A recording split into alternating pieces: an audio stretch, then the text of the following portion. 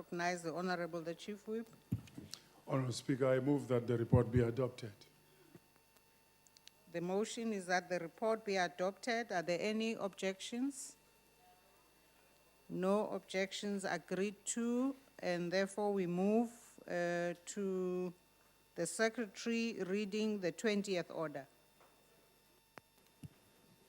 Consideration of the budgetary review and recommendation report of the Portfolio Committee on Energy. I recognize the Honorable Chief Whip. Honourable Speaker, I move that the report be adopted. The motion is that the report be adopted. Are there any objections? Yes, the DA objects. Yes, Honorable Waters. Chair, the DA would like to make a declaration, please. Thank you. DA would like to make a declaration. Go ahead, honorable members of the DA. Thank you, Honourable ANC Chairperson. The DA rises to object to the adoption of this BRRR for energy, as we feel it includes a specific falsehood that we simply cannot be a party Point to. of order. Honourable Speaker, Honorable Chief Whip. I know that the DA has their own view about you, but at least you are a speaker, you are in this house, he calls you ANC Chairperson and not Honourable Speaker. You are the Speaker and he can't change that himself. Go ahead, honorable member. Thank you. The DA rises to object to the adoption of this BRRR for energy, as we feel it includes a specific falsehood that we simply cannot be a party to. The ANC seems to be hell-bent on manufacturing evidence to support their politically driven objective of pushing forward with the hugely expensive nuclear procurement program.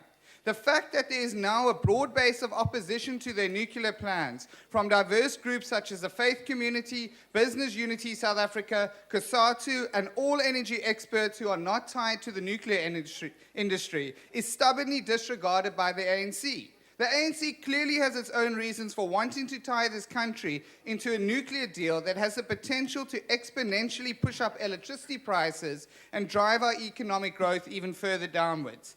In their drive to push this nuclear deal, the ANC has now even resorted to using its majority on the Energy Committee to deliberately misrepresent the finding of its own government's updated 20-year energy plan, which specifically calls for a delay in the nuclear program. The DA strongly objected to the wording of the BRRR, in which it was stated that the updated energy plan reconfirms nuclear as a supply-side solution to meet environmental and macroeconomic development objectives, when it in fact states the exact opposite. In a bizarre turn of events, the ANC argued that it would use its majority to vote down the DA's factual statement that the IRP update calls for a delay in the nuclear program and puts forward financial benchmarks to guide our decisions over this program. The IRP update has clearly become an inconvenient document for the ANC as it pours cold water on the nuclear deal. This is further evidenced by the ANC chairperson of the Energy Committee, Fikile Majola, making the statement that the IRP update will not see the light of day. It was also stated by other ANC members of the committee that because the President had announced that we were going nuclear, the findings of the IRP update were simply irrelevant. The DA will not allow the ANC to simply make up an energy policy that suits its own parochial political objectives while compromising our economy's ability to grow and create jobs. The ANC government should rather focus its attention on resolving our present energy crisis and ending the constant delays on finalizing the gas utilization master plan, adopting the IRP update, submitting the ISMO bill to Parliament, and instituting a procurement program for cogeneration. The ANC can try and use its majority to rewrite history, but in the end, they will be forced to realize that there are no minority facts and majority facts. Only facts that continuously point to major problems with its proposed nuclear build program. I thank. Are there other declarations? Thank you, Honorable Chair, or Honorable Speaker, sorry. The EFF is rejecting the budget report on energy precisely because it does not have the interest of our poor in rural communities. It is not adequately addressing energy challenges in South Africa, hence we experience load shedding day by day. We are thus not ignorant on the fact that we need to apply an energy mix. However, your minister is signing day by day more nuclear deals than solar, wind, or hydro deals. So then we need to ask and come and ask who is fooling who. It is thus evident that the majority party is thus not focusing more on greener energy and pushing us more to nuclear energy. And then this, Mr. Majola, you know that we have been discussing this in our committees. You know this is our views in our committees. So please let us not use this platform to say, like the others have said, you haven't discussed these things within your committee. You know that we have disagreed based DA and EFF on this report. Thank you. Other declarations? Yes, Honorable Member. Thank you, Honourable Speaker. This department's mandate is to formulate energy policies, regulatory frameworks and legislation, and oversee their implementation to ensure energy security, promotion of environmental friendly energy carriers, and access to affordable and reliable energy for all South Africans. Honourable Speaker, affordable and reliable energy are two things that we do not have in South Africa. Eskom has let this country down time and again, but it seems as if they're holding a gun to our heads because we never look seriously enough at energy alternatives or allowing private competitors into our energy space. We just continue to dump taxpayers' money into Eskom in the hope that they will eventually get it right. Why is this? We want to see a far greater emphasis in the future on alternative and clean energy creations, and we hope that this ministry shares our vision. Having said that, the IFP supports this report. Thank you. Are there any other declarations?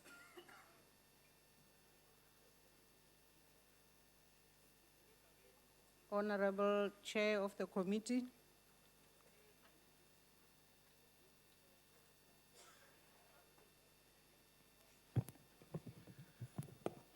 Thanks very much, Honorable Speaker.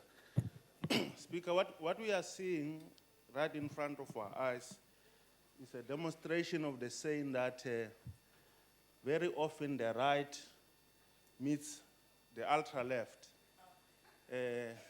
on the other side, especially when you pretend to be on the left.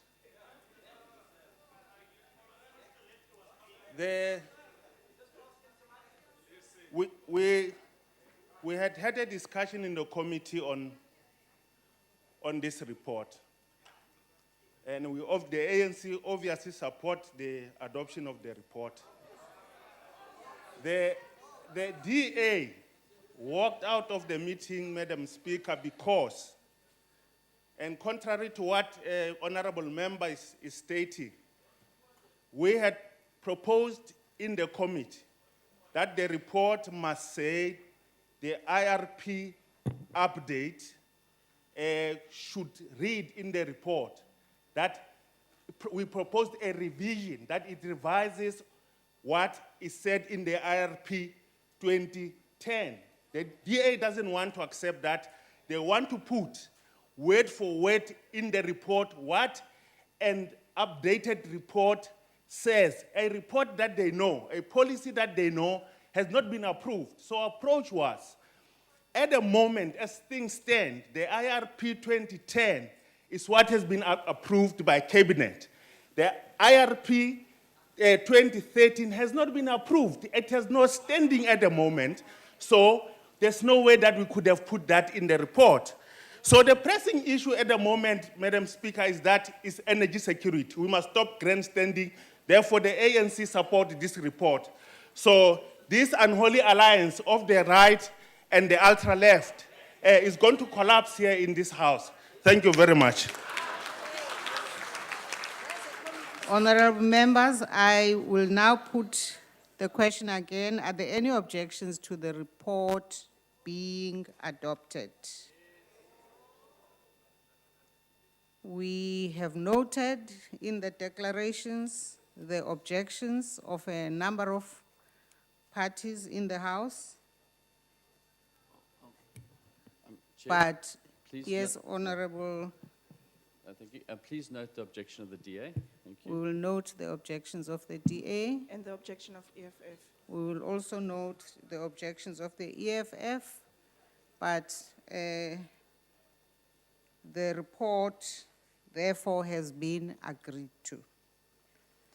Honorable members, the Speaker, the Secretary will read the 21st order of the day.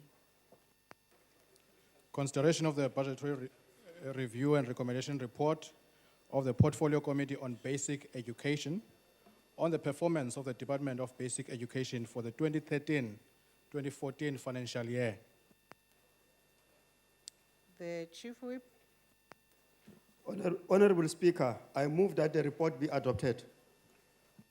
The motion is that the report be adopted. Are there any objections? There are no objections. The report has therefore been Chair. agreed to. Chair, Yes, the Honorable. DA would like to make a declaration, please. Thank you. Go ahead and make a declaration. Thank you. The BRRR report for basic education is excellent. The staff responsible are to be congratulated. The ministry and the department on which the report focuses, however, do not deserve as positive a comment. Minister Motshekga receives amongst the largest slices of the South African budget to deliver the quality education to which South African children have a constitutional right. She has enough money. What she does not have is a quality education. Every measure shows this. Yet the minister and her department find creative but highly disingenuous ways to fool the nation into believing that they are delivering quality education. Two examples suffice to justify our contention. One, the minister reports that more than 13,000 qualified grade R practitioners will be employed in our schools next year. But she fails to explain that these are in fact matriculants, not qualified grade R practitioners, as any reasonable person might have expected. Two, the minister was required to replace 140 mud schools last year. She replaced 34. But her report tells us that if one adds the schools being envisaged and the schools being planned and the schools in the process of construction to those actually built, she is on target with a total of 140 schools. How utterly absurd. The minister has the money. She is fooling the nation into thinking she is spending it wisely and producing quality. Minister Motshekga must now stop the denialism. She must admit her problems to South Africans that she serves, and then she must use the money she has to truly provide quality education, not quality political spin.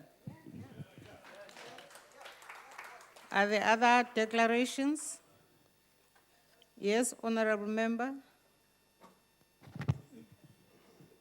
Thank you, Madam Chair. Quality education every day in class is a priority. The Department of Basic Education is committed to promoting quality education and skills delivery. To do this, the department, teachers, and parents must make sure that every learner does well at school and leave our institutions with knowledge, values, skills, and qualifications that will give them a chance in adult life. The United Democratic Movement supports the report and wish to emphasize that the department be given necessary priority to the upgrading of rural schools' internet facilities as soon as possible so that they can also be part of the migration towards e-learning. I thank you. Are there any other declarations? Honorable Member of the EFF. Thank you, Honorable Speaker. The EFF rejects the report merely because many of our children in the Eastern Cape province and other parts of the country are still studying in mud schools. Infrastructure development in education remains a huge challenge, and we feel that the ANC government is not doing enough to address all these challenges. Teachers, particularly in the Eastern Cape province, are sometimes not paid. And how do we expect delivery when teachers are not paid? South Africa spends 20% of its budget on education, or 6.4% on the GDP, and yet performs dismally in international comparison. The World Economic Forum's Competitiveness Index for 2012 to 2013 ranks South Africa's overall education system at 140 out of 144 countries, and its maths and science education at 143 out of 144. Our feeling and observation is that the report is not adequately addressing these challenges, and we see no reason to support it. Thank you.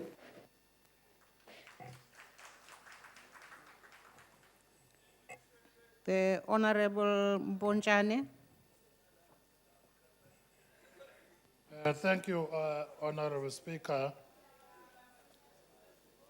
If one had to use an analogy, one would say that the performance of the department has been, or it's like what they call a skoro car, which switches on and off, and which depends most of the time on push, to start. Honourable Speaker, this department has not had the head of the department for a long On time a point now. of order, Speaker. What's the point of order? Speaker, I can't see. I noted Honorable Mandela on that side making hand signs here to us, and that is unparliamentary. You cannot do that. Don't do that.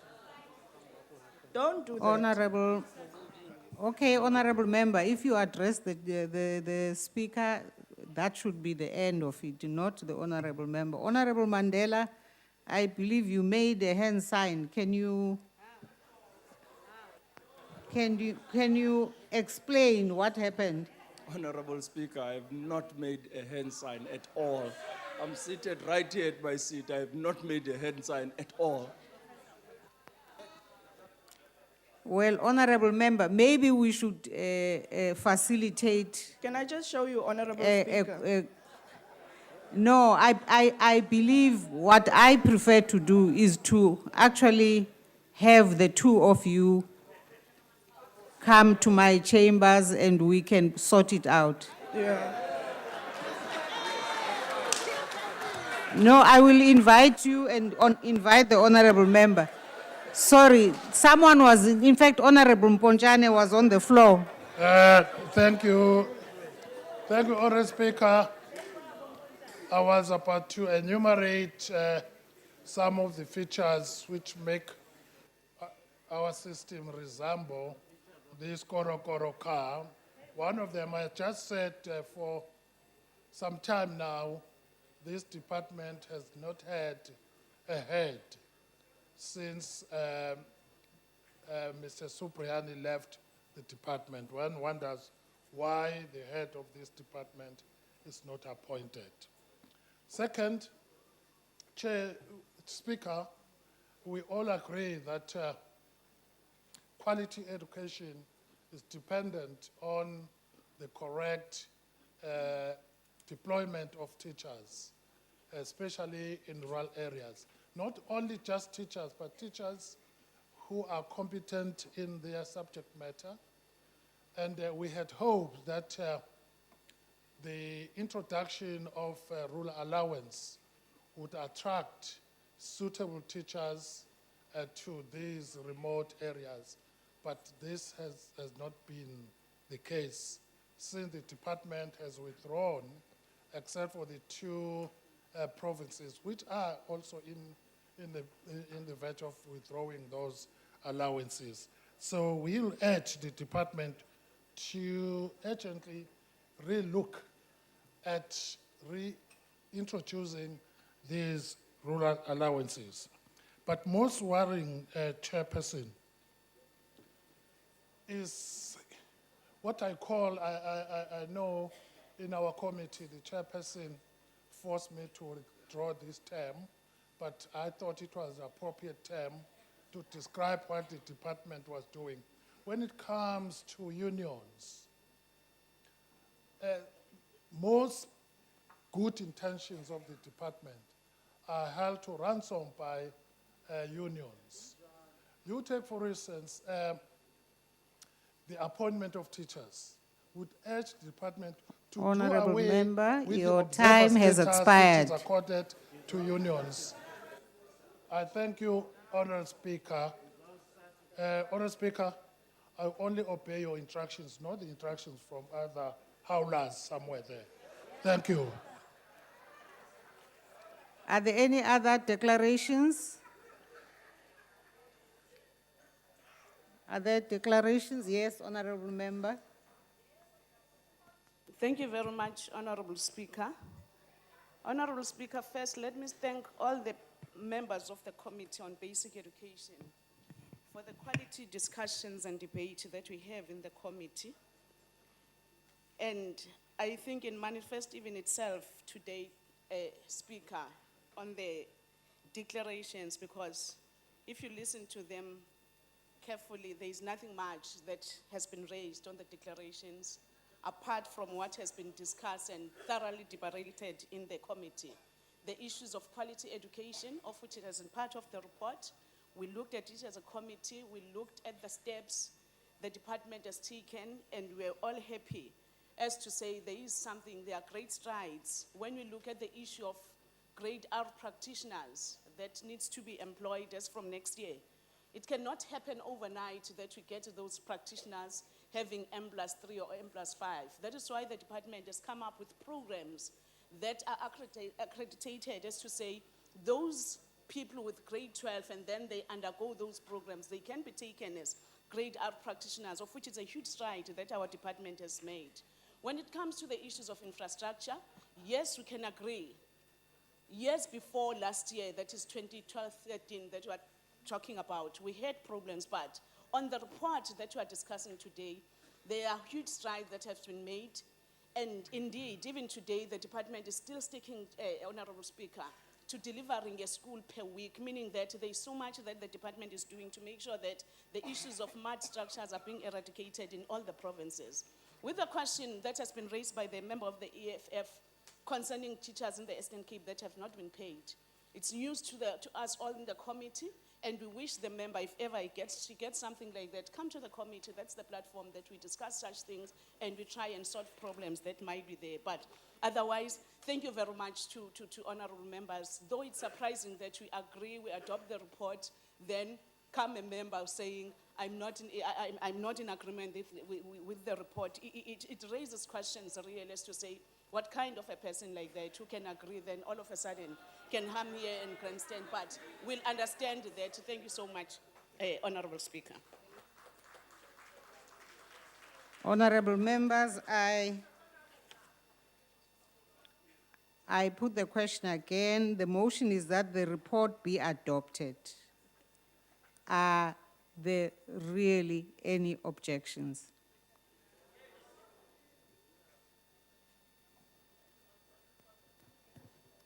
The EFF note the report.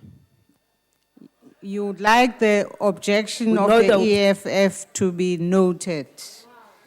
Otherwise, the report is agreed to. The secretary will read the 22nd order of the day. Consideration of the budgetary review and recommendation report of the Portfolio Committee on Trade and Industry. The Honorable the Chief Whip. Honorable Speaker, I move that the report be adopted. Are there any objections to the report being adopted? The DA.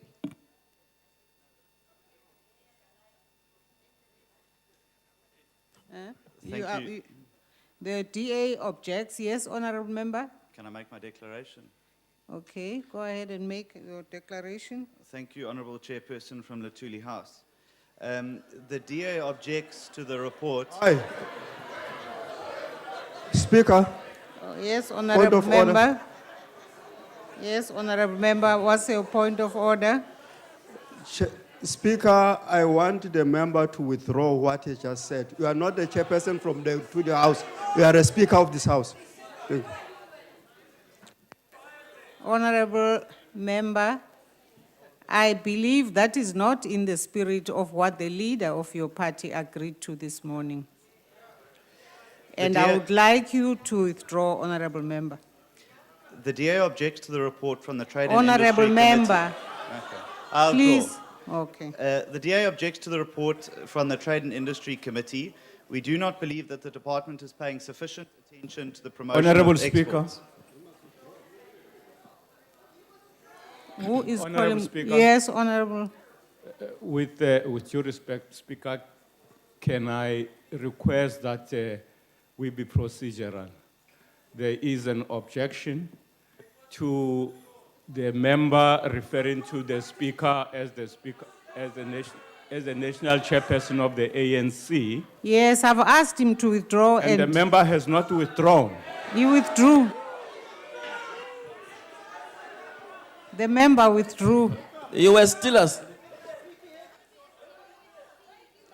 Please proceed, Thank honorable you. member. The budget, staffing and infrastructure is simply insufficient to promote exports and thus create jobs. It baffles the mind that with our current exchange rate, we have seen wine exports to markets like China decrease, while exports from Europe to China have increased. This simply comes down to the will to expand that market through trade promotion. Another area of concern relates to the entities that are housed under DTI. We have seen the sacking of the gambling board, which we have supported, but it remains a shame that it took our minister 2 months to come before the committee. We have also seen the CEO of the NEF, Mrs. Philippi Mthethwa, that's the wife of Minister Mthethwa, earning a salary of over 5 million rand. And this is based on answers that the DA received from Minister Davies and the annual report that was tabled before us. Yet the entity is unable to provide funding for emerging black entrepreneurs. Maybe we should be paying such CEOs less and put more money to creating jobs. The DA also remains gravely concerned over the department's stance on beneficiation, which appears hell-bent on focusing only on price discounts on raw materials without any formal socio-economic studies being presented on the effects that this course could have on job losses. The DA believes that government must focus on supporting an enabling environment, as envisaged in the NDP, to support small businesses and entrepreneurs through discounts on administered prices to see jobs grow. The DA cannot support this report. I thank you. Are there any other declarations? Yes, honorable member.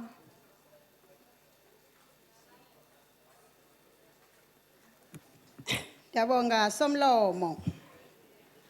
The EFF reject the budget report on trade and industry because we think that the budget allocated is not adequate to address challenges related to the promotion of trade relations with our counterparts in the SADC region. But as they say, charity begins at home. We do not see the budget addressing immediate needs of our poor communities out there in terms of developing their livelihoods through interaction with other sister departments like small businesses, etc. There are clear targets as to how trade should be promoted, both within the country and the region for the benefit of the people of the South Africa. According to stats, SA 2014 unemployment rate in South Africa is 25.5%, and this department is failing to create opportunities for our people to be self-employed. We cannot all rely on government for employment. Government should create opportunities for the people to work for themselves and create jobs for others. There should be cogent and practical programs that will seriously impact on the lives of our people, especially in terms of trade, and that rural areas should be targeted with such programs. Thank you. Are there any other declarations?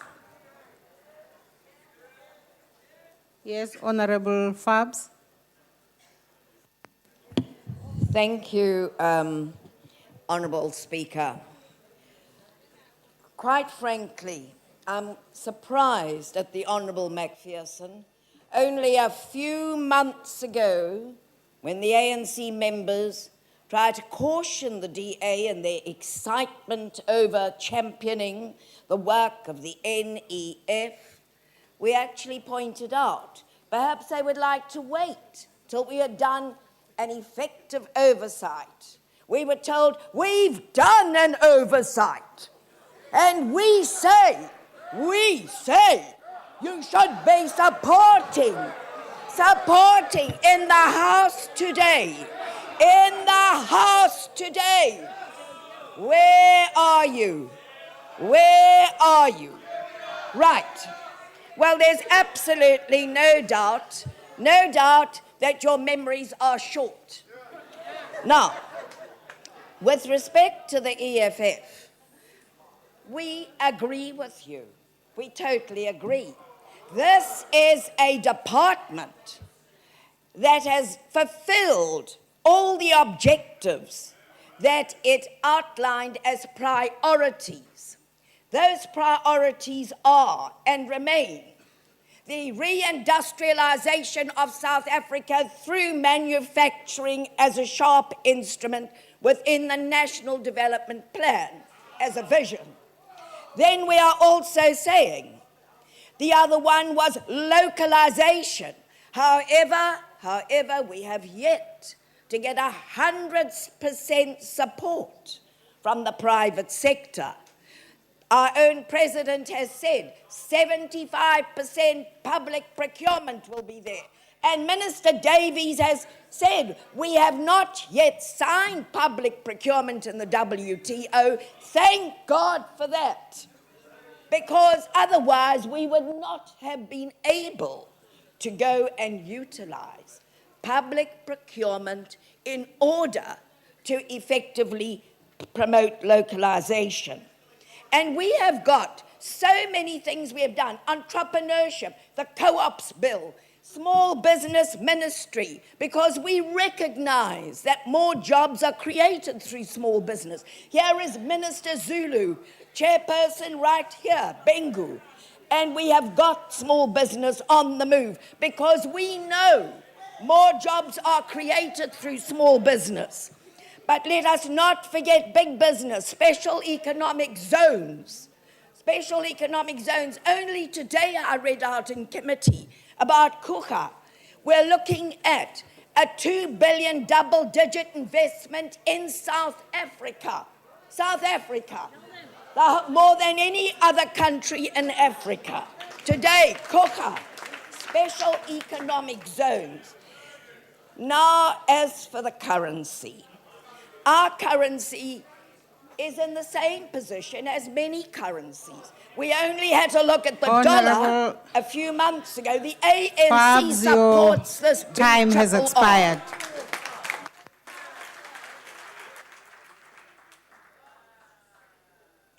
The motion is that the report be adopted.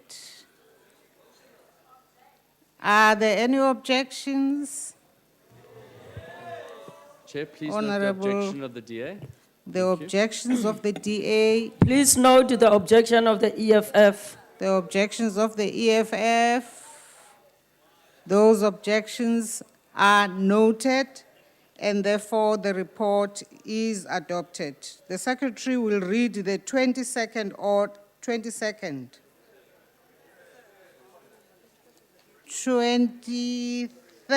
order of the day. Honourable the Secretary. Consideration of the budgetary review and recommendation report of the Portfolio Committee on International Relations and Cooperation. I recognize the Chief Whip.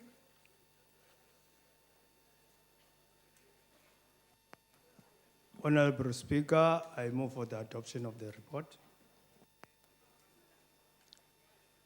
The motion is that the report be adopted. Are there any objections?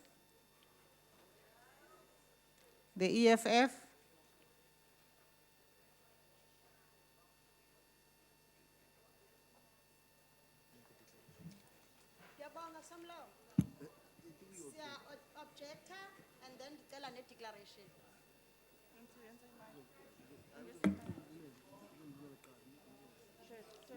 Yes.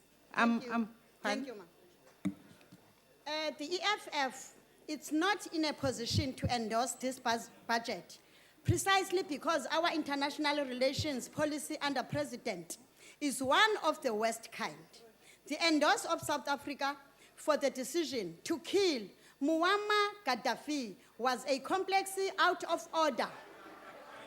Our foreign policy is not in the interest of South Africans because it merely seeks to endorse the relationship between the president and his friend elsewhere in the world. South Africa is not vocal enough when African leaders are selectively Point of tried order, Chair. in the Hague when the European There's a point of leaders order. are left off There's a the point hook. of order. The Yes. honorable member is misleading the House. South Africa never endorsed the killing of Gaddafi. No, it's not a point of order, honorable member. Proceed, honorable member of the EFF. You have finished. Are there any other declarations? That was a declaration. At the back, honorable Mwango.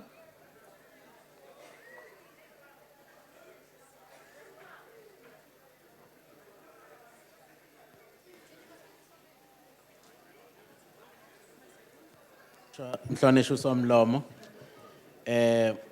iNkatha Freedom Party ifisa ukusho ukuthi iyayemukela lombiko okhulunywa ngawo manje sifisa ke nokho ukuzwakalisa ukubonga kwethu okukhulu kumhlonishwa uminister kwipresidency umhlonishwa uHadebe ngokuqikelela ukuthi idumbuza labo bantu bakithi ababhubha esontweni eNigeria zibuya ekhaya sifisa kumshayela ihlombe kakhulu kulokho sifisa futhi nokuqhubeka sibonge kakhulu ngemizamo eyenziwe uhulumeni ukuba ibuyise ukuthula ezweni laseLusuthu nalapho futhi sizwakalisa ukubonga okukhulu sizwakalisa ke ukukhathazeka kwethu ngokuqhubeka kwempi yombango elapha eMiddle East lapho kunqunywa khona amakhanda abantu sicela nakhona ukuba sengathi uhulumeni kanye nezinye izizwe nabanye uhulumeni emhlabeni bangasheshe ukuthola ikhambi ukuba lo buyabuqaba bokubulawa kwabantu benzeka lapha buphele siyabonga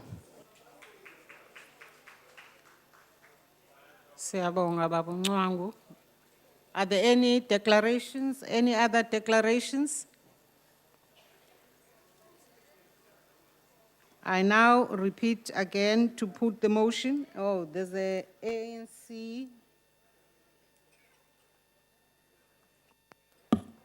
Honorable Speaker, the Freedom Charter in 1955 said, there shall be peace and friendship all over the world. So the ANC has respected that 10th point of the Freedom Charter.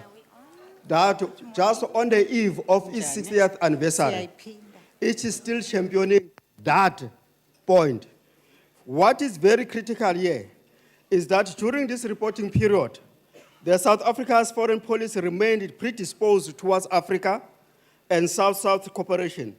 Last year, on the 25th of May 2013, South Africa, along with 60 countries in Africa, celebrated 50 years anniversary of the founding of the OAU and its successor, the African Union. The AU played a pivotal role in the defeat, the OAU played a pivotal role in the defeat of colonialism and apartheid. And it is now focusing about to bring socio-economic development in Africa. This can be clearly be expressed through the AU Agenda 2063, whereby we are now moving forward to integrate the African continent, to ensure that economically, from Cape to Cairo, the economy of Africa is integrated. But what is also very important, Chair, is that South Africa continue also in the peace missions on the continent. In line with its quest for sounding African solutions to African problems, South Africa has hosted a successful summit on the African capacity for immediate response to crises in November 2013. This is actually precisely going to what the honorable member of the AFF was saying, that Africa needs its own solutions. The solutions on Libya were imported from outside. That's why the EU itself, the AU, must be the one which must provide for that. This ANC government has done that, and it is continuing to do that, and it is making change throughout the continent.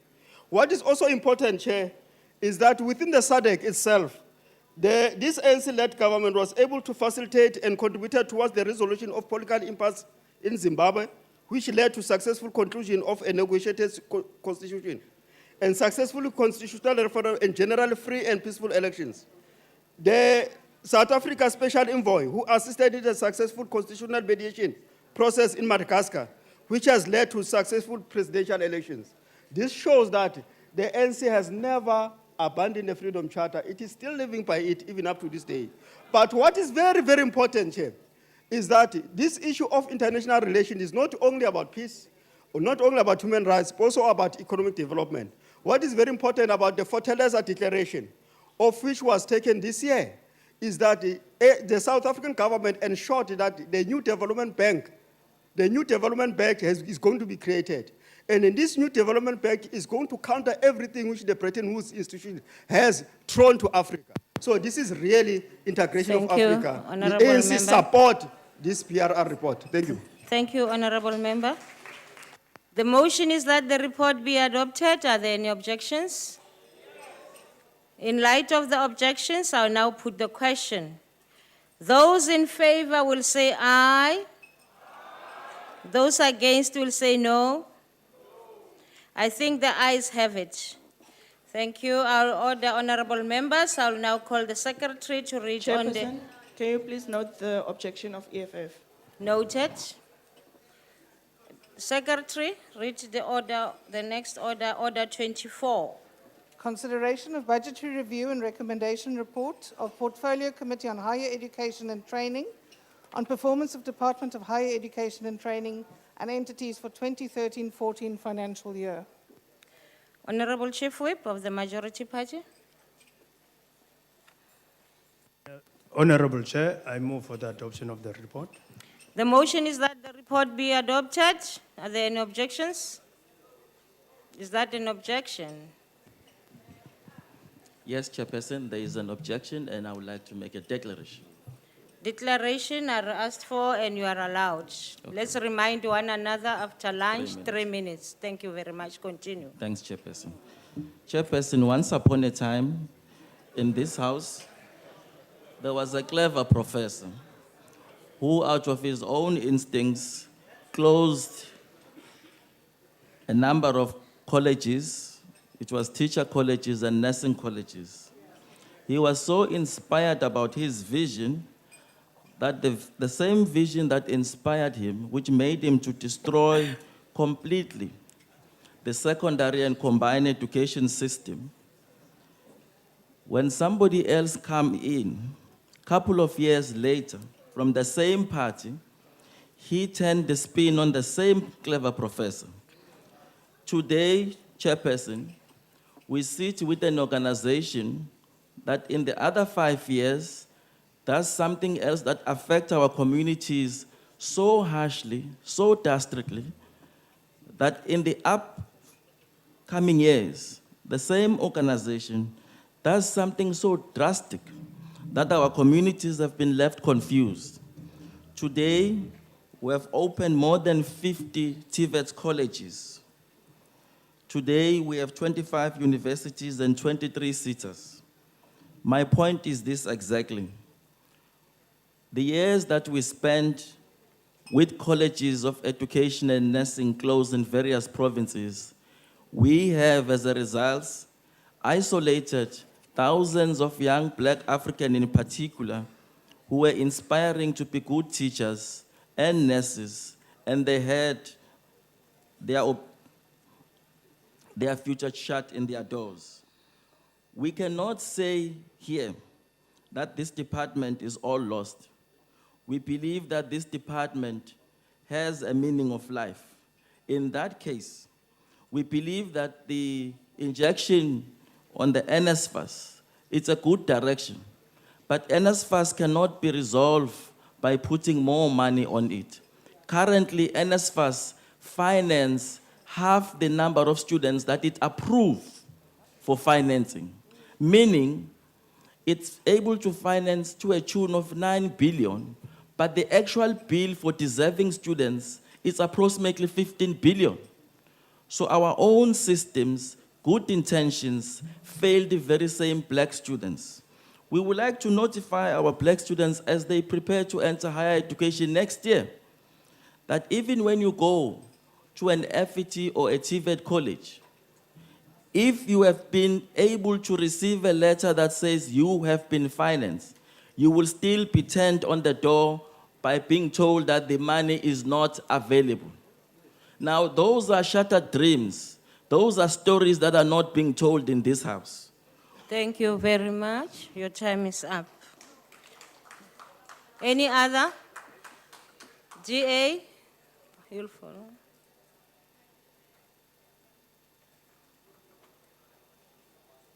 Thank you, Chair.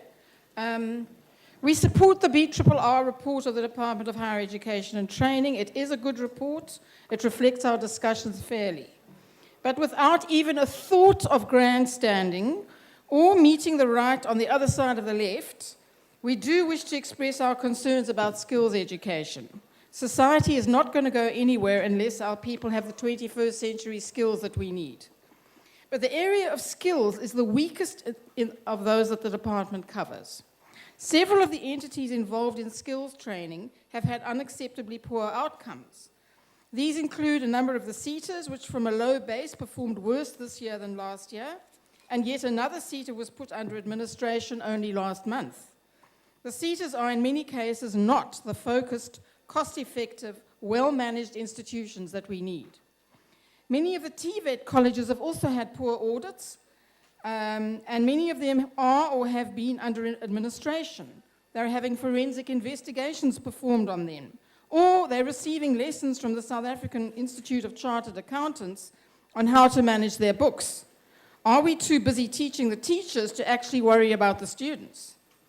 These are the most crucial institutions in the country for skills education, and many of them are in intensive care. The TVETs are supposed to be legally moved into the department from the provinces on the 1st of April 2015. I hope the date of the 1st of April was not chosen as a joke, because it seems that the transfer is at huge risk. Many of the provinces don't want to give over their funding and assets, and an almighty battle has been going on to get them to do so. The much-vaunted multi-billion National Skills Fund was unable to give details on the exact projects it supports, giving rise to the suspicion that it is more a slush fund than a serious contributor to the development of skills.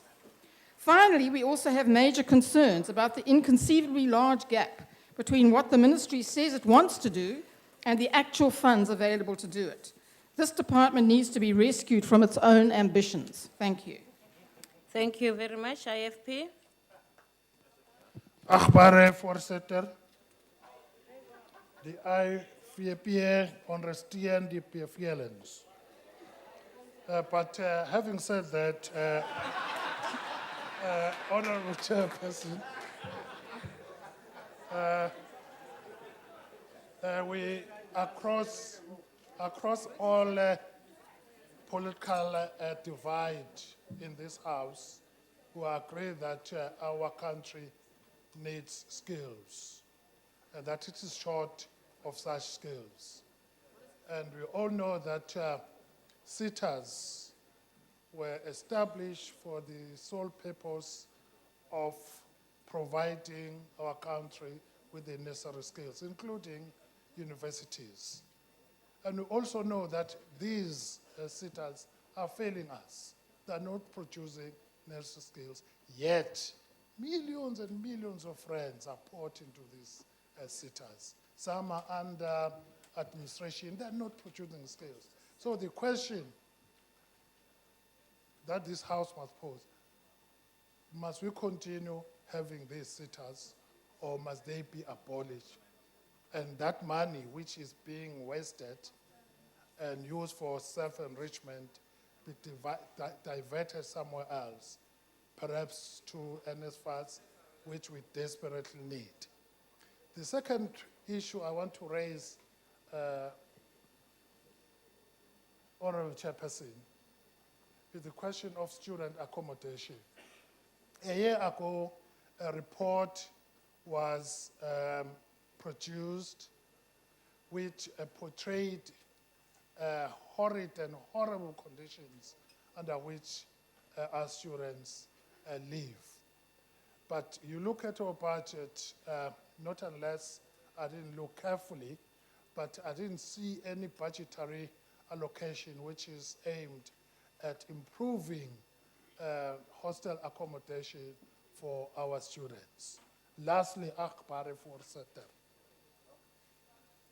Ek gaan nou terug Afrikaans. Chair, the NSFAS, which is a necessary fund, is failing the majority of our prospective students. Not really for the lack of money, but because of fraud that is in there. Many people are defrauding the scheme. And I wonder whether the centralization of that scheme will have any ameliorative effect on what is happening currently. I thank you, agbare voorsitter. Dankie, agbare lid. In light of the objection prior, I now put the question. Those in favor of the report being adopted say aye. Those against say no. The ayes have it. And so the report is adopted. I now call for the Secretary to read the 25th order. Consideration of budgetary review and recommendation report of Portfolio Committee on Home Affairs on performance of Department of Home Affairs and entities for 2013-14 financial year. The Chief Whip of the Majority Party, you are recognized. Honorable Chairperson, I move for adoption of the report. There's a move for the adoption of report. Are there any objections? Honorable Joseph.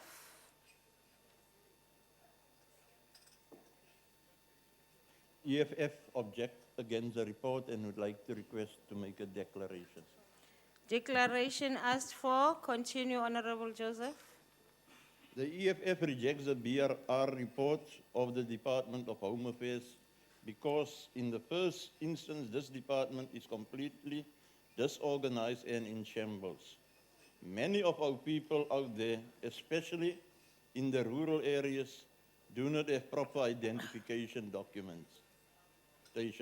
Many of our matric students have a challenge with identity documents, and this makes it very difficult for our children to focus on the exams because the experience of the logistics required during examination is just traumatizing.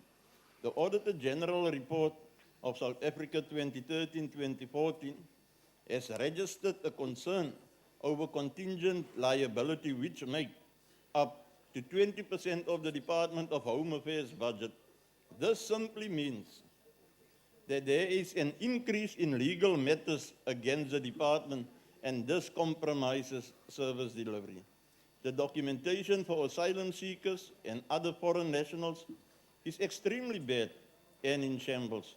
The issuing of our visas and passports is just completely disorganized, and the department is infested with corrupt officials who fraudulently give documents to the locals and foreign nationals, saying this does not assist in fighting crime. The department has not adequately addressed the introduction of electronic issuing of documents when we are lagging behind in terms of development and technology. EFF.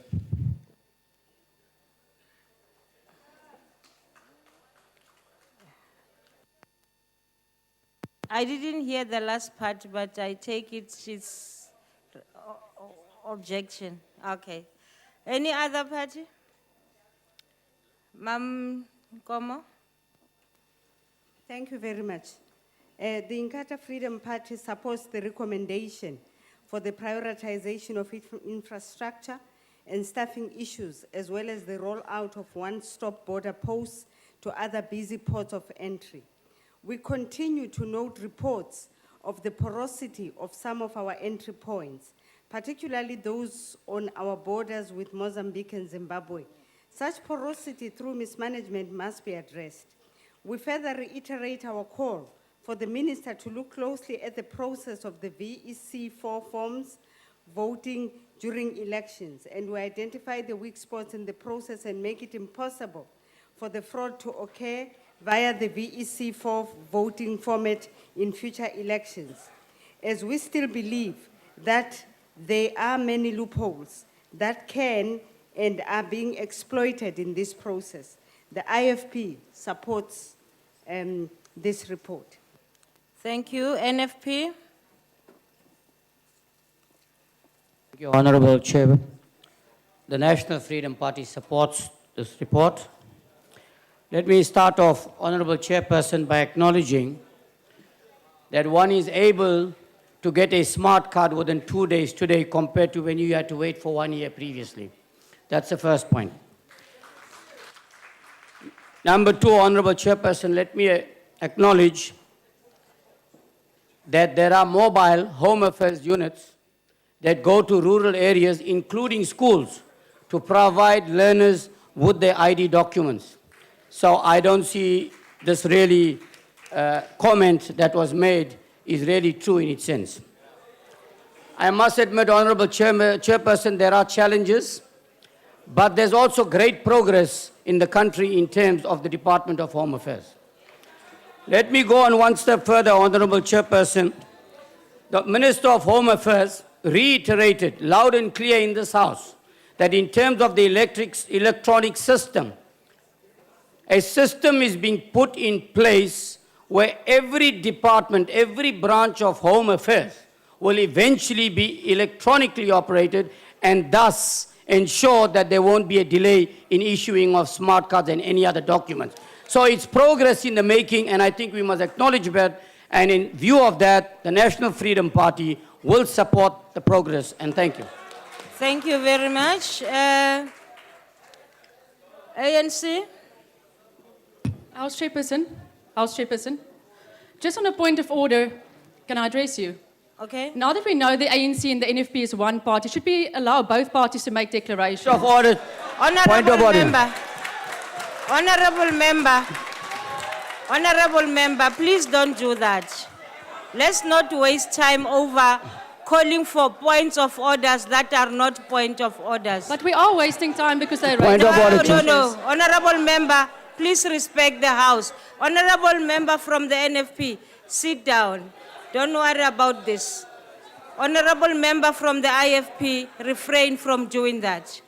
Where I am seated, that is not true, and I stand by that. Thank you. Honorable ANC? Speaker, still on the same issue. Honorable member, yes?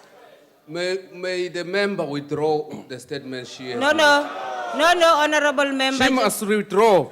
Honorable member, sit down. But I she think must I have already ruled on that. Honorable Speaker, to say she must refrain does not mean she Honorable- has withdrawn it. No, honorable member, I told you the other time, please let me do my work. Please sit down. Allow me to do my work. Honorable ANC member, doing declaration. Thank you, Chairperson. I just want to indicate, Chair, that all members of party supported the report, and the noise being made here by Honorable Joseph is just for publicity stunt. Neither Honorable Joseph or the member representing EFF in our committee, which Chair. is Honorable Gadi, were Honorable present. member, wait. What's your point? Is that a point of order? Yes, Chair. Chair, we've been sitting here listening when the members making their presentations. All what they say, they are misleading the House. Honorable member. I am giving you the order, sir. Sorry, I want Chair. the point of order, please. They are misleading the House, saying that all the members in the committees have agreed, whereas we read the minutes of the Okay. portfolio committees, and that is not true. Honorable As member. EFF, we've never agreed you. in the committees, and it's incorrect for them to All come right, here okay, and sit say down. that Let we have me address agreed. you. Thank you. I see that you are aggrieved by the utterances, and I think there are proper forums where you can push that. But for now, it is not a point of order. Thank you very much. Continue, Honorable Member. Yeah, Chairperson, let me repeat that all members of parties supported the report. Chair. And I need to indicate to the Point of honorable order, members Chair. in the House that neither Honorable Member, are you still on the same issue? I also want to repeat, Chair, that Honourable it's not member. correct what he said. Honourable member. EFF did not agree in any committee. Okay. Honorable Member, as I explained, that is a point of debate. And please don't waste our time here. Please, that's not a point of order. Assist us to continue with the decorum that this House deserves, please. Honorable Member, please continue. Honorable Chairperson, I still need to repeat this message that all Honorable Chairperson of of the Home Affairs, I still have another call. Honorable Kaula. Mina ngifuna ukubuza ukuthi kusemthethweni yini ukuthi umuntu kuthi ubanga umsindo na mangabe efunda into yakhe ebhalwe phansi na ngiyabonga. Honorable Member, let me say, because I don't see that as a point of order, but I can allow you to ask me those questions outside this meeting and I will help you. Outside this House, because you were obviously not calling for a point of order, but seeking clarity. And I'm ready to address you on that outside this forum. Honorable Mashile. Honorable House Chair, I need to make this point clear that all members of parties supported the report, and the noise that is being made by Honorable Joseph here is just for publicity stunt. I need to indicate that neither Honorable Joseph nor Honorable Gadi, who is a member of the committee, were present when we adopted the report. They were absent.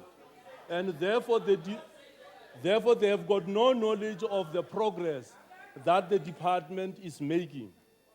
The department has turned the corner, and we appreciate the wonderful improvement that the department is making. As it has been indicated on the smart ID cards, the passports are being issued on a much shorter time, and birth certificates that are being issued even within 30 days. We believe the IT modernization in the department will remove most of the human elements in relation to corruption and fraud should be supported. This department has just been rated the second by Ask Africa rating agency on service delivery in this country. This is a further on the department that is daily improving standards towards excellence. We further acknowledge that this department is now expected to play its role in securing this country through cleaning the population register, as well as ensuring that all foreigners that set foot on this country are documented. This is a huge task that all South Africans should take as their patriotic contribution to our great democracy. The Minister of Home Affairs is maintaining an open door policy, and therefore anybody who has got any suggestion should actually approach the Minister on these particular matters of Home Affairs. I thank you. The ANC supports this report. Thank you very much. In light of the earlier objection, I will go straight to the question. Those in favor of Madam Chair, Oh, may I please get your attention, please? you are allowed? I rise on a point of order to Honorable Mashile, that there is an institution that has rated the Department of Home Affairs as the best performing. Such an organization should be from Nkandla, not from Africa. Honorable Member, please. Honorable Member, I think at this stage we all know what point of orders are and what points of debates are. Let's not go back to what I said previously. I now put the question. Those in favor of the report being adopted, say aye. Those against, say no. The ayes have it, and so is the report adopted. Can we now allow? Can you please record the objection of EFF? Noted. I'll allow the secretary to read us the 26th order. Consideration of budgetary review recommendation report of Portfolio Committee on Transport. The Honorable, the Chief Whip of the Majority Party. Honorable Chairperson, I move that the report be adopted. The motion is that the report be adopted. Do we have any objections? The EFF want to declare its objection. Objection Chair, declared. Chair, Honorable the Waters. DA would like an opportunity to make a declaration, please. Followed, the EFF followed by the DA to make a declaration. Allowed. Madam Chair, the EFF find it difficult to support the report. Just yesterday, taxi operators in Gauteng were on a strike against the poor conditions of the roads in Gauteng province, protesting against the e-tolling system, which continue to abuse and to exploit the very least industry which generate livelihood for poor and black households.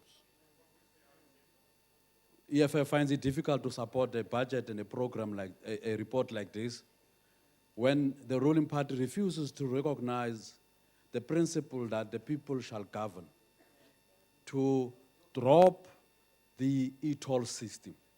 The people of Gauteng have spoken, and we stand by the voices, diverse voices of South Africans who says, drop the e-tolls because it's dysfunctional, it's not taking South Africa anywhere. As a result of that, we call upon all South Africans of serious concerns to resist and to boycott the e-toll system. DA. Thank you, Chair. Although the DA supports the BRRR report, we remain concerned with the lack of alignment with the core mandates of each of the entities in accordance to respective legislation. Areas of responsibility are thus overlapping in certain cases. Disappointingly, procurement processes continue to be a concern, something that we'll continue to scrutinise. This has the potential to make the Nkandla scandal look like a primary school picnic. With sadness, we note the cancellation of the 2014 Road Safety Summit, and I put it to you that it was a smart move on the part of the Minister to save the embarrassment, because the recommendations of the 2013 summit were not addressed and taken seriously and were ignored, just like those of the Gauteng motorists were ignored on their opinion on the e-tolls. Well done, Minister. Thank you very much. Any other party? Honorable Member, IFP. Honorable Chairperson, first of all, the IFP supported this BRRR. But as a party, we continue to assess the departmental budgetary needs and shortfall against the department, operational efficiency and performance. This review seeks to establish whether the Department of Transport and its various entities have achieved their aims and objectives, as set out in their strategic plans, as well as further they continue to fulfill their constitutional mandates. This department has failed the people of this country on the question of e-tolls.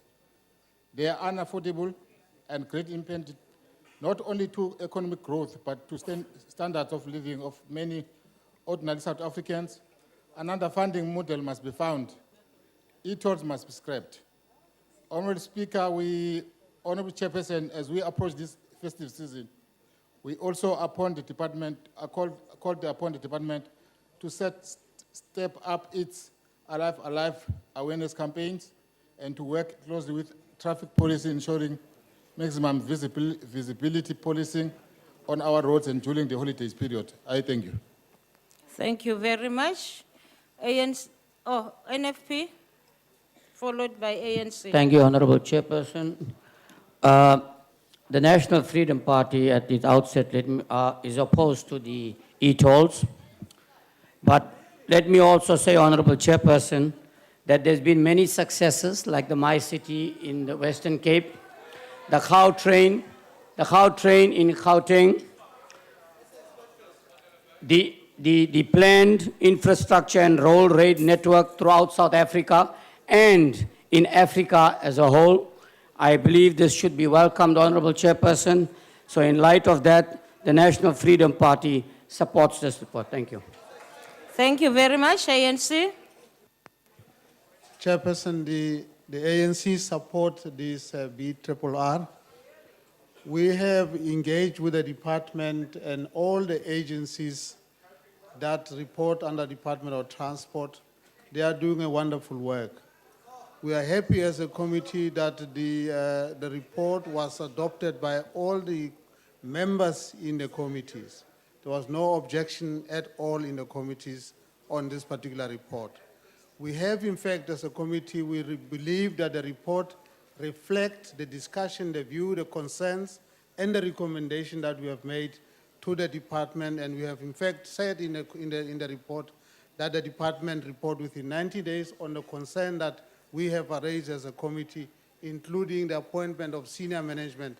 In general terms, as the ANC, we support this BRRR report. As far as the brand new member of the EFF in the committee, we would, the member has in fact supported, the EFF supported the report as well. The member that just spoken is a brand new member. Thank you very much. Thank you, Honorable Matlakane, ANC. In light of the objection put forward earlier, I now put the question. Those in favor of the adoption of the report, say aye. Those against, say no. I think the ayes have it, and so the report is duly adopted. Can you please note the objection of EFF? EFF objection noted. I now call on the Secretary to read the 27th order. Consideration of budgetary review and recommendation report of Portfolio Committee on Human Settlements. I recognize the Honorable Chief Whip of the Majority Party. Chairperson, I move that the report be adopted. The motion is that the report be adopted. Are there any objections? No objections agreed to. Chair, the DA requests an opportunity for declaration, though. Thank you. Okay, no objection, just declaration. Let me get it clear. Any objections? You are objecting. Okay, DA. You are. Na khensa mthoma xitulu vahlonipheki va huvo hi ri vandla DA ya xiseketela xiviko lexi xa ndzawulo ya vutshami bya vaaki kambe ku na swin'wanyana leswi hi lavaka ku swi vulanyana mayelana na xiviko lexi. Chairperson, a few weeks ago we were here in this very same house and we're discussing the Lwandle Ministerial inquiry report. And during that discussion or that debate, a lot of noise was made around what the Western Cape government and the city of Cape Town did not do. But surprisingly, when members of the community in Pretoria invaded a piece of land in El Mepias, there was very little said from the side of the African National Congress. It seems as if the only people that they care about, or the only issues that the ANC and the ministry cares about, is the things that happen in the Western Cape, the best performing province in the entire country. But then when things are happening in Pretoria, things are happening in Alexander, things are happening in KZN, nothing is being said. Chairperson, the other issue that I need to highlight is the issue of unfinished houses.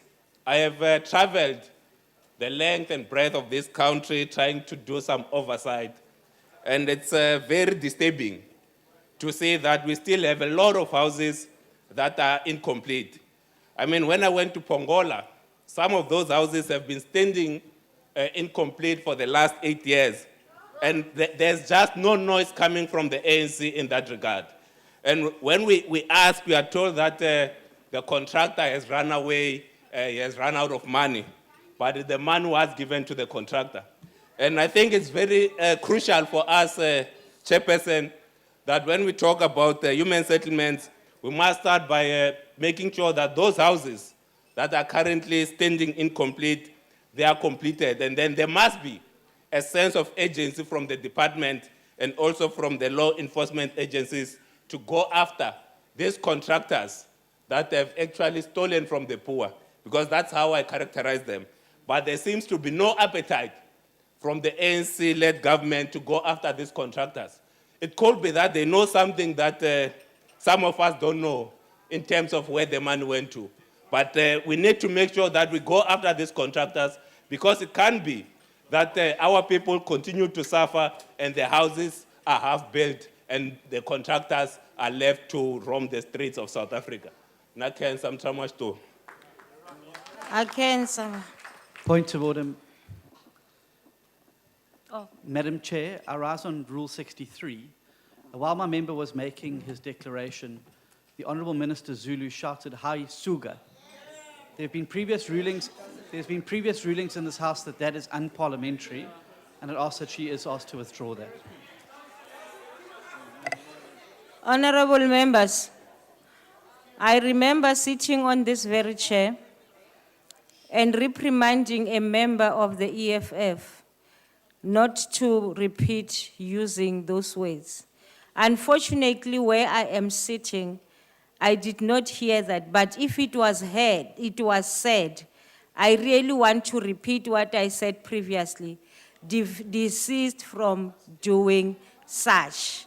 Because I cannot ask her to withdraw. I didn't hear it. Thank you very much. Madam House Chair, I would ask that there's some consistency. During the course of the debate last week, Honourable Milam said something to the Honourable NFP member over there. I don't want to repeat it. I will not repeat those words. But I do want to say that despite the fact that it was out of earshot of the presiding officer was then alerted to the fact, and Honourable Milam was asked to withdraw the unparliamentary terms that he had used. So I think, would you perhaps ask the Honourable Minister if she said it? And if necessary, Honourable Steenhuisen, I get you. And I was ruling on what I ruled before. But for your satisfaction, I can ask the Honourable Minister if he said it. But my ruling still will be the same. Honourable Minister, did you say that? Honourable Speaker, I did say Suga. Honourable Minister, thank you very much. Please desist from doing that. Never again.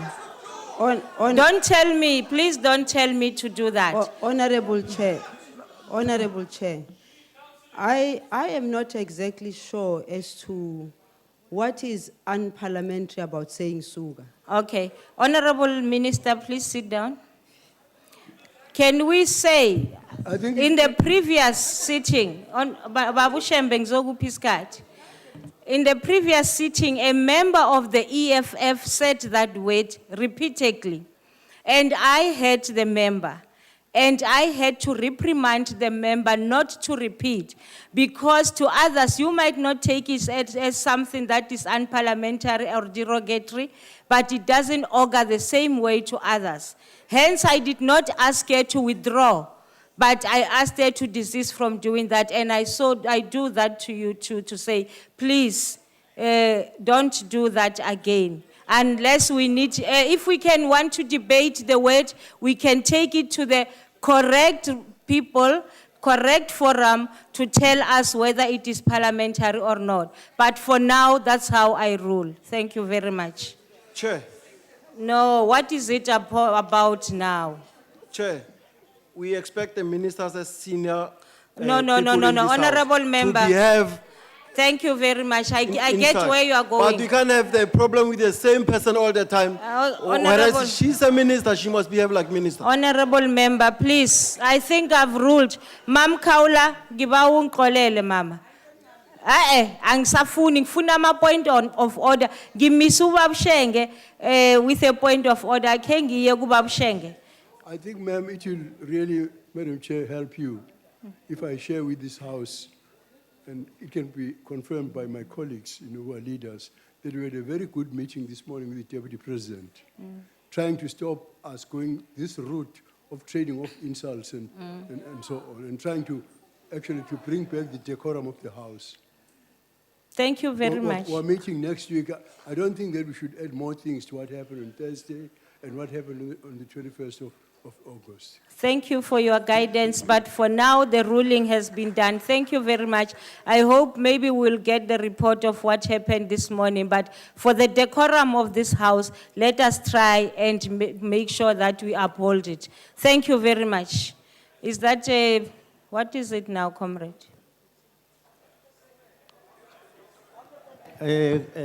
Comrade Chair.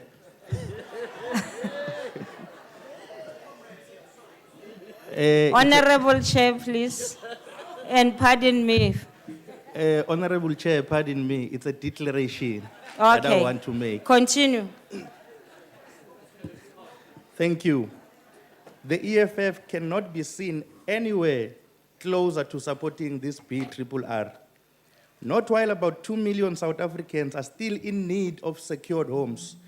Not while the highest majesty, Minister Sisulu, threatens to make black people younger than 40 years hobos. Not while most construction tenders are given to the cronies of the ruling party, e.g., those who came publicly to proclaim that they will pay the money President Zuma was ordered to pay back by the public protector for his Nkandla compound. This BRRR does nothing to change the lives of poor black South Point of Africans. order, Chair. It does nothing Order to- called for. Order called for. Thank you, Chairperson. The President is the head of state. Being the head of state, I think it is derogatory that his home state can be called a compound. We know what a compound is. Thank you, sir. You must withdraw that. May I be, honorable members, why do you respond like that? Honorable member, I will be advised on this issue, and please, again, I say, don't use words that you know are belittling. Please, continue. My apologies, Chair. I did not mean to offend anyone. It's just that we don't know how to call Nkandla now, whether it's a compound or a castle or Okay, I'm not okay, trying to- honorable member, please. Let's deal with that outside this house. Don't continue. If you need clarifications, as I said before, there are better forums to give you clarifications. Let's not bring it to the house. Thank you very much. Can I continue? This BRRR does nothing to change the lives of poor black South Africans. It does nothing to alter the deeply entrenched apartheid social engineering and geography. And it does nothing to ensure that black kids grow up in households that have some level of decency. While the minister supports the outrageous cost of building the Nkandla Castle for Mr. Jacob Zuma. Moreover, this department has no capacity to even spend the likely resources to build houses for our people. Underspending should be declared a crime against South Africans, and Minister Sisulu must be the chief criminal of them all. She is presiding over a department that cannot spend resources allocated to it to build houses for our people. We reject it horizontally, vertically, and perpendicularly. Thank you very much. Any other IFP? Thank you, Honorable Chairperson. The committee mandate is to maintain an oversight responsibility that ensure the quality process of scrutinizing and overseeing government actions. It is driven by the idea of realizing a better quality of life for all people in South Africa. The department are failing in our mandate and responsibility to people of South Africa. Service at our hostel remains in state of disrepair. Residents do not have access to electricity, water, hot water, and in many instances have no water at all. Sanitation remains very poor, with the bucket system still being used in many areas, despite repeated past assurance from the government that it would have already been eradicated. Now the target is 2017. Our great concern are the steady increase in the number of residents at our informal settlement, as well as the lack of policy for dealing with the issues of backyard dwellers. We hope that the above issues are prioritized by the Minister. The IFP support the budget. Thank you very much. ANC?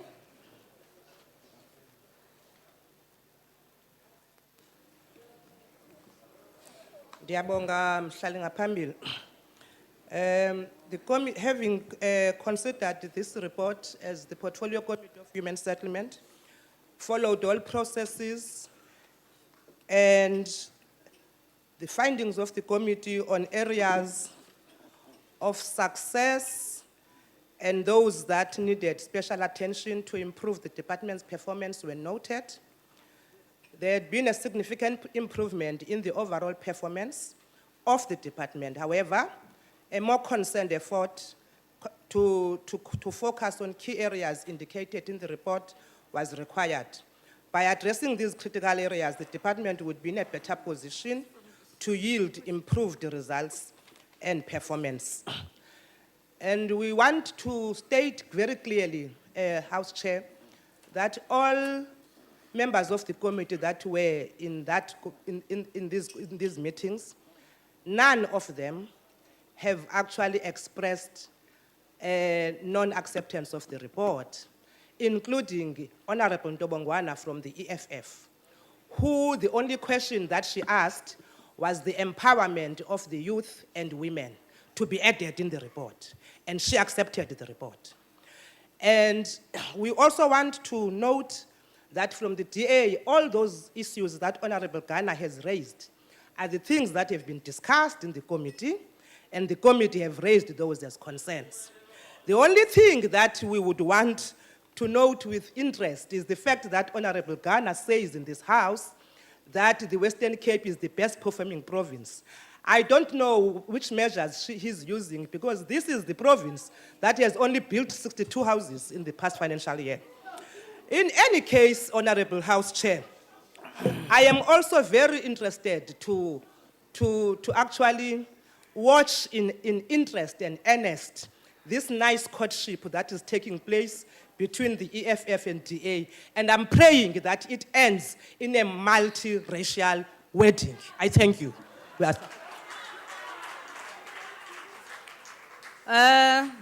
In light of the objection earlier, I now put the question. Order, honorable members. I now put the question. Those in favor of the report being adopted, please say aye. Those against, please say no. The ayes have it, and so the report is adopted. I will ask the secretary to read the 28th order of the day. Chair, please note the objection of EFF. Noted.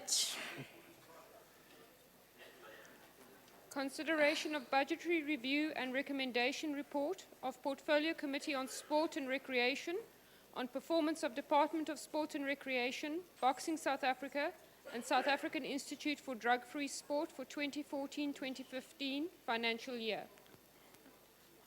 Chief Whip of the Majority Party, you are recognized. Honorable Chair, I move that the report be adopted.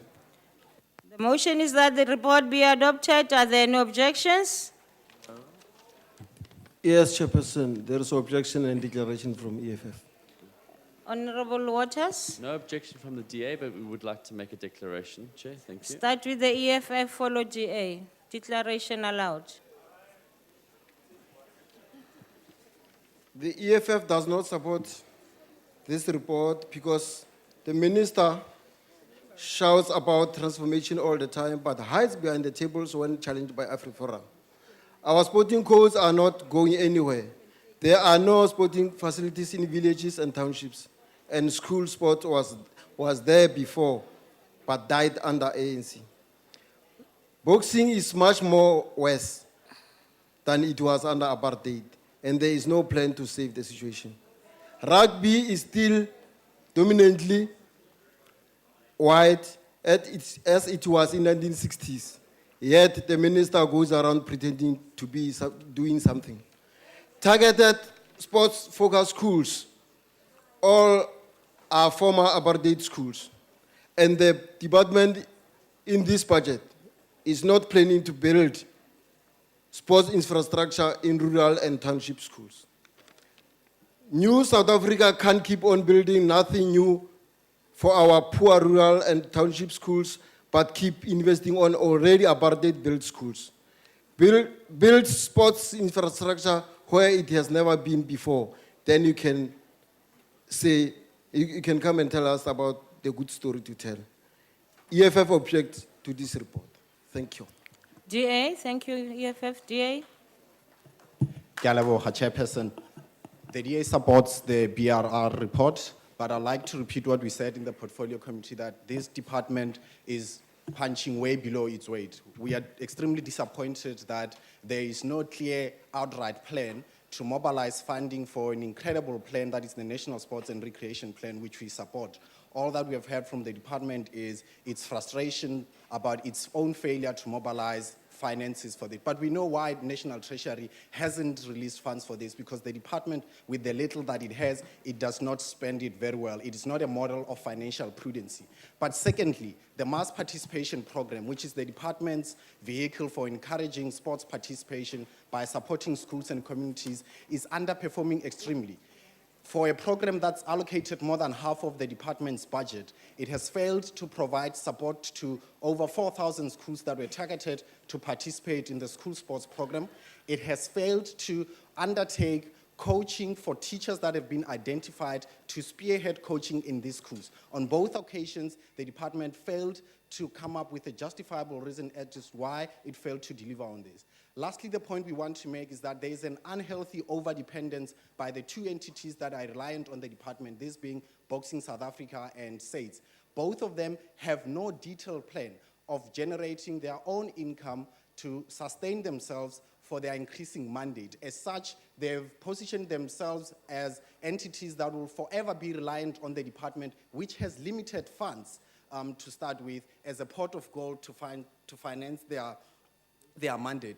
But the other incredible point that we want to make is that we've got a department here that always bemoans the shortage of funds, yet millions and millions are spent on junkets, on jamborees, on razzmatazz, instead of being invested directly on grassroots development on sports, which if we do correctly, it will enhance participation in sport, it will help us produce generations of champions that we want for this country. And if we do that, the minister can have as many razzmatazzes as he wants to do. Thank you.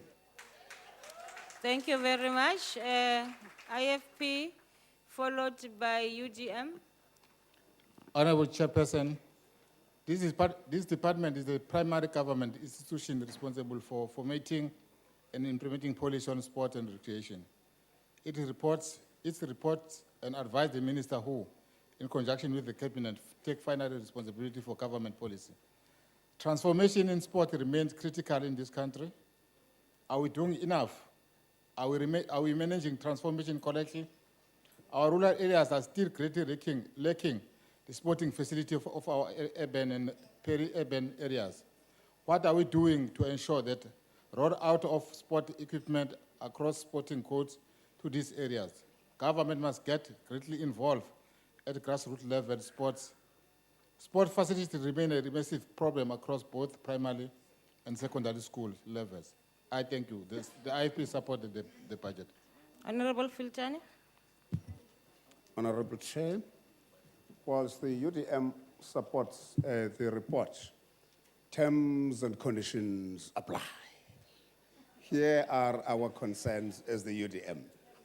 There are too many programs and very little progress to speak of.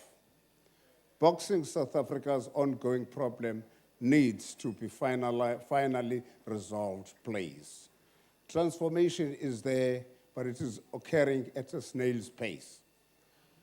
Last year's under-expenditure remains a black spot in the profile of the department.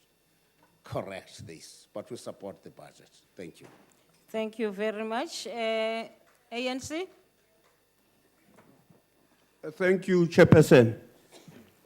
The starting point is that in the committee meeting, all members supported the recommendations.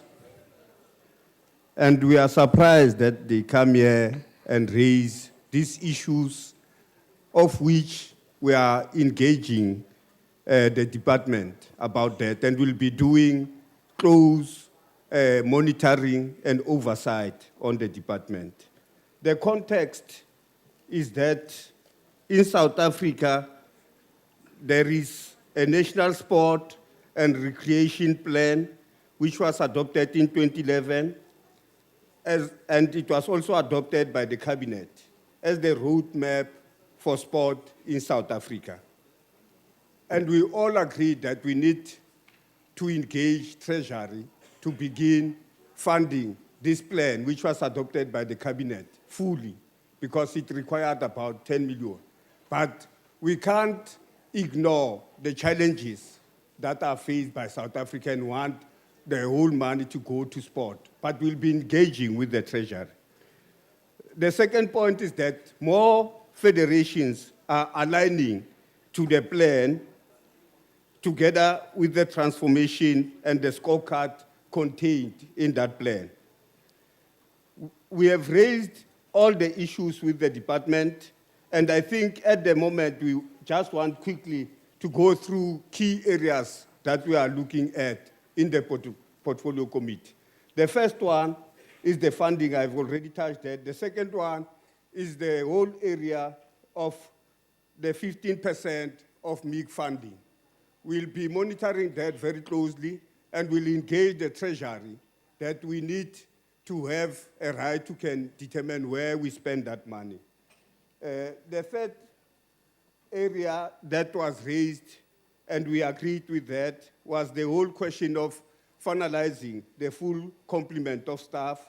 We'll be putting more pressure on all federations to comply with the transformation charter and the scorecard. We also think that school sport must remain the bedrock of development in South Africa. The department, together with its entities, received unqualified report. There are challenges with Boxing South Africa and SAIDS, but we'll engage those two entities so that we can assist them to can be in a position to can be sustainable. The issue that was raised by our colleague from the DA around mass participation, there is a challenge there, but we'll be engaging. Thank you very much. Your time We is support the report. Thank you. Right, in light of the earlier objection, I now put the question. Those in favor of the report being adopted will say aye. Those against will say no. The ayes have it, and so the report is adopted. Secretary. Please register objection of EFF. Noted. Secretary will read the 29th order. Consideration of budgetary review and recommendation report of Portfolio Committee on Public Enterprises. Philippi.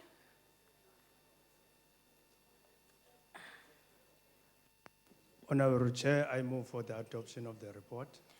The motion is that the report be adopted. Are there any objections? Chair? Starting with the IFP. Honorable Chairperson, no objection, but declaration requested. Okay, any objection? EFF? Are you? Honorable Chair, the EFF object to the report. Thank you. And we request for a declaration. You will follow in that order. Honorable Waters? Chair, the DA objects to the report and also calls for declaration. We'll start with the IFP for declarations, followed by EFF, GA, and UDM. Thank you, Honorable Chairperson. As I indicated, the IFP will support the recommendations by this committee. We participated in the deliberations and we fully agree with all the recommendations that are contained here. However, Honorable Chairperson, I would like to emphasize a few of the recommendations. It's a pity that the Honorable Minister has left. She was here for most part of the morning and afternoon.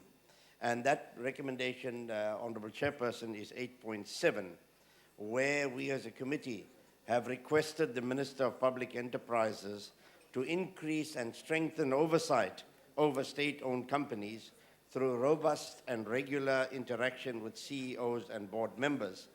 Now, Honourable Chairperson, that presupposes that the CEOs and board members are there.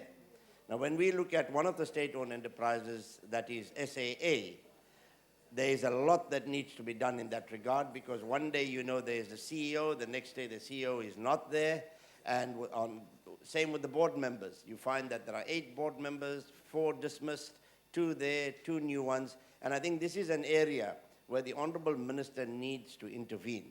Now, one gets the sense, Honourable Chairperson, that the Honourable Minister, who is in charge and responsible for oversight, seems helpless in doing what she really wants to do with SAA.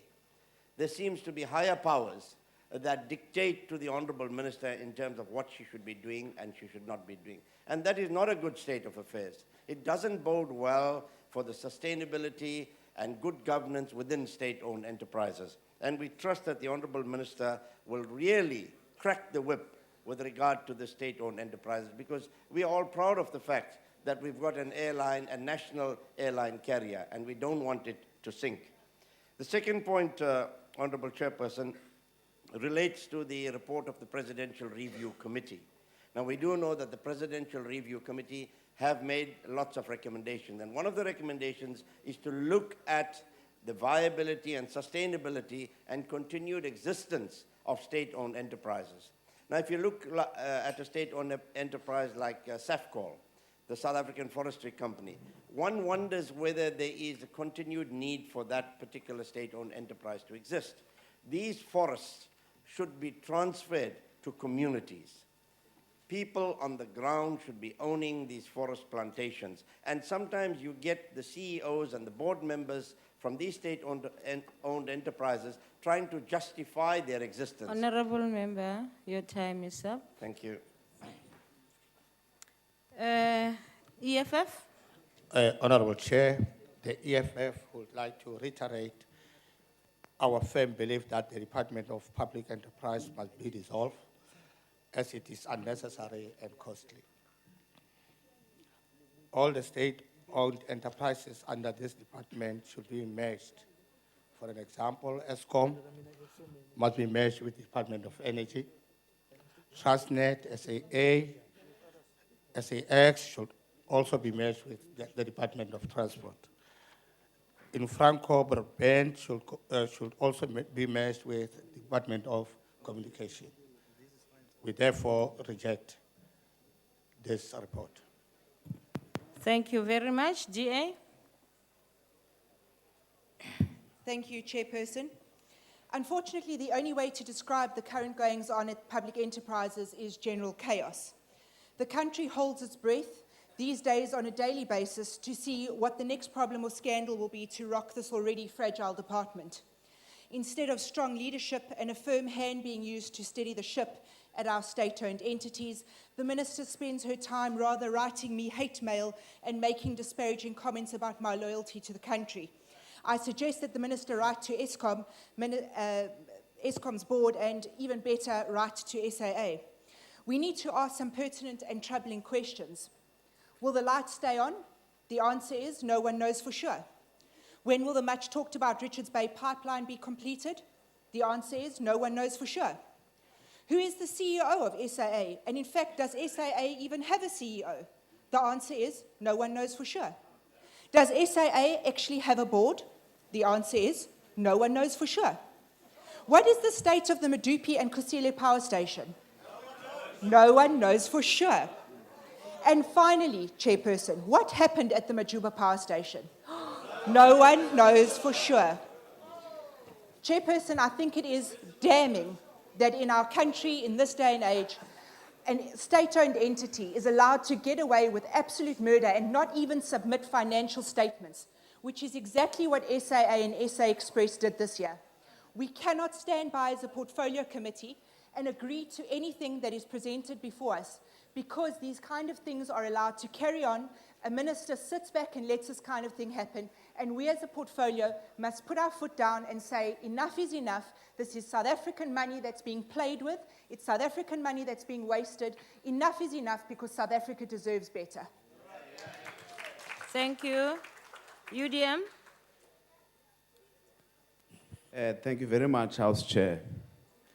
Honorable Tatu Ngakula uthi earlier kumgebe xela lejongo ingathethi isiXhosa esingekhoyo.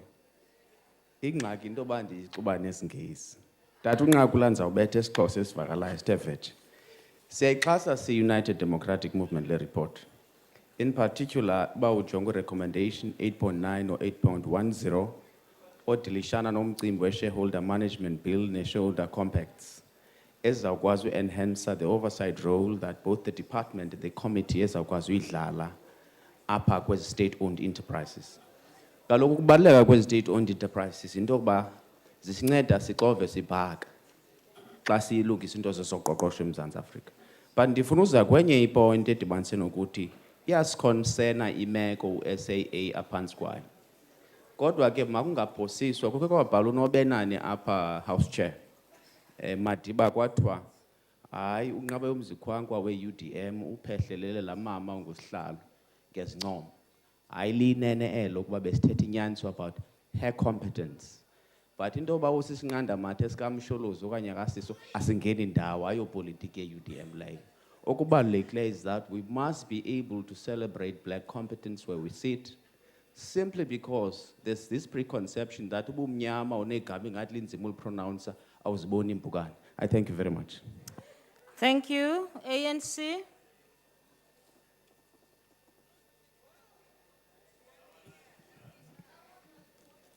Chairperson, thank you very much.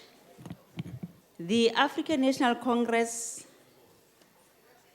accept the reports, but it must be noted, Chairperson, that the ANC has the responsibility, the historical mandate that we should hold hands from all South Africans in order to rebuild this country. The recommendations which were made in the committee, they are very clear, and we don't understand why the DA is trying to be impossible, and also the EFF, because in that meeting, all of us, we agreed on these recommendations, that these recommendations will assist us to assist the SOEs to perform their mandate. We can't come here and say all what the DA is saying. We have said to the department, they should go and develop a framework to assist the CEOs in funding. We said the department must go and strengthen the oversight of the state-owned SOEs. We also said in the recommendation, the department must go and introduce the shareholder management bill, which will help the minister and empower her to oversight the SOEs, including the issues which were raised there of the boards and the CEOs, which you say you don't know they exist or they don't exist or they exist. We also said in the recommendation, House Chair, that the department must ensure that there are punitive measures in place for underperformance against targets for board members and executives. So all these recommendations, we are saying we support the BRRRR because we know through this budget, the department will be able to strengthen and also assist the COEs to perform their function. I thank you. Thank you very much. In light of the earlier objection, I now pose the question. Those in favor of the adoption of the report say aye. Those against say no. The ayes have it, and so is the report adopted. Chair? Please note the objection of the EFF. Noted. And then note the objection of the DA, please. Noted.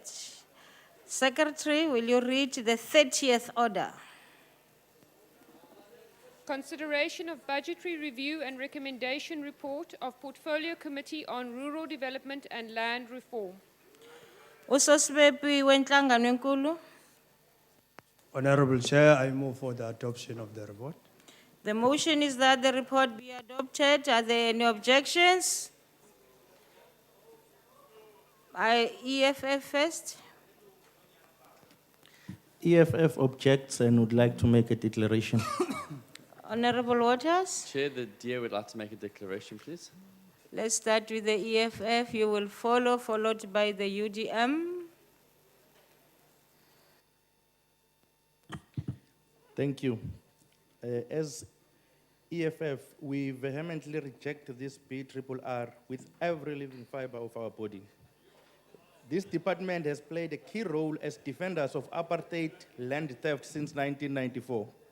The post-1994 state has been at pains in articulating their transformation ideals, but in practice, is there a major difference between the current government and the 1994 regimes that actively sought to marginalize and dispossess Africans? The answer is no. What has this department done to redress the huge historical injustice brought about by the dispossession of land from black people? How can we therefore endorse budget reviews that do not cater for the settlement of the various land claims that were lodged in 1998? This department is the greatest insult to black people, alive and dead. It insults those who went to the gallows singing songs of freedom, hoping that their offspring will get the land that was stolen from them back. It insults those who are living, who spent the better parts of their youth fighting for the return of their stolen land. Only few portions of land have been returned back to the black people since 1994. And that is an insult to the poor black people who are the real landowners. The department has paid one person about 1 billion to settle a land claim and gave this person, whom we view as a thief, rights to mentor the land claimants. It continues to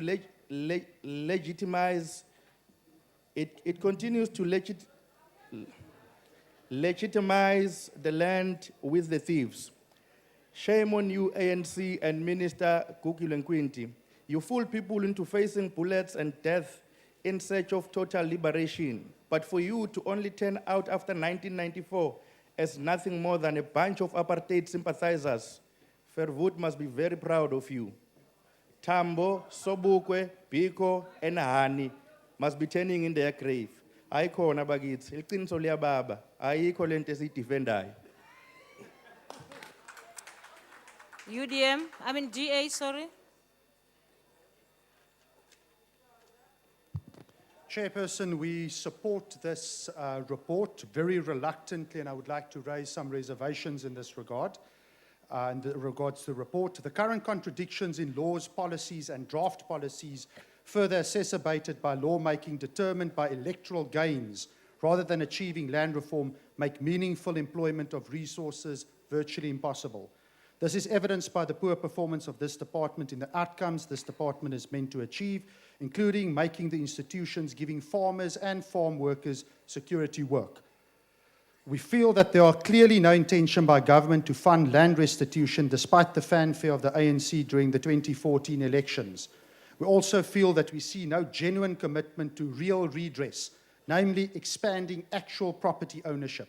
Taking land, investing it in the state place replaces one monopoly with another one, a state monopoly driven by corruption and inefficiency. Real redress equals the lawful win-win formula of expanding property rights to as many South Africans as possible. When you own your property, your future has been restored. The state actively prevents that. We see that land reform is politically abused by political parties and lends itself to increasing hate speech rather than the nation-building process based on joint achievement that it was envisaged to be. This department is floundering from populist, superficial, quick-fix solution to populist, superficial, quick-fix solution. It represents a story of dismal failure, and we see no reason why it will change despite this report. I thank you. Thank you. UDM? Thank you, Chair. In support of the report, we implore the department to think on these things. Uno, keep strict control over foreigners' acquisition of our land. We need it for our own use. Duo, under expenditure of over 5 million remains a matter of concern. That was as of last year. Tres, Ingonyama transport still needs close watching. Quadro, restitution is rather slow. Some 1998 claims are still outstanding. Find a solution. Thank you. Thank you very much. ANC. Thank you, Honorable Chair. It's not true that we were quiet about the land grab incident that took place in Pretoria. The committee issued a statement and had radio interviews with those radio stations who showed interest on the matter. As the ANC, we always communicate with public on matters of public interest. Honorable Chair, the ANC has clear policies on land reform, and those policies are progressive. Therefore, there's no need for us to lead people to grab land. Those with eyes will see the progress made by the ANC to address the skewed land ownership. The ANC is on course. The committee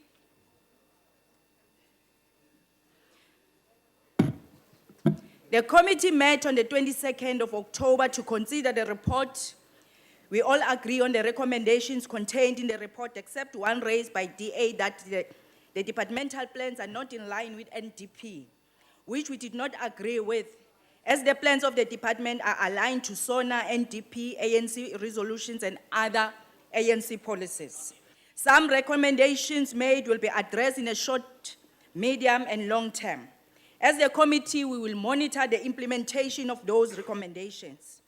We realize the improvement in the performance of the department and the challenges in meeting some of the targets, but plans has been developed to address those challenges, which is also our responsibility to ensure that those plans are implemented as part of oversight, as we are here to assist the department to improve its performance. Financial performance of the department was appreciated. The department has obtained the unqualified report, and we have advised the department to ensure that its spending is aligned to its performance. Monitoring and continuous assistance of IDP is crucial to ensure that IDP complied with legal prescripts. Some extended mandate of the department, like the restitution, requires additional funding to address the backlogs and the new claims that has been lodged to fast-track the restitution program. We all agree that for the department to function effectively, it must have a clear human resource strategy and fill critical vacant positions, that it must be adequately resourced, that an integrated approach to ensure comprehensive rural development and to strengthen pre- and post-settlement support. Improvement has been done in implementing some of the previous recommendations, but still more to be done. Rome was not built in one day. The department is on track in addressing skewed land ownership and improving the lives of the people. The ANC therefore requests the House to adopt the report as tabled in the ATC of the 24th of October from page 1645 to 1671. Thank you very much. For detailed information. Thank you, The Honorable ANC moves Member. for the adoption. Thank you. Thank you very much. In light of the earlier objection to the adoption, I now put the question. Those in favor of the adoption of the report will say aye. Those against will say no. The ayes have it, and so is therefore the report is adopted. Please note the objection of the EFF. Noted. Secretary, read the 31st order. Consideration of budgetary review and recommendation report of Portfolio Committee on Agriculture, Forestry, and Fisheries. Soswepi, Wentlangano Nkulu. Honorable Chairperson, I move for the adoption of the report. The motion is that the report be adopted. Are there any objections? Honorable? Chairperson, the DA would like to make a declaration. No objection. Honorable Joseph?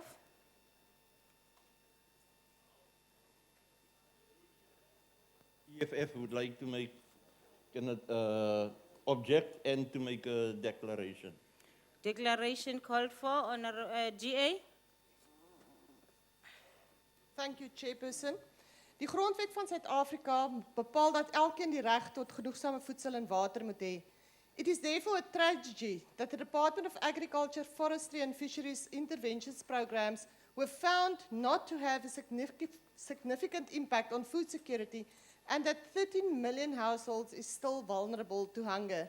While the department tends to overemphasize a financially unqualified audit as an achievement, it should be noted that this is only an indication of good financial governance and is not related to service delivery or achievements of outcomes as it is shown, by spending 99% of the budget when only 2/3 of the planned targets were achieved. Across all programs, the department seems to make plans and set targets without linking them to its budget and personnel availability to ensure effective service delivery. The policy is important for the efficient execution of the department's mandate and responsibilities, as well as the efficient use of financial resources have been in the developmental stage for the past 3 years. And this is coming out of our report, Chairperson. The department has for the last few years been unable to deliver on sector transformation through the Agri-BEE Fund. An amount of 331 million was returned to National Treasury. It is unacceptable that much needed funds have been returned to Treasury due to poor intergovernmental relations and lack of planning and vision on the part of the department. They have received an amount of 6.18 billion rand for the last year. Approximately 60% went to transfers and subsidies, which consist of conditional grants and transfers to entities. A lack of accountability and the utilization of conditional grants by provinces, which is attributed by the department's poor monitoring of the grants and skill capacity and poor planning in provinces, remain a challenge. Chairperson, this leaves this department open for misuse during election periods. I want to make an example. Last year, verlede jaar het hierdie portefeulje die Vrystaat gaan besoek om 70 miljoen rand se trekkers en implemente te gaan soek. Tot op hierdie dag het ons dit nog nie gevind nie. Daar's ook nou gehoor dat die trekkers en ander implemente wat in die Oos-Kaap uitgedeel was, weg is. Dis jammer dat die komitee nie, dat die minister of die adjunkminister nie hierdie komitee besoek het gedurende die week wat ons die BRR-verslag bespreek het nie. Ek het nou net gehoor, minister, the chairperson, that 47 million rand has been spent in the last year in Mpumalanga on all 8 poultry units. This is exactly the problem in this department. They are sending out money to provinces, but no one is checking on them. People will stay hungry in South Africa if this department doesn't pull up their socks. I must just say, Chairperson, the chairperson of the portfolio has been very good to us. She has given us a lot of time. We even sat until 11 o'clock one evening to make sure that we go through all the reports. Thank you very much. EFF. The EFF advocates for a truly egalitarian agrarian economy, one that is widely representative of all our people. The ANC government and this department have completely killed the peasantry in the shameless support of white monopoly agricultural establishment. They even go to the extent of partnering up emerging and hardworking black farmers with whites before they can get support. They can support them. How can we support a budget review of a department that seeks to entrench a status to black farmers of being permanent juniors to white farmers? Most land is lying fallow in the former Bantustans, not because they do not want to farm, but because this department does not want to support them farming. Most land reform farms are falling into pieces, but because this department has a very useless agricultural extension services. Why this ministry was separated from the Ministry of Land Reform is mind-boggling. This dealings land and agriculture and therefore compromise the comprehensive resolution of the land and agrarian question. Even the most established farmers are struggling to make ends meet, not because they are useless. That over 80% of the maize we consume of this country is generally modified is a gross affront against the people of this country and a serious health implication, a horror of all horrors. The minister stands on the fishing quotas in the Western Cape, which seeks to condemn into perpetual poverty all those whose livelihoods are depending on fishing. The EFF cannot support this daylight robbery of our people and therefore objects against the adoption of this report. Thank you, UDM. Thank you, Chairperson. The UDM has been moved by the undermentioned causes to support this report. The department needs more pragmatic plans and steps to fight against the lack of food by millions of SA citizens. Alambile abantu bakuthi. Alambile. For that reason, ke sisithi le budget mayipase ukwenzelwa ukwenzelwa ukutya. Enkosi. Enkosi ba. IFP. Thank you very much, House Chairperson. I think that the time has come where the department must undergo a paradigm shift. This era of big phrases and big words and big terminologies are neither here nor there. The bottom line is we need to farm the land and feed our people. There is a major, major problem of hunger in the country, and if not addressed, it's going to escalate into a national catastrophe. In fact, the Human Social Research Council estimates that over 46% of our people are not food secure. There's a major hunger problem in the country. So, you know, we've heard the terminologies by the Deputy Minister saying that she's going to sexify agriculture. All those things mean absolutely nothing in the absence of political will, turning to political action and us farming the land. So we need to go back to the basics.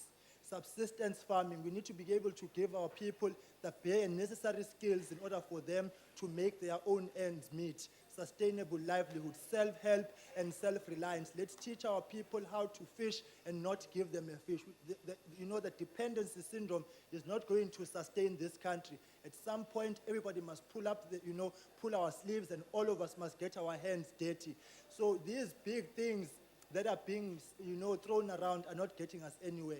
It begins with us in this room taking this matter very, very seriously, because we're taking the issue of food security for granted because we go to bed with food. But there are millions and millions of people in this country on a daily basis who are just struggling to make one meal a day.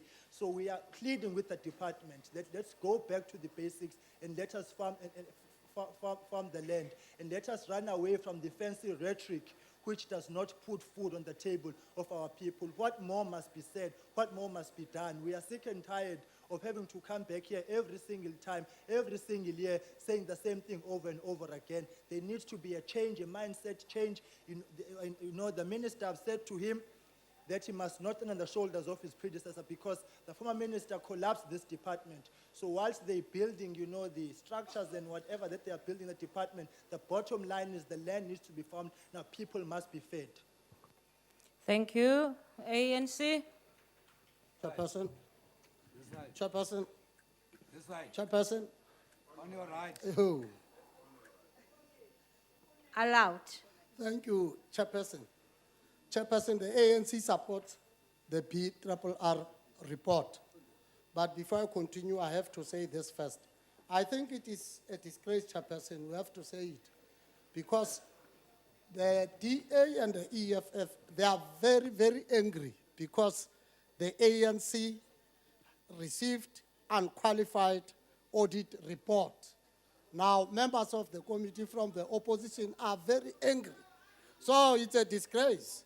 Chairperson, the report as it recommends, it is fine because it recommends additional funding through the program 2 and 3 in order to cater for the currently unfunded mandates that the department has to implement, such as food production initiative. Now, these 2 and 3 programs, Chair, they talk directly to what Honorable Stein was saying, as we are speaking now, the delivery or allocation of implements, delivery of tractors, delivery of fertilizers through mechanization under the CASP program, they are still continuing outside. We're sitting here, deliveries taking place outside. I don't know what are we talking about here. Now, secondly, we all want to see South Africa as a developmental state when we talk economics. Now, the PC has emphasized the need to better streamline the activities of the department with provincial department, as well as the entities for heightened and focused impact of the programs of government. Now, practically here, Chair, there are specialized services provided to our agriculture sectors, especially for those people who were previously disadvantaged, because we must be biased to that as the ANC. So we are dealing with that because we're talking of the Agricultural Research Council. We're talking of the Agricultural Market Research Centers. Those are specialized services that were given to our people to build capacity. The capacity constraints within the positions, within the department, greatly addressed with the filling of critical positions. That's a positive, which will contribute to improve program performance of the target planned at national level. You know, at national level, the president himself have made a pronouncement that we need to take an approach of a radical economic development. That is what we are trying to do. We're talking of the national growth path. We're talking of the NDP. Now, all these things, they all talk to the changes of the lives of our people through government assistance and government programs. The Integrated Growth and Development Plan and Agricultural Policy Action Plan will serve as overarching guiding policy documents that rally at the activities of the department around. Thank you very much, Honorable Member. Your time is up. Then we support the PRRR, Chair. Thank you. Thank you very much. In light of the earlier objection, I just put the question. Those in favor of the report being adopted, say aye. Those against, say no. I think the ayes have it, and so, therefore, the report is adopted. Please note the objection of the EFF. Noted. Secretary, will you read the 32nd order? Consideration of budgetary review and recommendation report of Portfolio Committee on Science and Technology on performance of Department of Science and Technology for 2013-14 financial year. Sosibepi, wenhlangano enkulu. Nginihlalo ohloniphekile. Ngiphakamisa ukuthi iziphakamiso zale komiti lale parliament zamukelwe ilendlu. Ngiyabonga. Isiphakamiso sithi i-report ye-committee yamukelwe. Kukhona ukuphikisa lokho? Okay, there is a hand that is against. Honorable Waters. The DA would like to make a declaration, please. DA is asking for the declaration. EFF is objecting. The EFF would like to make a declaration as well. Follow DA. DA, allowed. Thank you, Chair. The Department of Science and Technology has to be commended for the work they are doing.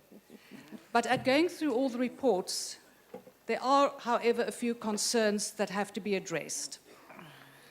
The first of these is the Auditor General's findings that there was a regression in compliance with supply chain management policies and that there was no improvement in terms of the verification process followed for new appointments. As we have recently seen, this could lead to people being appointed in senior positions without the requisite qualifications and thus resulting in material non-compliance. This has to be addressed as a matter of urgency. Another point of concern is the uptake of the tax incentive for research and development. If we want to reach the target of 1.5, a very ambitious target, or even 1% of GDP for research and development, access to this incentive should be revised, made more attractive, and processed more effectively. The situation at the Technology Innovation Agency is also very concerning. This is the agency that should be at the forefront of technological innovation in the country and should be one of the drivers of job creation. However, TIA remains beset by problems. The uncertainty that staff are experiencing due to the looming retrenchment of almost a third of its staff members does not augur well for the agency. This is the one sector where we cannot shed jobs. This should be the one area in which the country should be investing and where there should be certainty and development. But it seems that the importance of this is ignored or not acknowledged. However, having said this, this department is one of the few glimmers of hope, and the main challenge thus is to keep it performing at this level. The DA supports the BRR report.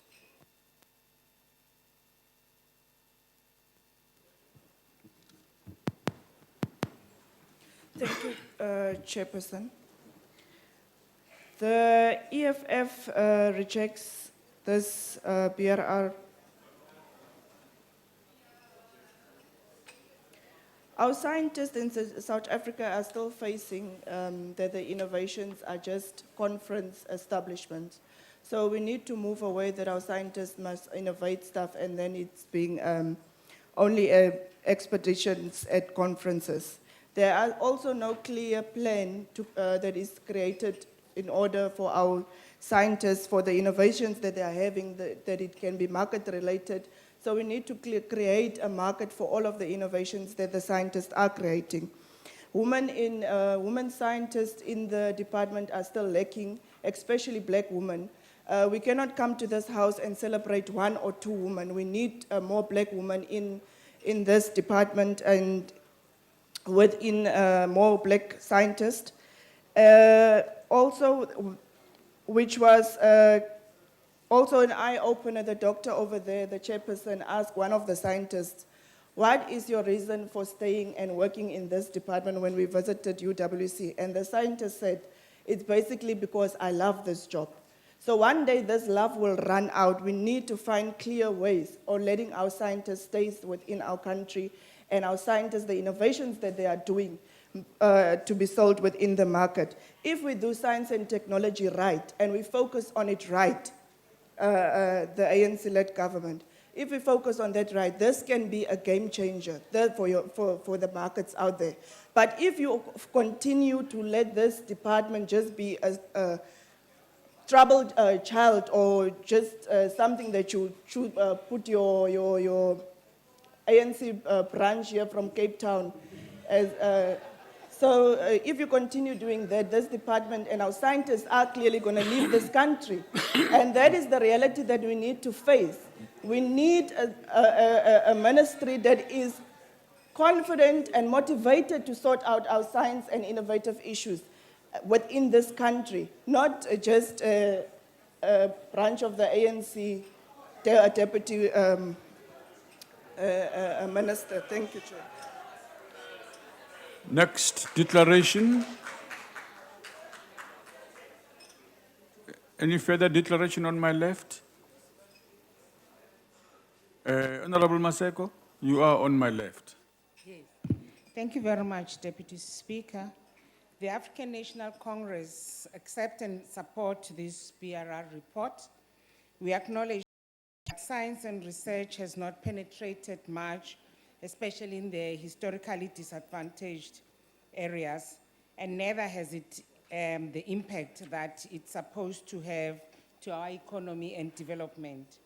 As a consequence of this, we believe that a serious consideration needs to be fast-tracked, that 1.5% of the GDP to be allocated to this department for science, research, innovation, and development. It is even proposed that there should be a separate vote for research and development so as to be able to achieve the above said. The Department of Science and Technology, unlike other departments, is competing globally and would like to compete as such with other developed and developing countries. The Square Kilometre Array and the Meerkat are such examples. The issue of the TIA is handled by NEHAU, and they are doing a good job on that. We also would like to applaud the department and its entities for putting joint efforts to produce more PhDs with the aim of increasing the number to 1,000 PhDs per annum, with special focus on women and Black women in particular. The African National Congress once again supports the report. Thank you, Chair. Thank you, Honorable Member. Honorable Members, I now put the question. Those in favor will say aye. And those against, no. I think the ayes have it. Please register the objection of EFF, Deputy We Chair. will do that. The report is adopted, noting that objection. The Secretary will read the 33rd order of the day. Consideration of budgetary review and recommendation report of Portfolio Committee on Water and Sanitation. Chief Whip. Honorable Deputy Speaker, I move that the report be adopted. The motion is that the report be adopted. Are there any objections? Yes, Deputy Honourable. Speaker, the DA would like to make a declaration, please. DA declare. Thank you very much, Chairperson.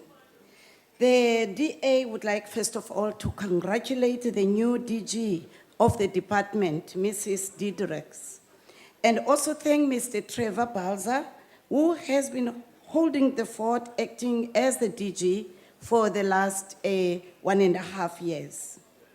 Chair, whilst we support the report, it is also alarming that in the rainwater crisis, the minister was silent for 2 weeks and called the issue a technical glitch.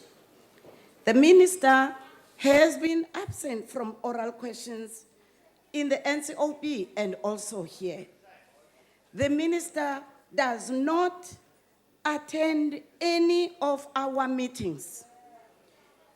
The minister does not have a clearly articulated vision of the department and is not implementing the vision of the water, sanitation in total. I'm sorry, my spectacles are.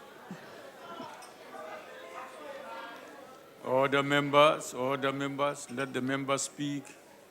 The minister did not honor her agreement to formalize the mine licenses by the 31st. It is also extremely worrying that the minister has not been there and the chairperson is the only person who's always been there. And we would like to thank the chairperson for the direction he has given. We also, as the DA, request that the department act stringently on mines polluting our water resources and also imposing the penalties and implementing the Water Act. Ngoba ke chairperson, ayikapheleli le department kuba kukho elicala lelindle esingekaliqali noliqala. Sisalinde i-report zelindle neze water boards ezifanele ukungeniswa kwisithuba senyanga ezintathu ezizayo. Nangona ke sithi sayisupporta le report, siyayandlala into yokuba asanelisekanga luhlobo uminister aqhuba ngawo lo mcimbi. Enkosi, Chair. Honorable Kaula.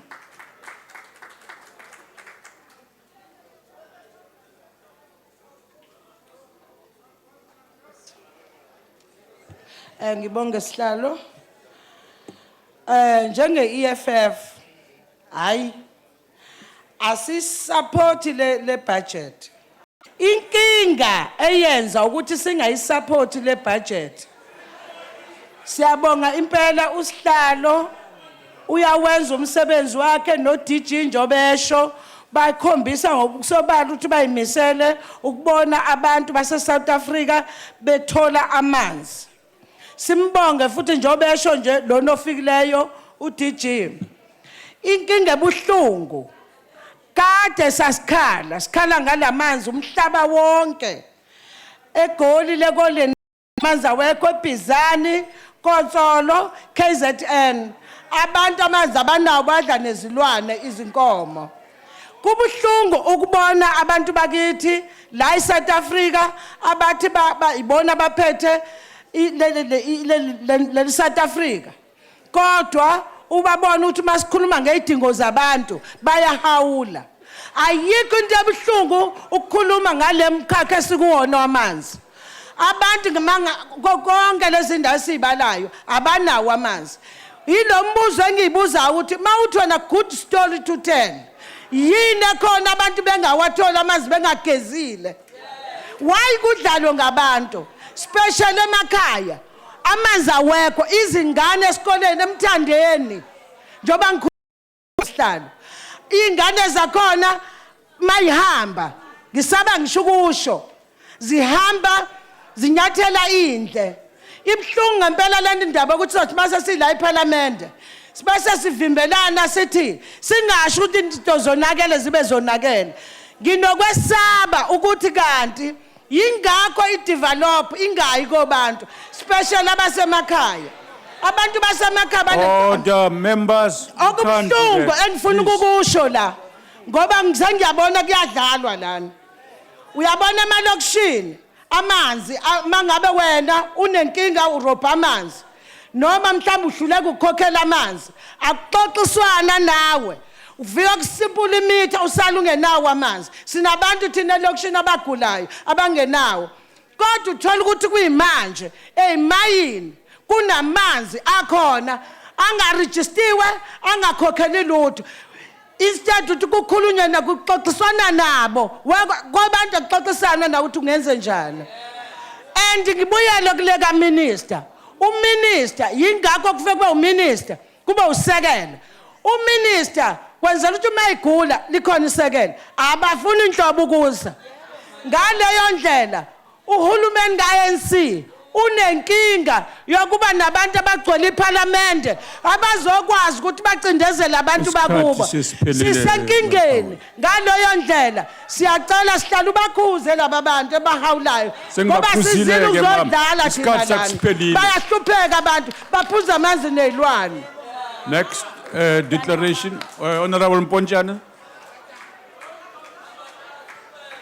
Thank you, Deputy Speaker. Order, Deputy members, Speaker, order.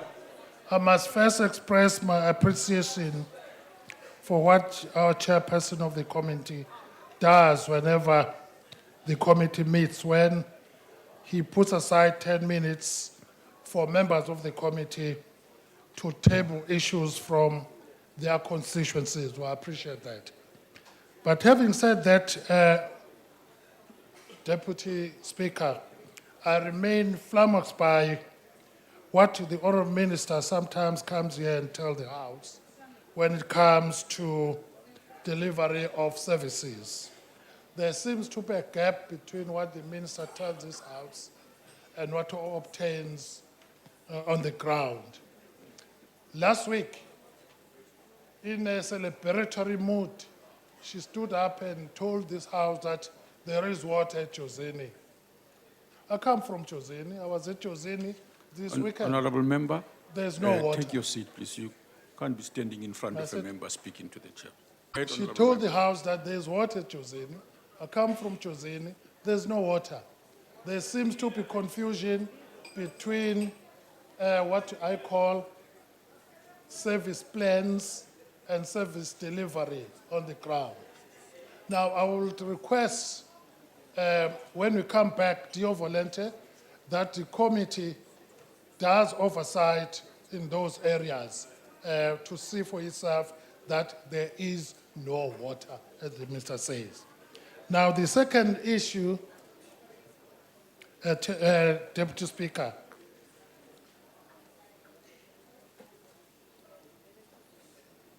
the second issue, Deputy Speaker, we have instances where service providers are paid for not having delivered the services. Again, at Mkanyawute, we have stacks and stacks of pipes lying on the field for 5 years now.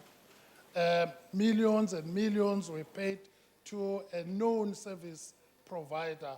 Fortunately or unfortunately, that service provider has since been married to an MEC who's responsible for that portfolio. And nobody wants to count for those pipes and that money which was used to pay for those pipes. And we request that the portfolio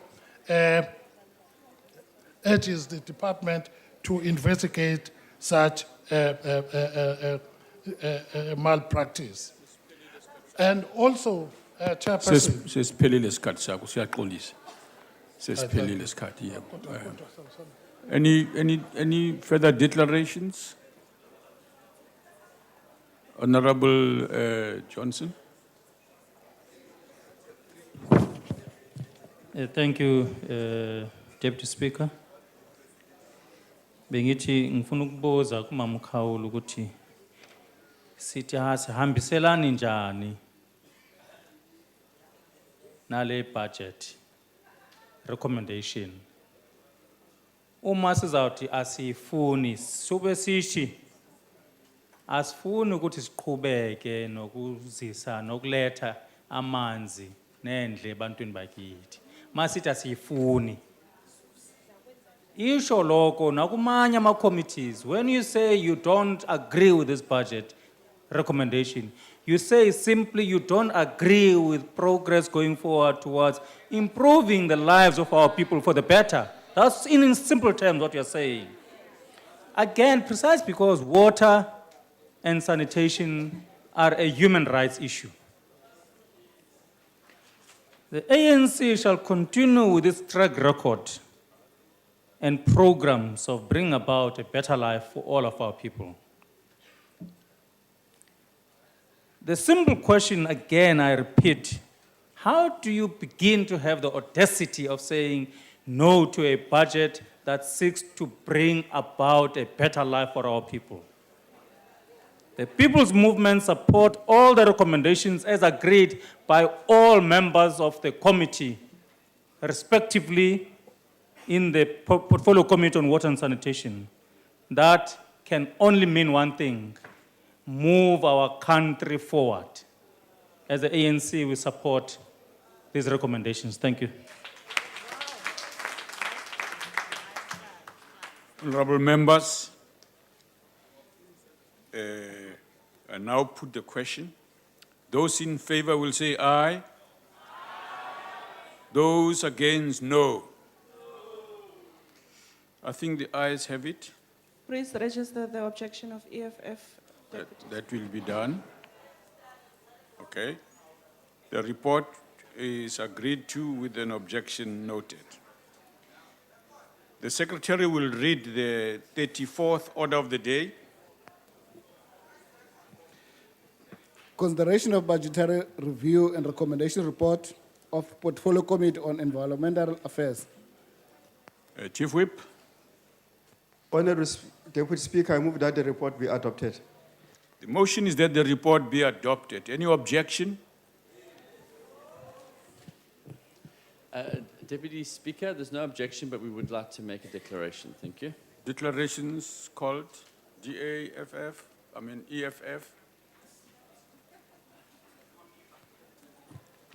We object and we'll also like to make a declaration.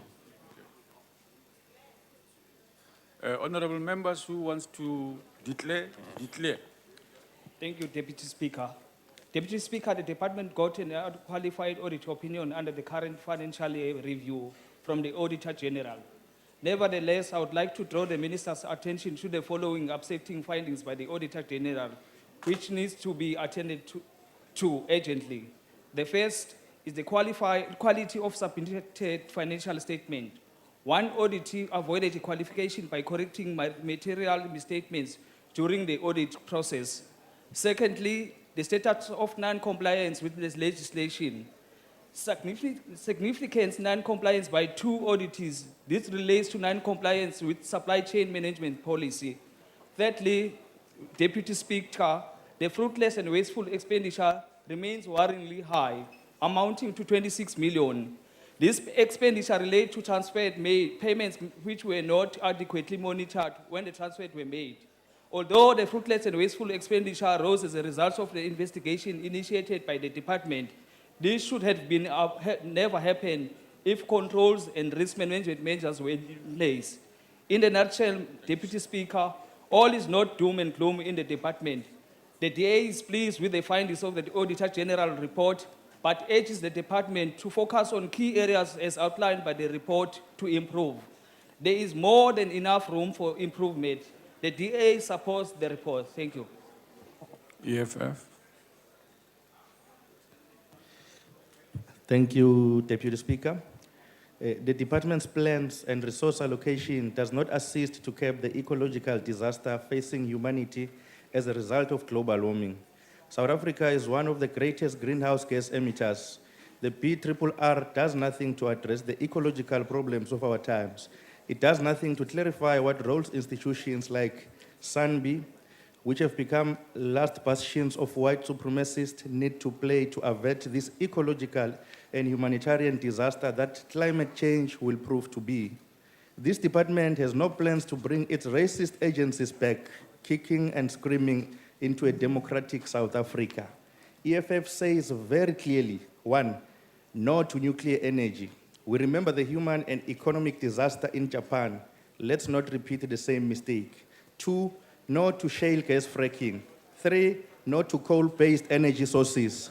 We must ask, who is going to pay the human and ecological debt of capitalist profiteering?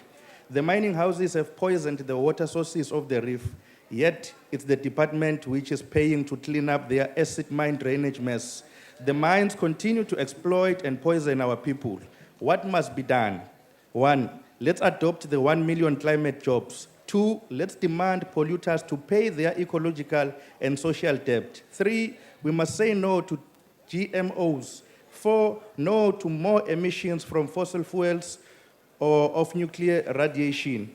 5, no to racism at the state entities under this department. 6, no to the continued exploitation of our people who have claimed back their land in protected areas in Dwesa-Cwebe, in the Richtersveld, and in other parts of our country. Thank you. Next declaration.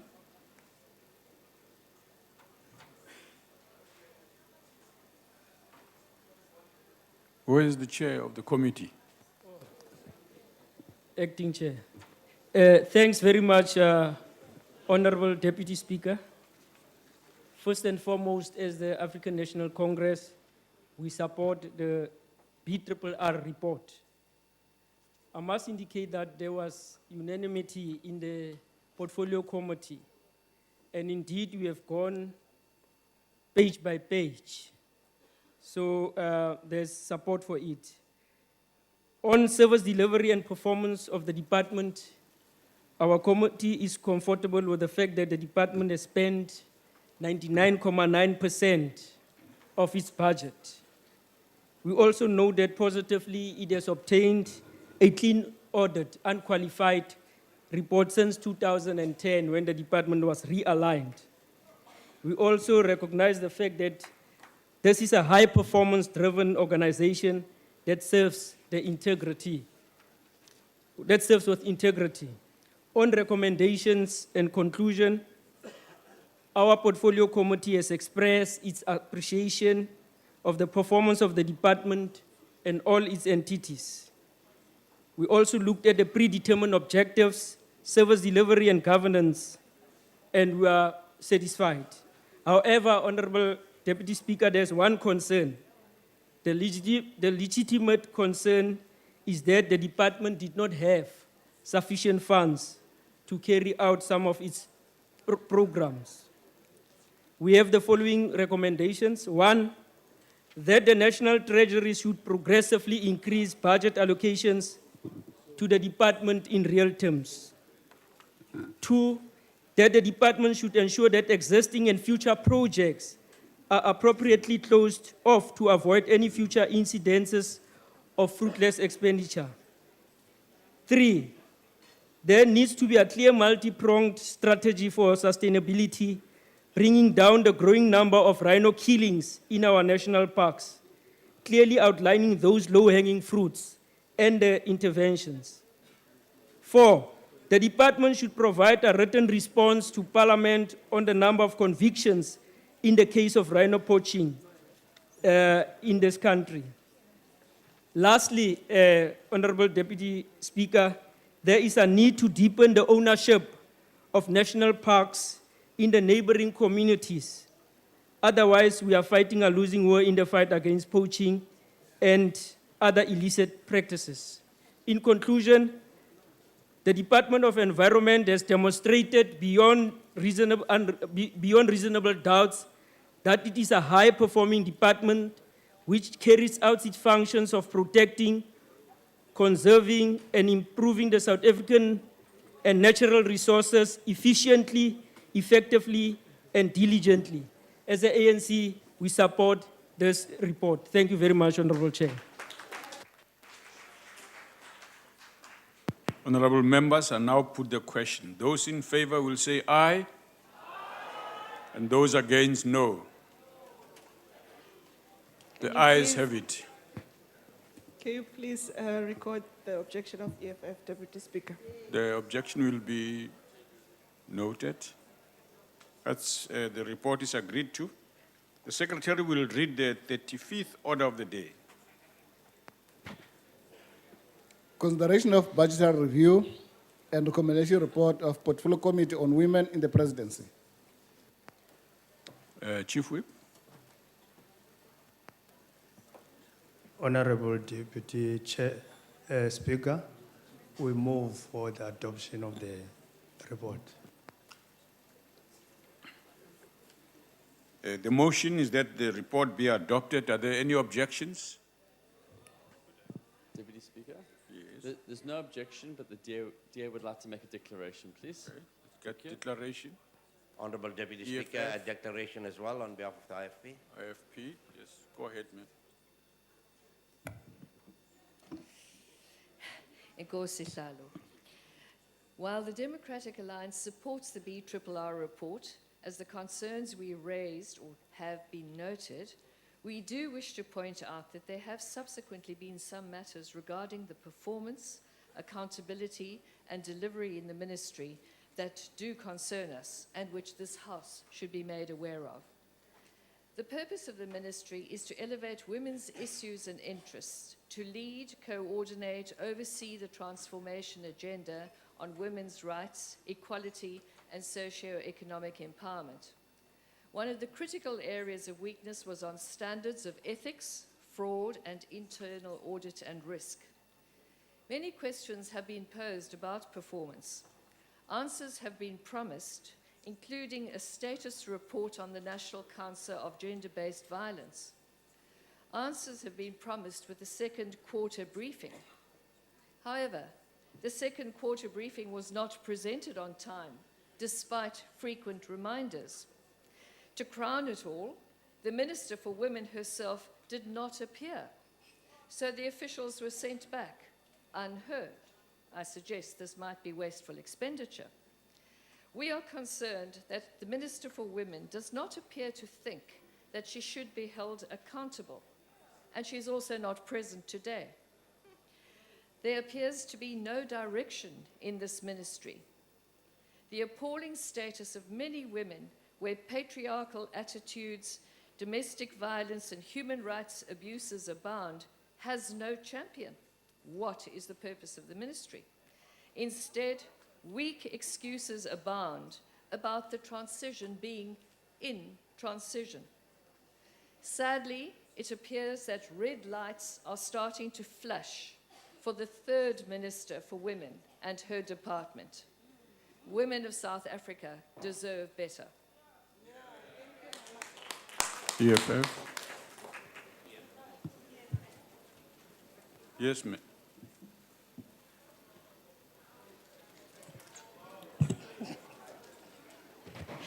Ngibonge sihlalo. Hayi ke yikho khona lokho nje uthi asivumi le budget. Inkinga eyenza ukuthi singayivumi le budget abantu base South Africa besifazane abakayiboni lento ekuthiwa inkululeko basahlukunyezwa makhonyana babo ngendlela ezihlukene eziningi sihlalo obusikhuzele phela please.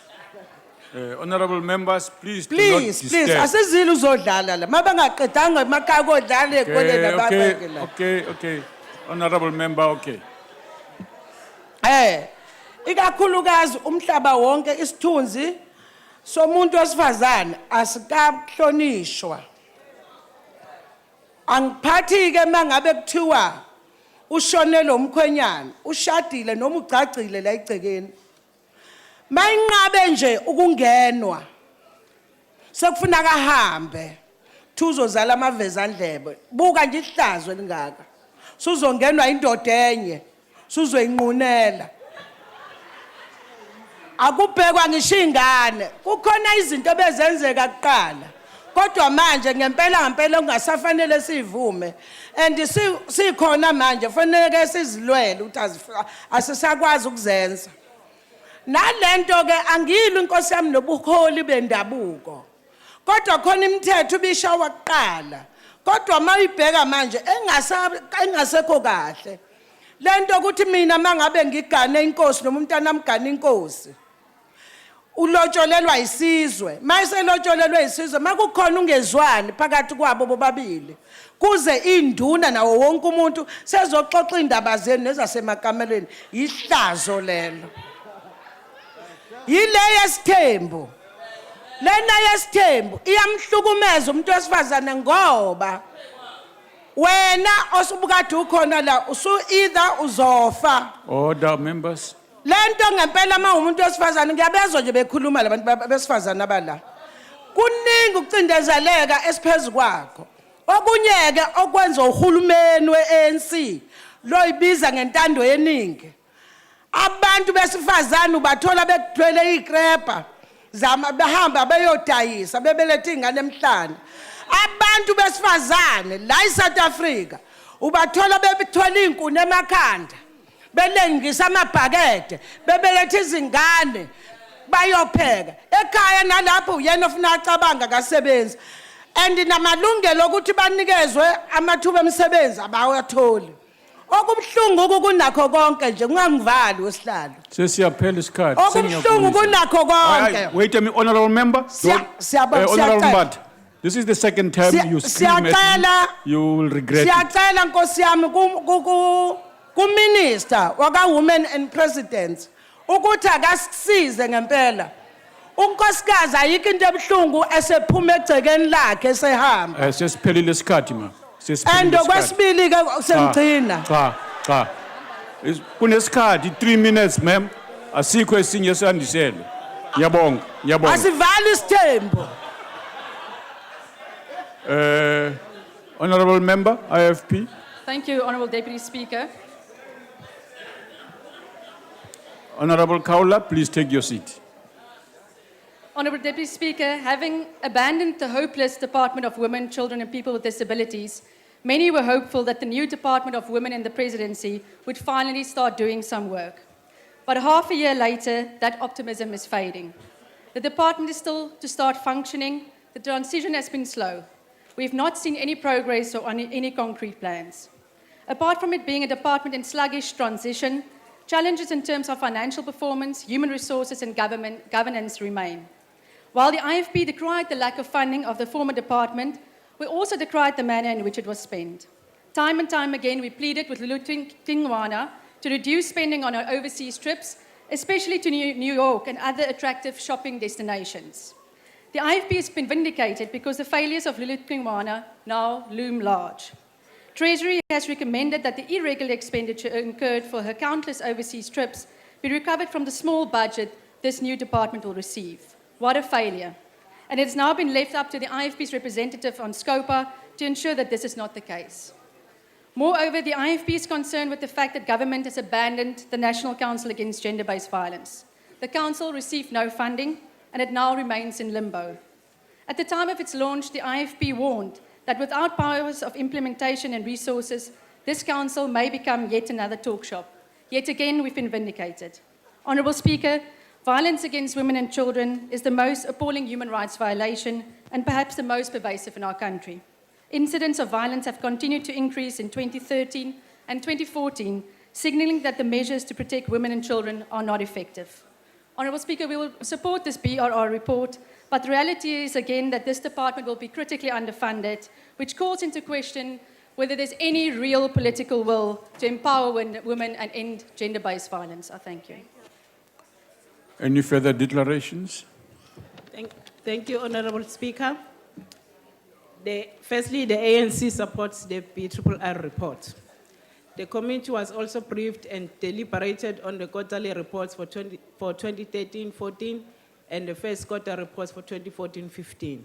Having met with the department to scrutinize the annual report for 2014-15, the committee made the following observations. Notwithstanding that the structure and the layout of the 2013-14 annual reports continues to improve as compared to previous reports, the committee noted several observations that pertain to the transitional arrangement of the department, which pertain to the mandate, mission, vision, and scope of the department. The committee observed that the program, the mandate, mission, and vision of the department in the annual report of 2013-14 reflects the program pertaining to children and people with disabilities, but subsequently the Department of Women in the Presidency was established. Notwithstanding this, the committee acknowledged that the transfers of responsibilities and function to the Department of Social Development was also concerned about how the Department of Women would ensure that all initiatives will continue in these programs and corrective action will be implemented as recommended when necessary. The committee was concerned about the broadening scope of the department as reported by the DG insofar as focusing on all policies and laws that relate to the socio-economic empowerment of women.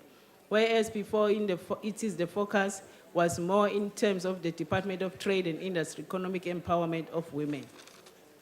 As a committee, we have made the following recommendation that the department should provide a progress report on all transitional matters related to Program 3 and 4, to provide a status report on all changes implemented as a result of the transfer of function of the programs to the Department of Social Development, and that the committee reinforce the importance of giving effects to all the recommendations cited by Auditor General to the department, and for the department to submit quarterly reports in line with the National Treasury regulations, and for the CGE to assess if the organs of states are spending on what has been outlined in their respective strategic plans, and for them to submit their quarterly report.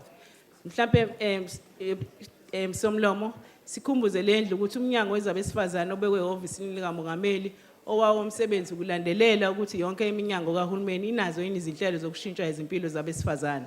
Ngakho kusukela manje lo mnyango uzimisele ukubiza yonke iminyango uthola ukuthi yiziphi izinhlelo bese sisizana nale minyango ukuthi kufezeke lokho kushiwo umbutho wesizwe ukhongolose ukuthi kuqedwe inhlupheko ungalingani ngokobulili kanye nokwanda kwamathuba emisebenzi nokulwa nokuhlukunyezwa kwabesifazane nabantwana. ANC, therefore, we support the reports. I thank you. Honourable Member. I now put the question. Those in favour say aye. And those against, no. The ayes have it. Please register the objection of EFF. EFF's objection will be noted. The report is agreed to. The Secretary will read the 37th order. It's 36?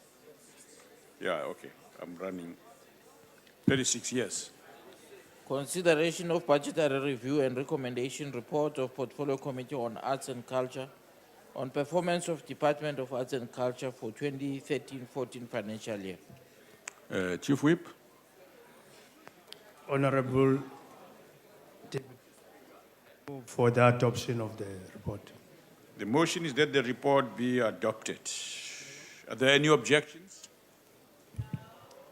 Deputy Speaker, there's no objection, but the DA would like to make a declaration, please. Declaration DA, EFF. Honourable Deputy Speaker, also a declaration from the IFP. IFP.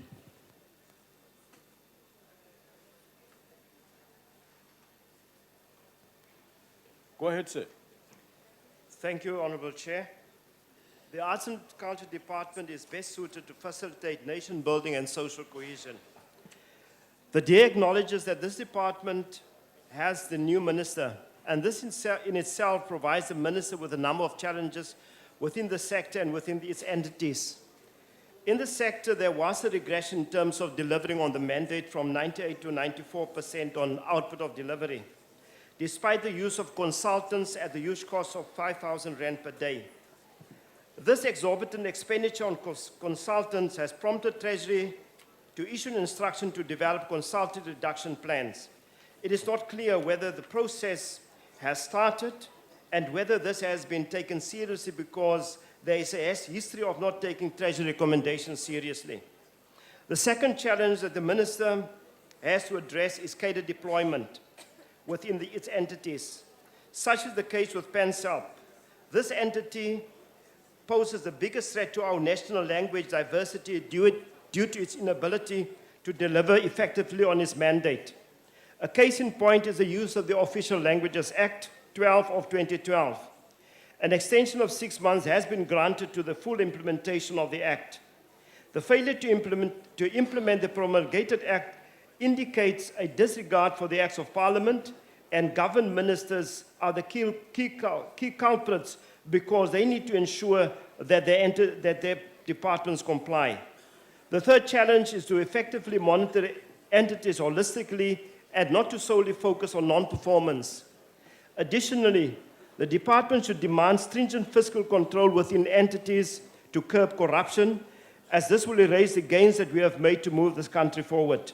Despite these challenges, Honorable Chair, the DA is in support of this report. I thank you. EFF. Thank you, Deputy Speaker. The EFF rejects the PRR report.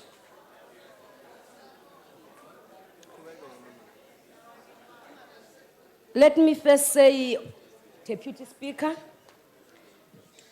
I think there was no proper handover to the previous minister up to the current one, because the way things happen in that department, they are so scary. Let me say, Deputy Speaker, this department needs a pathologist to do a post-mortem. The reason why I'm saying that, there's an institution called PenSelp. The person who is the manager there on that institution, how come be a manager of the institution, and on the other hand, you are represented for the workers? You are the union. Okay, don't say who, because always you say you have the story to tell. Honorable member. Okay. Honorable members, please give a member a chance. Honorable member, address the chair. Okay. The Department of Arts and Culture and its entities spend over 220 million on fruitless and wasteful expenditure. Furthermore, note that the Department of Arts and Culture received a qualified audit opinion from the Auditor General. It is also discouraging that, Order, members, order. More entities, if this department received qualified audit opinion. Order, members, order. Despite the department having a fully fledged monitoring and evaluation chief directorate, the minister to ensure that staff that is involved in these irregularities are disciplined and taxpayers' money recovered. The department has not had a CFO for the past 6 years and unable to provide leadership on good governance to its entities. And also the ruling party says in this room, we had a good story to tell. The bottom line, Deputy Speaker, is that this department is facing a serious problem. Honorable Member, your time has expired. Thank you, Deputy Speaker. IFP.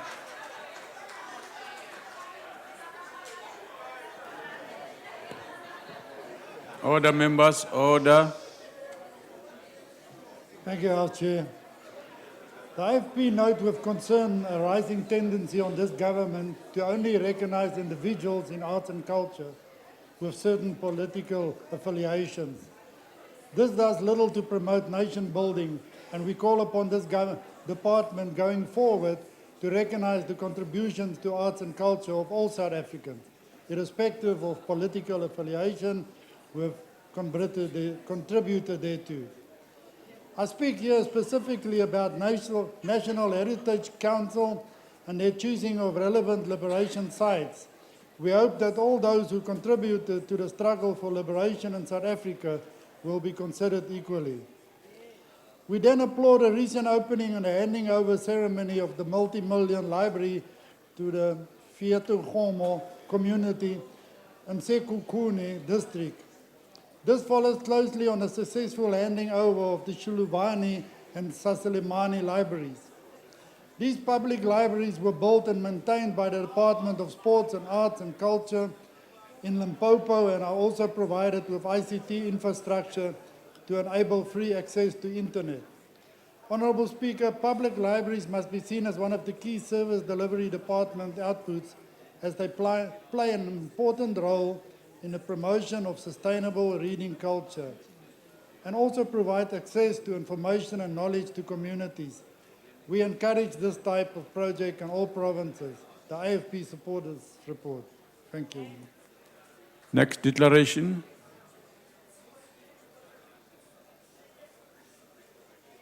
Honorable Member, Honorable Tom. Ndiyabulela kakhulu Sekela Somlomo.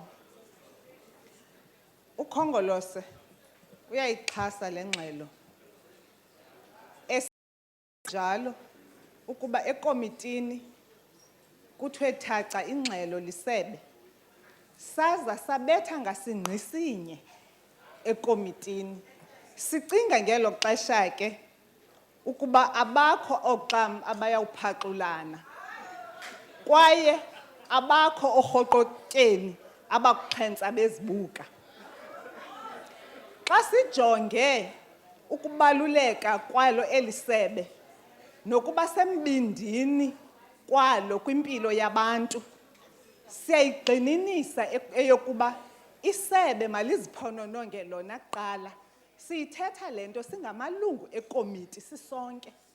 Malijonge indlela elisebenza ngayo ukwenzela into yokuba zithi entities ezi ziphantsi kwalo zikwazi nazo ukuzeka emzekweni.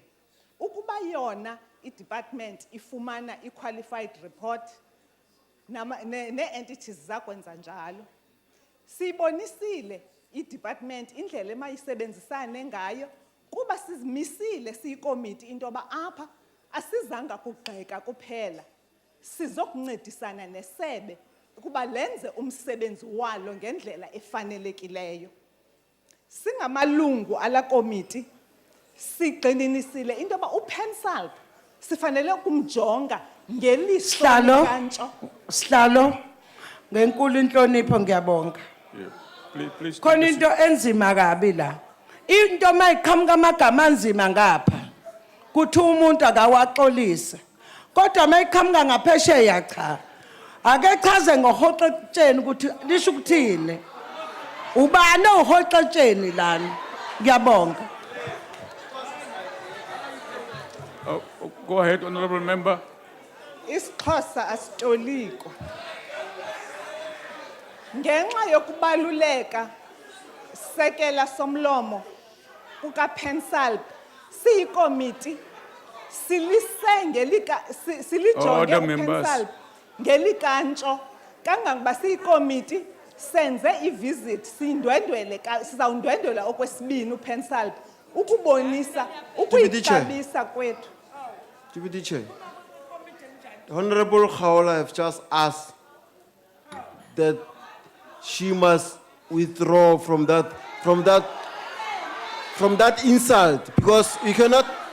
Honorable member. We cannot allow it when Honorable member. when the opposition is insulted and is allowed. You allow it. Honorable member, let me get a translation for that, and we will respond to you. Go ahead, honorable member.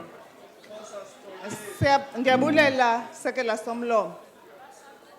Siyabonisa kakuhle into yokuba ukuba i-CFO ibe ayiqashwanga ixesha elide kangaka, loo nto inomthelela kwiziphumo zalo isebe.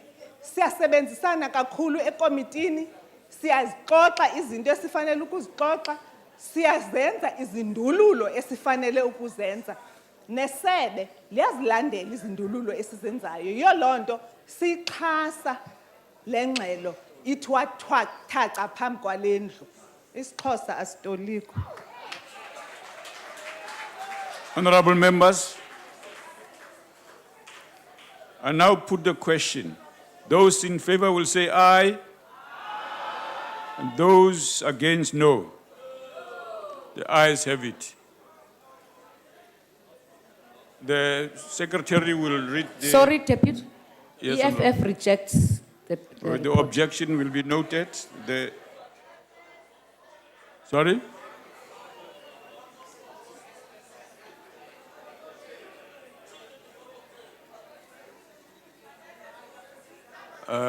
Deputy Speaker. The Honorable- honorable member there have just called another honorable member here a lizard. Khotlochen is a lizard. So we cannot allow it. Honorable member, I said I'm going to get a She's not a translation. reptile. No, honorable member, don't do that. No. No, I'll get a translation, I'll come back to you. Honorable members, you're out of order. The institution has a translator here. I didn't ask you to offer me one. I would have asked you to do that.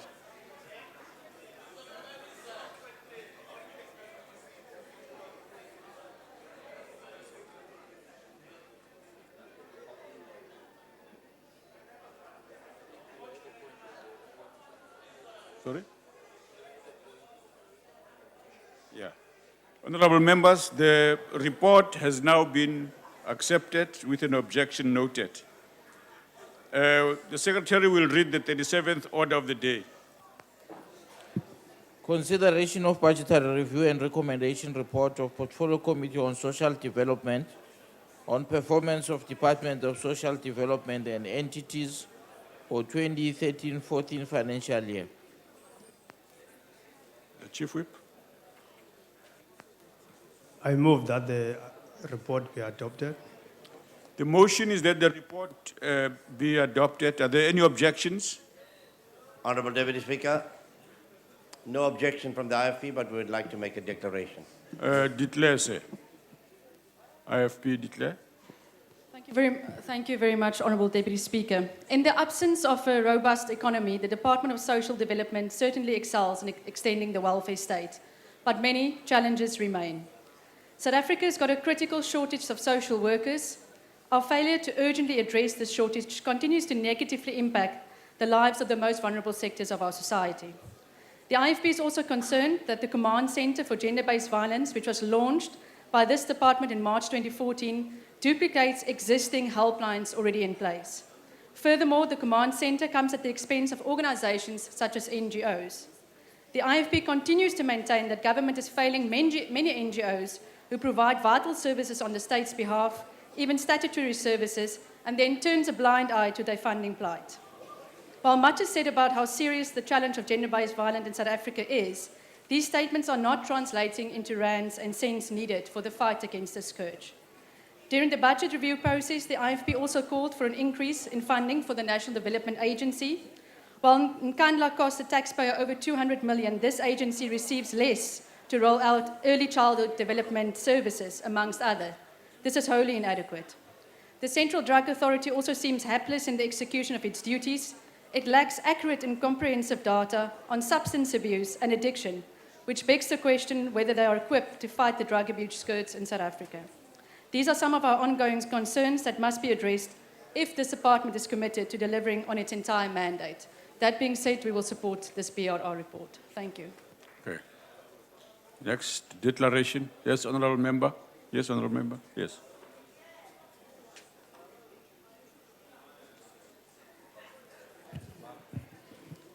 Ngiyabonga Sekela Somlomo. The EFF is of the view that social development should be linked to proper developmental outcomes. The current social welfare system, particularly social grants, just worsens the poverty of social grants recipients. We believe that social grants should be increased by a meaningful percentage in the immediate to accommodate and improve the living conditions of the people. Furthermore, it is our view that the state must build its own capacity to distribute the social grants than relying on the corrupted tender system, which profits from the poor. South Africans who are fortunate enough to find employment are one salary away from poverty, and those that don't work have no social security whatsoever. Radical social transformation of society is released. Give the people first ability to participate in the economy. Thank you. Next declaration.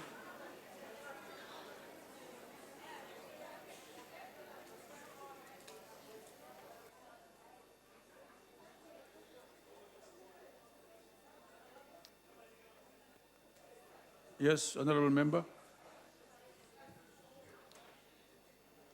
Thank you very much, Deputy Speaker.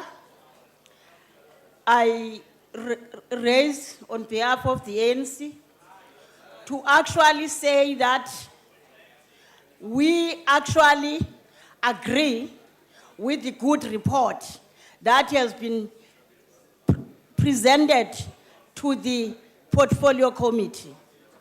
But I do want to say to Honorable de Kock, Honorable van der Merwe, I'm disappointed that you come and pretend as if what you are raising now, you were not answered.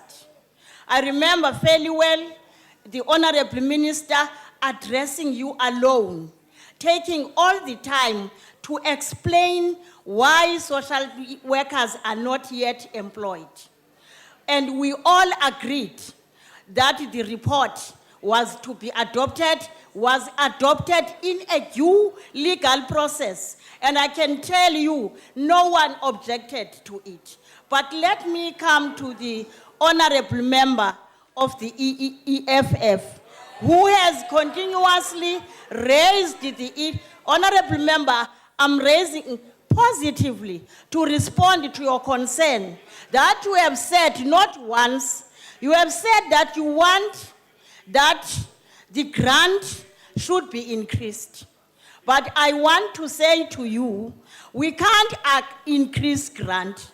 All we want to do is to do what you say you stand for, that of economic development, allowing people to lift themselves out of poverty and not to be made to be dependent. And secondly, I also do want to say the department has continuously been getting an unqualified audit report. Honorable Kapa, kaupeke mina ngedwa. Peka mina ngedwa. Ngiyabonga. Make ngibheke wena wedwa. Ngifuna ukuthi ke empeleni isebe leli lisebenze kahle saze savumelana sonke ukuthi lisebenze kahle. Okugcina le ndaba ekhulunywayo yokuntshontshwa kokudla kwabantwana, child support grant, kuntshontshwe abantu abadala, stealing from the have-nots and also stealing from the poor. I stand here and I'm in pain, Deputy Speaker, to say the honorable members in the EFF must actually talk to their beloved neighbors, DA.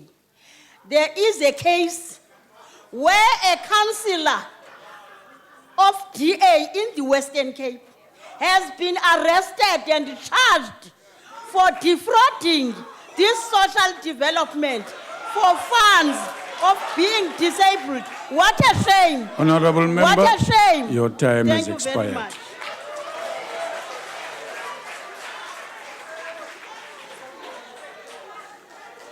Honorable members, I now put the question. Those in favor will say aye. Those against, no. Honorable members. Yes, honorable member. I want you to kindly note and register the objection of EFF. Deputy Chair. The EFF's objection will be noted. The report is agreed to. Honorable members, that concludes the BRR reports. We now move to notices of motion. We come to notices of motion. Does any member wish to give a notice of a motion?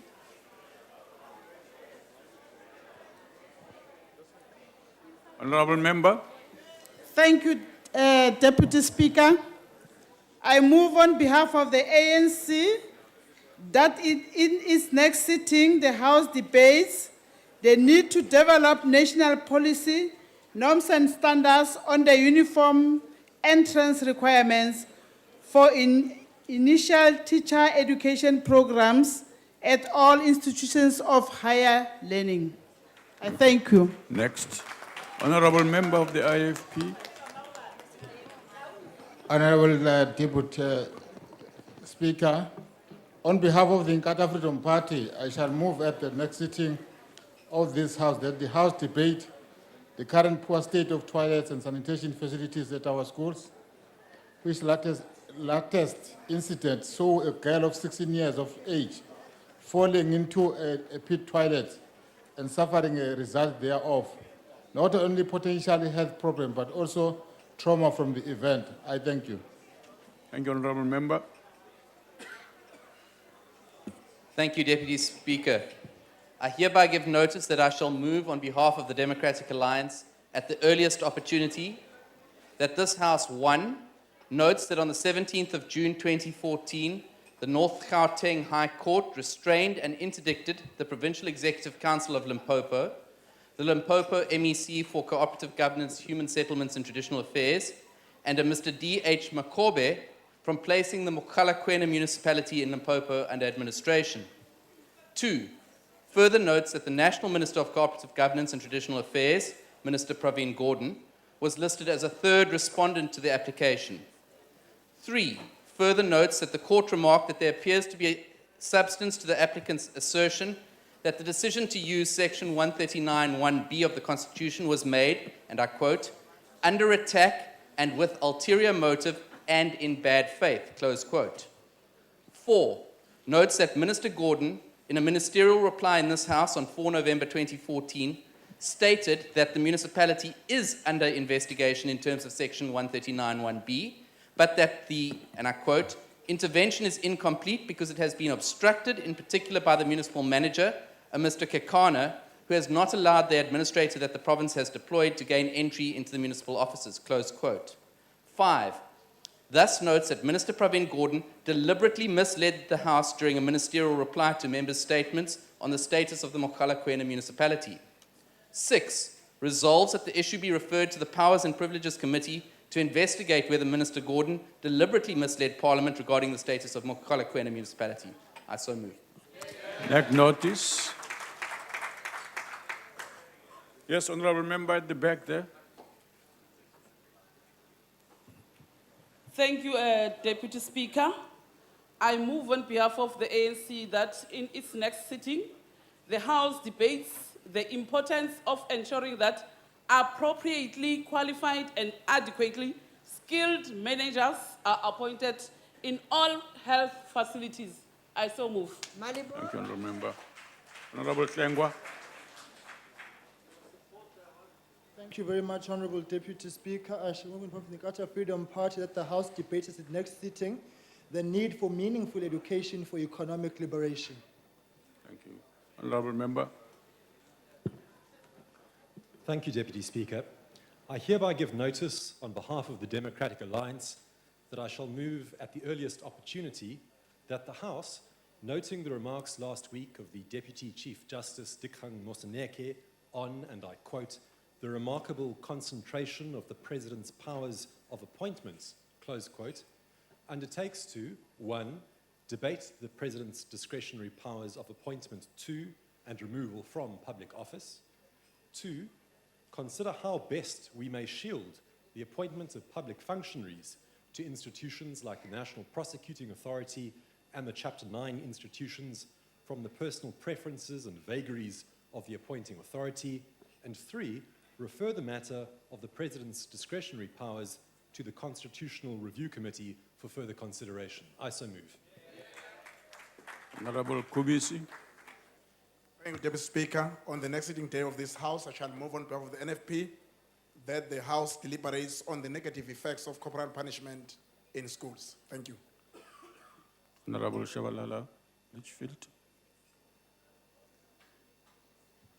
Thank you, Deputy Speaker. On behalf of the EFF, I rise to move that the House in its next sitting debate the condition of the families of mine workers who were massacred in Marikana and the role the state can play in providing their adequate welfare. I so move. Thank you. Next notice. Yes, Honorable Member. Honorable Member. Thank you, Deputy Speaker. I move on behalf of the ANC that in its next sitting of the House debates, the commitment by the Minister of Women Settlements of delivering 1.5 million houses by the end of this current administration. I so move. Thank you, Honorable Member. Honorable Member. Deputy Speaker, thank you. I move on behalf of the ANC that this House, in its next sitting, debates measures to step up security to protect both the universities and TVET students and lecturers against violent crimes. Thank you. Yes. Next. Okay. That seems to have done with the motions. Let's move to motions without notice. We now come to motions without notice. Honorable Hadebe. Deputy Speaker, I move on behalf of the ANC that the House knows that it was a satisfying weekend for South African sports, with Bafana, the Springboks and Proteas winning their matches.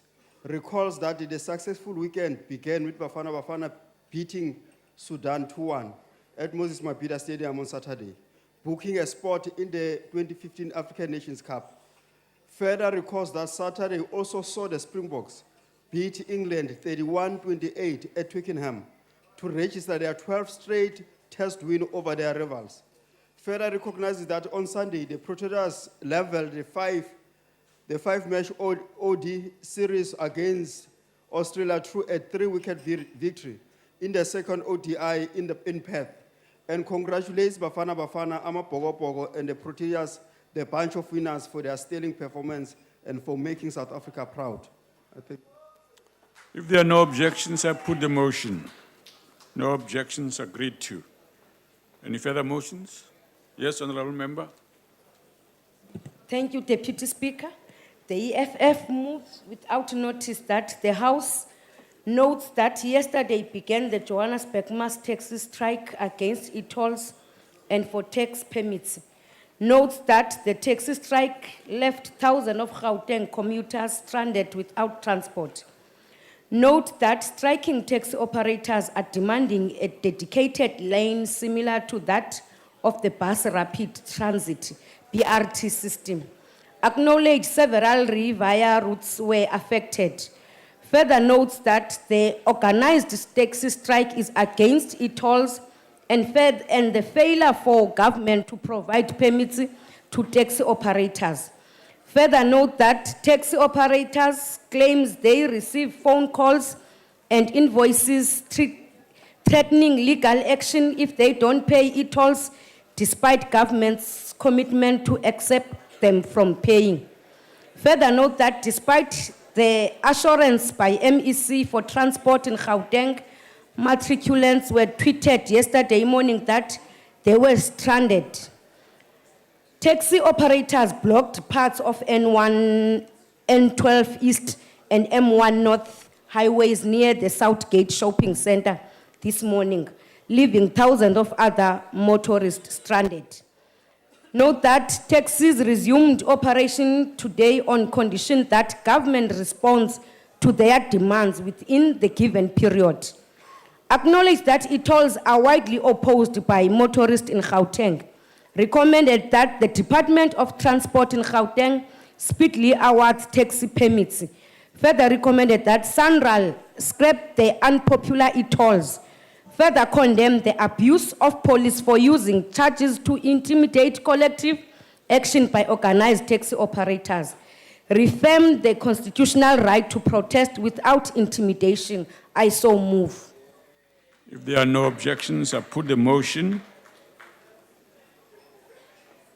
No objections, agreed to. Honorable member. Honorable member.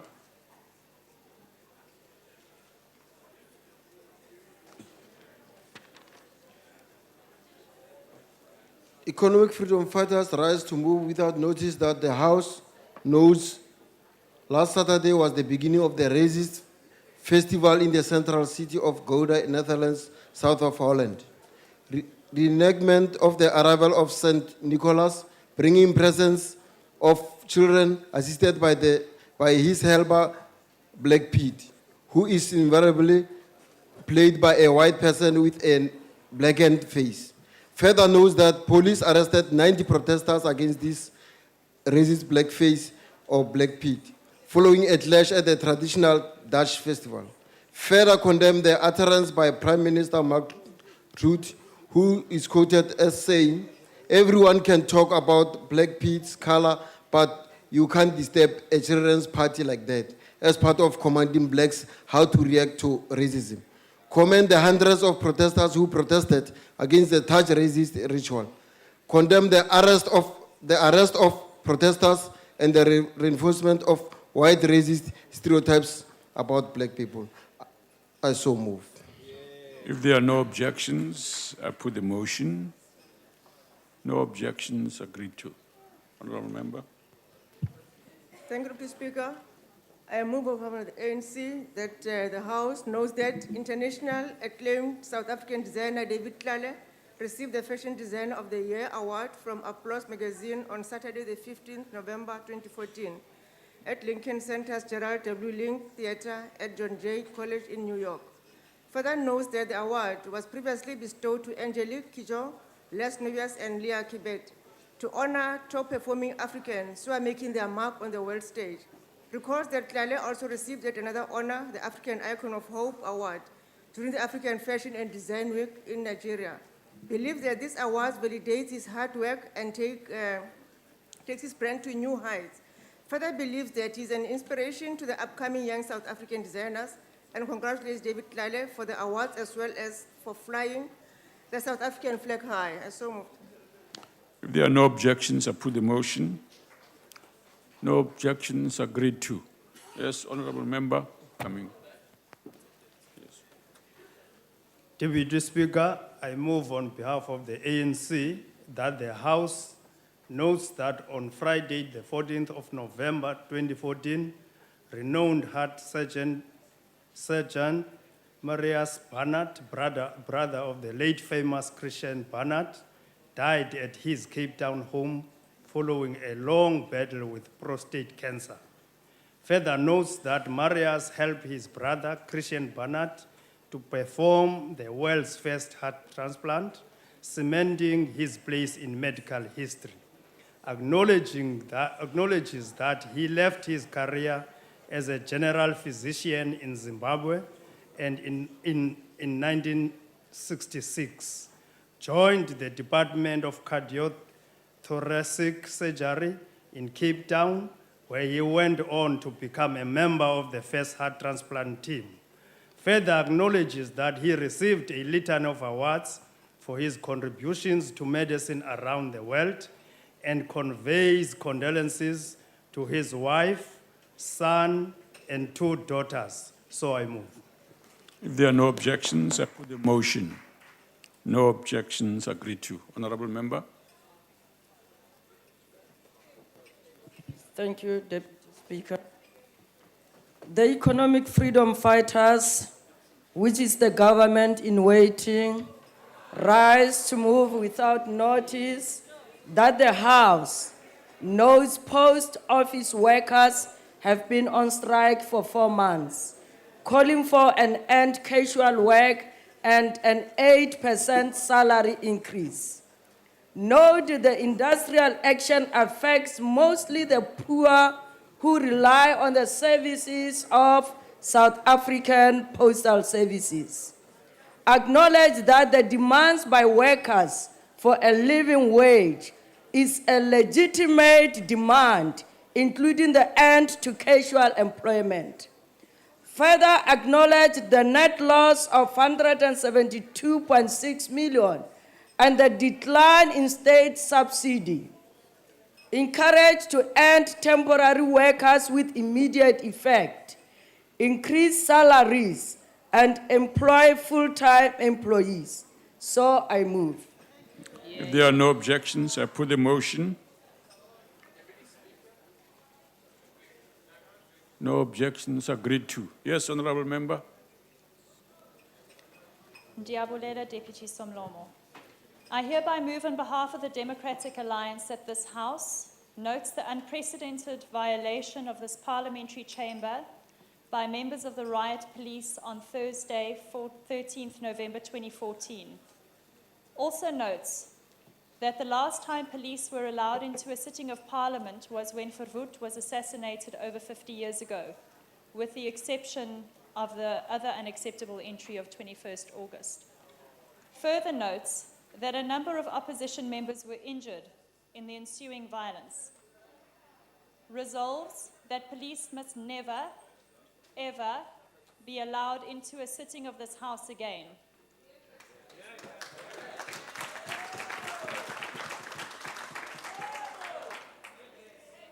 Further resolves to take strong action against all those who were in any way responsible for the decision to have riot police waiting outside the chamber, along with those who gave the order for them to enter the chamber. Concludes that the events of that night are a dark stain on our democracy and represent a completely unacceptable breach of the fundamental tenets of our parliamentary democracy. I here so move.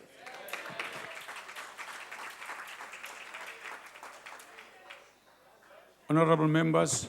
Speaker, just on a point of order. Over Yes, yes, Honorable Member. I mean, I know you've got to put the motion, but I mean, what she's asking for is to amend the Powers and Immunities of Parliament Act. So she should be rephrasing her resolution if she wants that. Honorable Chief Whip. Deputy Speaker, thank you very much. First of all, it's not she, it's an honourable member of the House. Secondly, Deputy Speaker, there are parliamentary procedures that have to be followed before before the police are called into the chamber. And I think it's those that are addressed there, that presiding officers don't resort to that. So therefore, there's no requirement to change any act or legislation. It's the practices of this Parliament. Honorable Members, if there are no objections, I put the motion. Honorable Deputy Speaker, we object to that motion. All right. Honorable Members, next motion, Honorable Kabisi. Thank you, Deputy Speaker. Order, Honorable Members. The NFP rises to move without notice that this House knows that Nonsindisho Shazi Kunene, Head of Research and Rescue, Head of Search and Research and Rescue at the South African Maritime Safety Authority, has made history by becoming the first female TAC master and maritime pilot. Further notes that through her determination and hard work, Nonsindiso has occupied various critical positions like the ones of a harbour master in East London, which she occupied in 2003, and in 2009, she became the head of the Maritime Rescue Coordination Center, which provides assistance and relief to distressed vessels at the sea.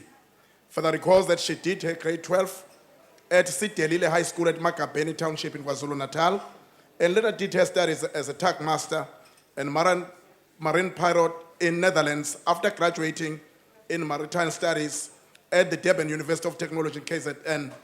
And she secured a job of being the first female tug master and pilot in Richards Bay. Commend Transnet for operating the first bursary, which opened a lot of opportunities for her and other women of our country. Congratulates her and wish her well and all the best in her career, as she's indeed a role model and a trendsetter. I so move. If there are no objections, I put the motion. No objections, agreed to. Honorable Mngcobo. Thank you, Deputy Speaker. I move without notice on behalf of the National Freedom Party that this House notes that an acclaimed South African actress, Bubu Mazibuko, has been honored by being included in the International Awards panel for the annual Emmy Awards. And further note that Bubu Mazibuko has been judging the South African Film and Television Awards for several years, and in doing so has earned international respect for her insight into the film and television industry. Wherefore, we call upon this honorable House to congratulate Bubu Mazibuko on the honor bestowed upon her and wish her well for the challenge ahead. I so move. If there are no objections, I put the motion. No objections, agreed to. Honorable Nkomo. Thank you, Deputy Speaker. I hereby move on behalf of the Inkatha Freedom Party that the House recognizes that the 16th of November was the commemoration of 154 years since the arrival of the Indian community in South Africa, who first arrived in South Africa in November 1860. Acknowledges the hardship, the spirit and courage of Indian forefathers and mothers who traveled to a new land, South Africa, and the many challenges they had to overcome. Further recognizes the great contribution that the Indian community have made to our socio-economic development and cultural diversity. Applauds their tireless efforts at integrated social cohesion and nation building under the flag of a united South Africa. I thank you. If there are no objections, I put the motion. No objections, agreed to. Honorable Member. I hereby move on behalf of the Democratic Alliance that this House knows that South African boxer Ali Funeka beat Roman Balev on Saturday, 15 November to win the IBO welterweight title. Further notes that this was Funeka's second title victory in 5 months after winning the South African welterweight title in June. Acknowledges that Funeka is a former WBF and WBC junior welterweight champion. Recognizes that his recent victories in the ring are an affirmation of his boxing prowess and wishes him well for his future defense of the IBO welterweight title. Thank you. If there are no objections, I put the motion. No objections, agreed to. Honorable Member.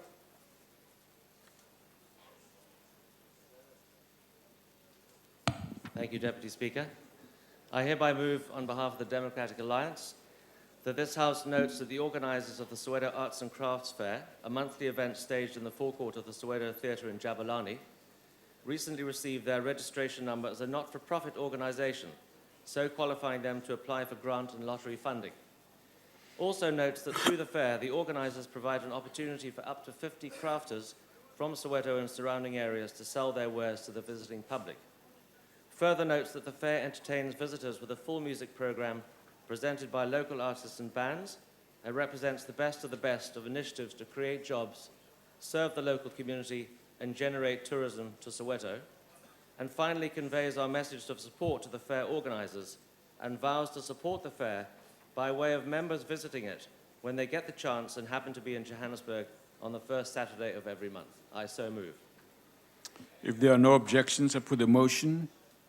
No objections, agreed to. Honorable Member at the back there.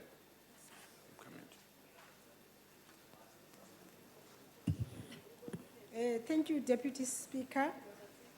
I move without notice on behalf of the United Democratic Movement that the House notes that Joe Slovo High School, situated in Kuyasa, Kailicha, had been experiencing again burglary and vandalism over the weekend. The damage is estimated to the range of an amount of 40,000 rand.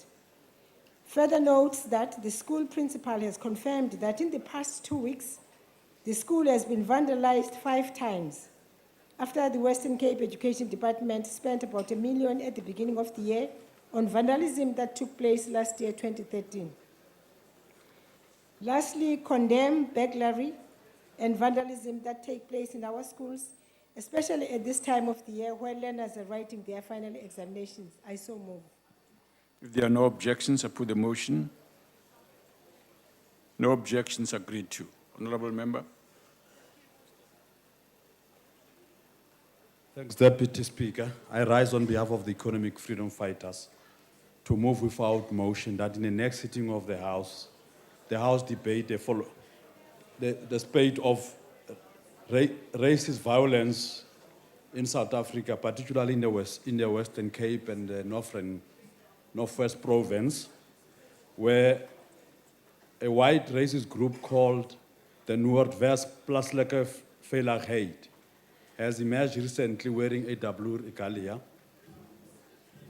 around the farms in the Northwest, who have found refuge in structures and in alliance with the ruling party, where some of these Afrikaners, right-wingers, are members of the ANC, and each time raises the membership cards of the ANC to justify why they should not be taken to law. I propose that in the next meeting or the sitting of the House, this matter of racism is discussed.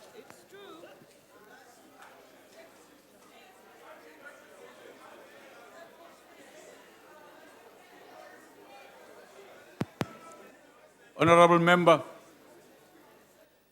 both in the nature and the fact that we made a ruling last week that motions that have not been circulated or other members should not be read in the House. So we can't put it to the House. Honorable Singh. Thank you, Honorable Deputy Speaker. Just before the comfort break, I hereby move on behalf of the Inkatha Freedom Party without notice. Order, Honorable Member. That the House recognizes that tomorrow, the 19th of November, has been declared by the United Nations as World Toilet Day, with the theme for this year being equality, dignity, and the link between gender-based violence and sanitation. 2, acknowledges that according to the United Nations, 2.5 billion people do not yet have access to proper sanitation, including toilets or latrines. Thirdly, deplores the fact that daily children in South Africa are dying from preventable illnesses like diarrhea, with access to clean water or inadequate sanitation being one of the main causes. 4, urges government to place greater and urgent emphasis in eradicating the toilet bucket system from South Africa. And 5, encourages our communities towards greater health and sanitation practices. I so move. If there are no objections, I put the motion. No objections agreed to. Honorable Member. Thank you, Deputy Speaker. On behalf of the African National Congress, that in its next sitting, the House should debate the plight of the people living with disabilities. Are you reading the right thing there, ma'am? With regards to employment and participation in sport. That's a notice of a motion. Next. Yes, Honorable Member. Thank you, Honorable Deputy Speaker. I hereby move on behalf of the Democratic Alliance that this House, 1, notes that 74 bodies of the 85 victims who perished in the tragic building collapse at the Synagogue Church of All Nations in Lagos, Nigeria, on the 12th September 2014 has been successfully returned home on Sunday, the 16th November 2014. 2, recalls that this is the highest number of South Africans who died abroad since the dawn of democracy. 3, acknowledges the work that the government and forensic experts team has done to ensure successful repatriation of the bodies. 4, calls on government to ensure that the remaining 11 bodies are returned home without delay. 5, further calls on government to ensure that the inquest currently underway in Nigeria is credible and speedily completed to ensure that those who are responsible for this tragedy are held to account and the law takes its course. 6, convey our message of condolence to the families of the deceased and hope that this will bring closure as they bury their loved ones in dignity. I so move. If there are no objections, I put the motion. No objections, agreed to. We are done. Honorable members, we regret that we will not go the route of Honorable Singh. We will go to member statements. The next item on the other paper is member statement. Does any member of the ANC wish to make a statement? Yeah. Yes, good afternoon, Deputy Chair. The ANC commends the South African government under the leadership of the President Jacob Zuma for their intervention into the repatriation of the 74 of the 85 remains in South African killed over the 2 months ago in the church building which collapsed in Nigeria. The remains of the 74 of our people killed in Nigeria building tragedy arrived in South Africa on Sunday morning, the 16th November 2014. Furthermore, the ANC acknowledged the agony, pain, and unbearable traumatic experience and delayed repatriation of the deceased caused their bereaved families and their relatives and the South African nation. The ANC also appreciates the pivotal role played by the President's special envoy and the minister in the presidency, Honorable Jeff Khadebe, and the interministerial committees to bring to an end to the delay that has spanned over the 2 months. The ANC extends its heartfelt condolences to all the families of the deceased and assures South Africans that its government will do everything possible to repatriate the remaining victims. I thank you. Thank you. DA. Thank you, Deputy Speaker. Speaker, in this House on the 13th of November 2014, a most brutal assault on our Constitution and on our democracy and in this Parliament took place.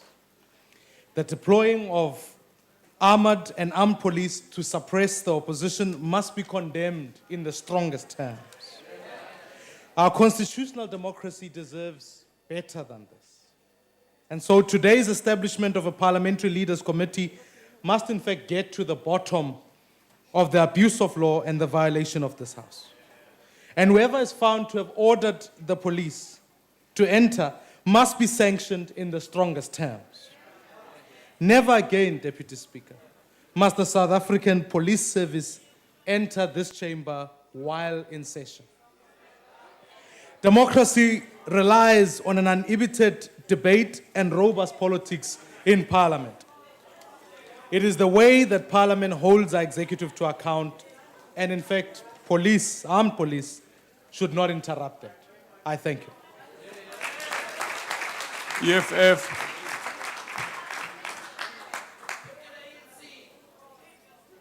EFF. ANC.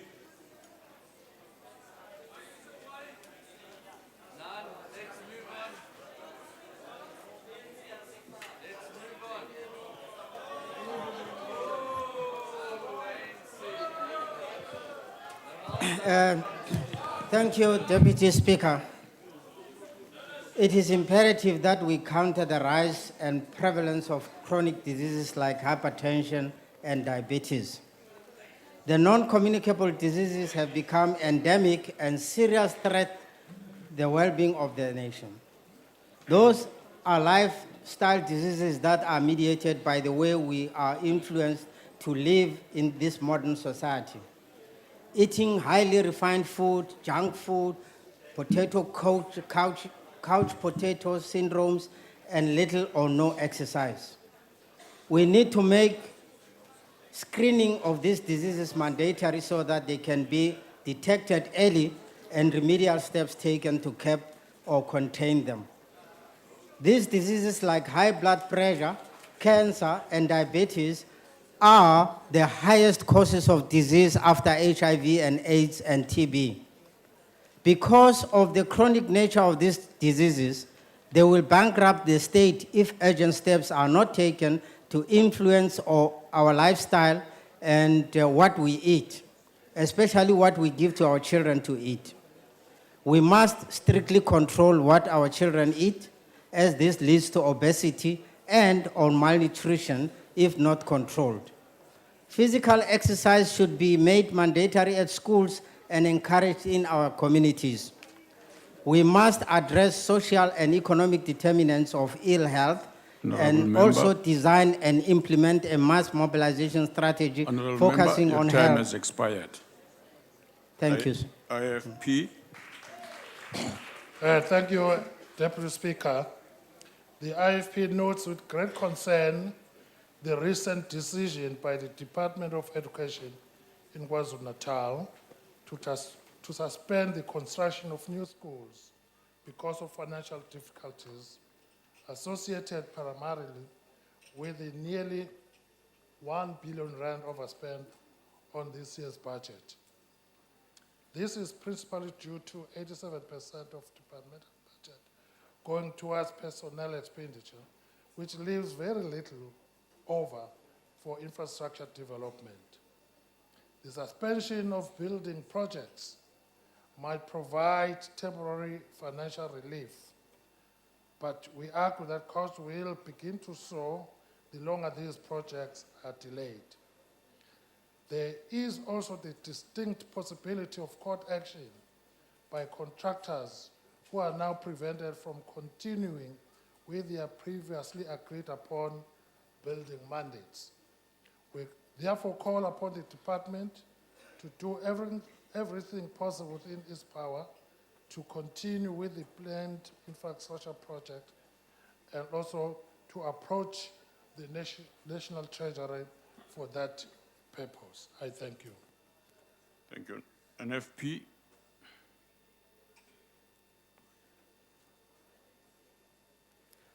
Deputy Speaker, the National Freedom Party has taken note with considerable alarm the halting of various construction and renovation programs at schools announced by the KwaZulu Department of Education recently. The KZN Education Department has had to forfeit 800 million during the mid-term budget review process and has decided to neutralize the shortfall by halting existing building and renovation programs. Yet the KZN Department of Education continues to splash out enormous amounts of unnecessary expenditure on full-page advert that sing the praises of the MEC and the hiring of huge glittering white marquees with all the trimmings for sword-turning ceremonies accompanied by lavish catering. As the NFP, we believe that it is indefensible to be spending money on symbolic and empty gestures, aggrandizing MECs and general showing a lack of prioritization. Our children, Madam Deputy Speaker, are our greatest asset. Investing in their education is the best investment we can make for sustainable social development in South Africa. Yet the KZN Department of Education sees it fit to save costs by not building schools. It is a crying shame that full-page advert of glamoring marquees can take priority over the provision of decent, adequate, equipped schools for our children. ANC. Thank you. Deputy Speaker, despite the significant progress the ANC has gained, sanitation in South Africa remains a huge challenge, particularly in the rural and peri-urban environments. The Department of Science and Technology has therefore partnered with the Bill and Melinda Gates Foundation to tackle the country's sanitation challenges through research, innovation, and technology. Communities in the Eastern Cape, for example, Tofimvaba, Butterworth, have benefited from this initiative in terms of the value chain of the innovative, as job opportunities and entrepreneurship have been some of the benefits from this partnership. Also, policy which is evidence-based can be formulated from this prototype rather than the thumb-sucking, disgraceful process regarding the socially unacceptable, degrading, humiliating sanitation delivery forced on our communities in the Western Cape. Thank you. Cope. Thank you, Deputy Speaker. Our state is founded upon the supremacy of our Constitution and the rule of law. Our Constitution requires of government to be effective, transparent, and accountable. It requires of government to be loyal to the Constitution, our republic, and its people. Our Constitution provides that the President and the National Executive are accountable collectively and individually for the exercise of their powers and the performance of their functions. Speaker, Cargate, Guptagate, the spy tapes, the Kampele report, and Nkandla, again, amongst others, other scandals, and then the November 13th happenings in this very House all points to the following. The supremacy of our Constitution and the rule of law are under threat. Government, the President and his executive are failing in their duties to be transparent and accountable to Parliament and to South Africans. I want to quote Madiba. During a Kusatu rally in 1994, Madiba said, "If the ANC does to you what the apartheid government did to us, then you must do to the ANC government what we did to the apartheid government." Thank you. ANC. Thank you, Deputy Speaker. The ANC congratulates all South African winners of the recent World Responsibility Tourism Awards and acknowledge their role in positioning the local tourism industry as a world leader in responsible tourism. The Hotel Verde in Cape Town, Best City Hotel, the VA Waterfront, Best Destination, Madumbi Backpayers in the Eastern Cape, finalist in the Best for Poverty Reduction category, and the South African Animal Sanctuary Alliance, Best Global Animal Welfare Initiative, and overall winner of the awards, have ensured that South Africa continues to shine under the global spotlight. The winners of these prestigious awards are an inspiration to all business operators in their own unique way. Each of the winners have illustrated how water, conservation, energy management, and fair trade practices, especially benefiting host communities, come together to make tourism socially, economically, and environmentally sustainable. South Africa's success indicates that the recent development of national minimum standards of responsible tourism is bearing fruit as our tourism sector continues to grow from year to year. I thank you, Deputy Speaker. Thank you. DA. Thank you very much, Deputy Speaker. Deputy Speaker, the Democratic Alliance has laid 4 charges of assault relating to the violence that broke out in the National Assembly on Thursday night. 3 MPs laid charges against the police for assault, and a 4th MP has laid charges against the Deputy Minister for Higher Education after he manhandled DA MP Jonita Tablanche. Some of our members of Parliament were badly injured in the assault. It must be noted that the ANC in the House cheered and celebrated as the police assaulted our MPs. It is particularly shocking that the ANC spokesperson in Parliament, Maloto Matapo, has called for DA MPs to be charged with assault. This is a shameless attempt to shift blame for what happened.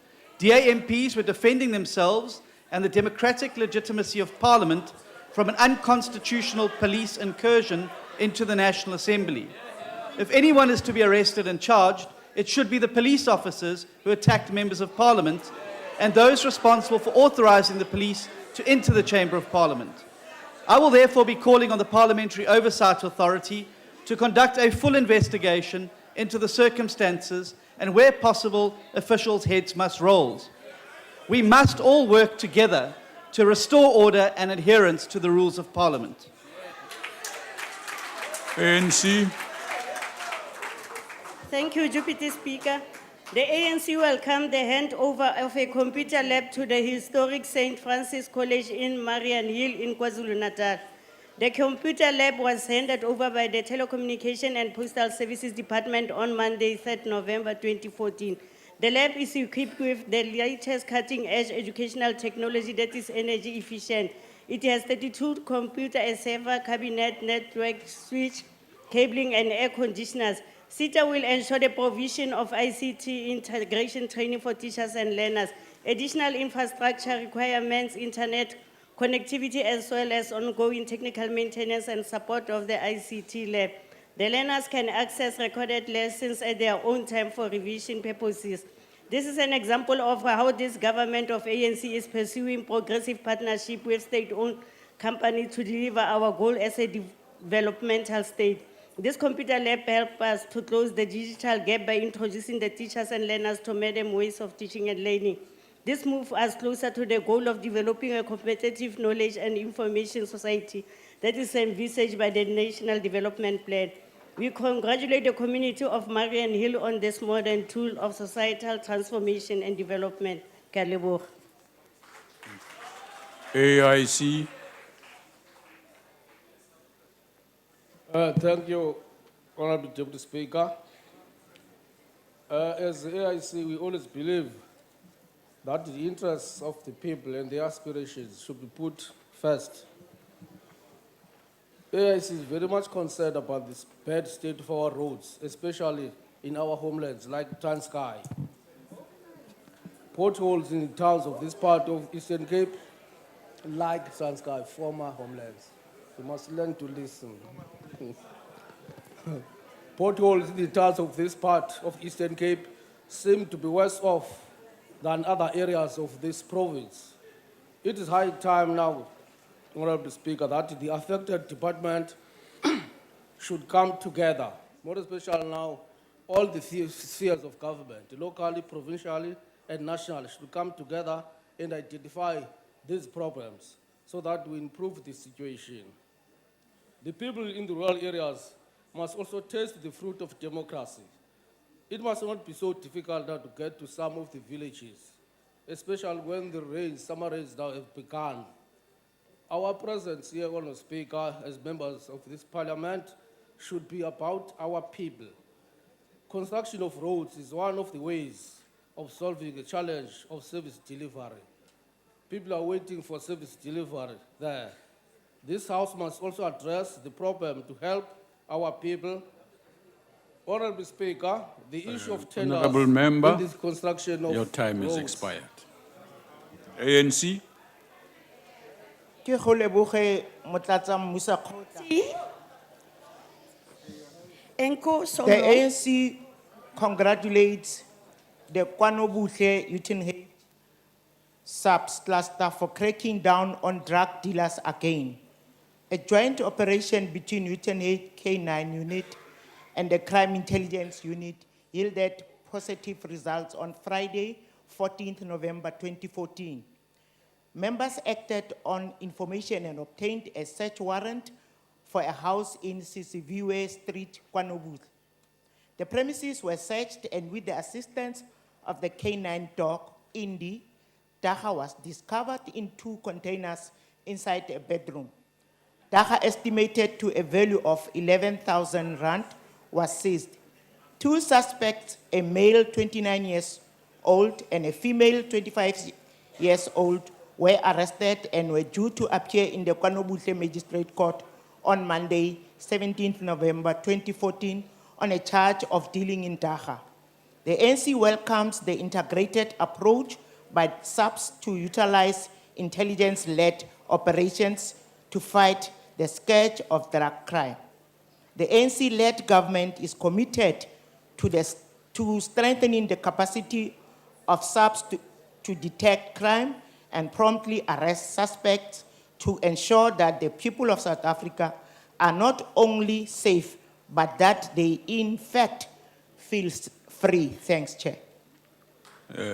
DA.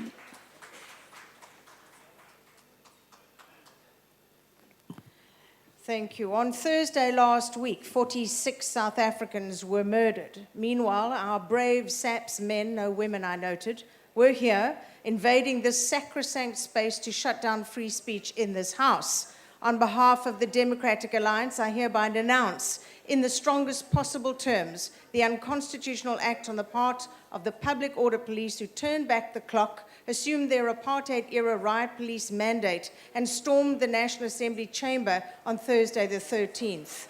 The police saw fit to deploy riot police into the National Assembly chamber, and when Democratic Alliance members stood to protest their presence, they beat up the Honourable Terry Stander, the Honourable Juanita Terblanche, the Honourable Gordon McKay, the Honourable Dr. Dion George, the Honourable Dean McPherson, the Honourable Yusuf Kasim, and the Honourable Michael Waters. It is disgusting that the chairperson of the ANC saw fit to deploy riot police into Parliament to shut down freedom of speech and beat up DA MPs. Police should be on the streets keeping people safe and arresting criminals, not in this House stepping on democracy. The National Assembly, South Africa, and all the world witnessed our police service morph into what now Honourable Becky Cele wanted, an army which the ANC then turned not on criminals, but on representatives of the citizens of this country with brute force. With brute force.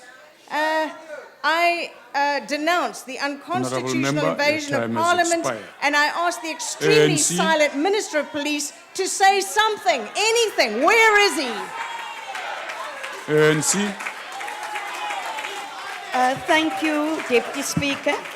The ANC is pleased and salutes the Department of Social Development on the very important program, Project Mikonzo.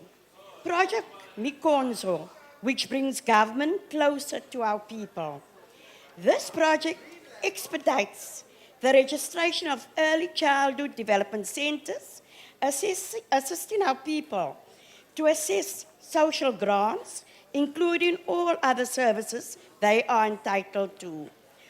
All these services are done at the coalface of society. On behalf of our people in poor households and communities which were assisted in the Douans and Nyanga in the Western Cape, Mugopong and Manini in Limpopo, Mvezo and Ndeni in the Eastern Cape, Pietretief in Mpumalanga, Lindelani and Masinga in KwaZulu-Natal, Kuraman in the Northern Cape, Makwazi and Clockway in the Western Cape, in the Northwest, Kwakwa in the Free State, and Mamelodi in Gauteng. The list is endless. We'd like to thank the President of South Africa and the Department of Social Development for their foresight and vision in initiation of such a project that improve the lives of our people meaningful. Ons as die ANC het 'n baie goeie storie om te vertel terwyl ons mense vorentoe neem. Dankie, Speaker. Honourable members, that concludes member statements. Are there any ministerial responses? Yes, Honourable JJ. John Jeffries. Thanks, Deputy Speaker. Look, there have been a number of statements around what happened on Thursday. And, I just wish everybody would read their laws. The Powers and Immunities of Parliament Act, which this House passed unanimously, allows for the police to be called in by the presiding officer if necessary to remove someone from the precincts. The problem with Thursday is that the honourable members were not abiding by the rules. A member was asked to leave, they refused to go. What else do you do? Now, the problem also then from the DA is that as per usual, which is a feature of the DA and their supporters, they thought they knew better than anyone else. So although the police were lawfully called in, They took it upon themselves, because they know better, to defend Parliament. And that's where things went wrong. On the issue of freedom of speech, which a number of the members have spoken about, don't be ridiculous. Order, members. Order. Debate was not curtailed. The point that the Honourable Leader of the Opposition makes of uninhibited debate, it doesn't happen in this House. There are restrictions on debate. If you insult someone, you have to withdraw. If you don't withdraw, you have to leave. That is what has been happening in the last 4 parliaments. It seems, Deputy Speaker, from the way they are shouting at me, that they have difficulty understanding this. Thank you. Order, sir. Honourable Member. I just cannot hear what the Deputy Minister is saying, because my colleagues here are making such a noise that I cannot hear. Honourable members, can you take the counsel of Honourable Shenge, please? You are making noise. We can't even hear any useful interjections. Honourable member. Would you like me just to repeat for them if they will No. listen? Honourable member, let's go to the next minister, Honourable Deputy Minister. Thank you very much, Honourable Deputy Speaker. Deputy Speaker, there have been several statements with regard to education, and I'll just respond very quickly to them. Firstly, with regard to the delivery of ICT by the Department of Telecommunications and Postal Services. This delivery is part of the 1,685 schools that will be the beneficiaries of ICT that is going to be provided. Many of the schools have already received the ICT. It's a comprehensive program, and all provinces are basically taking to heart the fact that we are in the 21st century of information technology, and therefore provinces, particularly Gauteng and the Western Cape, are doing extremely well in terms of the provision of ICT. We can share with you that all our curriculum content is completely digitized, that matriculants, grade 10, 11, and 12 textbooks for maths and science have been digitized, and grades 4, 5, and 6 are being digitized, and the intention is to have the entire curriculum and its textbooks digitized to make access possible. With regard to the issue of infrastructure, contrary to what we had heard today, more than 72 state-of-the-art schools have indeed been delivered in the Eastern Cape to replace mud schools, and the program is continuing. The Western Cape in itself is the beneficiary of at least 7 state-of-the-art schools. There's another 7 that are being under construction and another 10 that have been allocated for the next year. So we take to heart the importance of infrastructure. With regard to the issues in KwaZulu-Natal that have been raised by the honourable members, it is a matter of great concern. What I can share with the House is that we have a dedicated team that helps with post-provisioning, which tends to interfere with other facets of education, and where we support the provinces. Similarly, with regard to infrastructure, we've asked the team to assist provinces that have difficulties with regard to coordination and planning. We will take the responsibility of ensuring that we do make the appropriate interventions when the information comes to hand. Thank you very much, Honourable Deputy Speaker. Thank you, Honourable Deputy Minister. Honourable Minister Hanekom.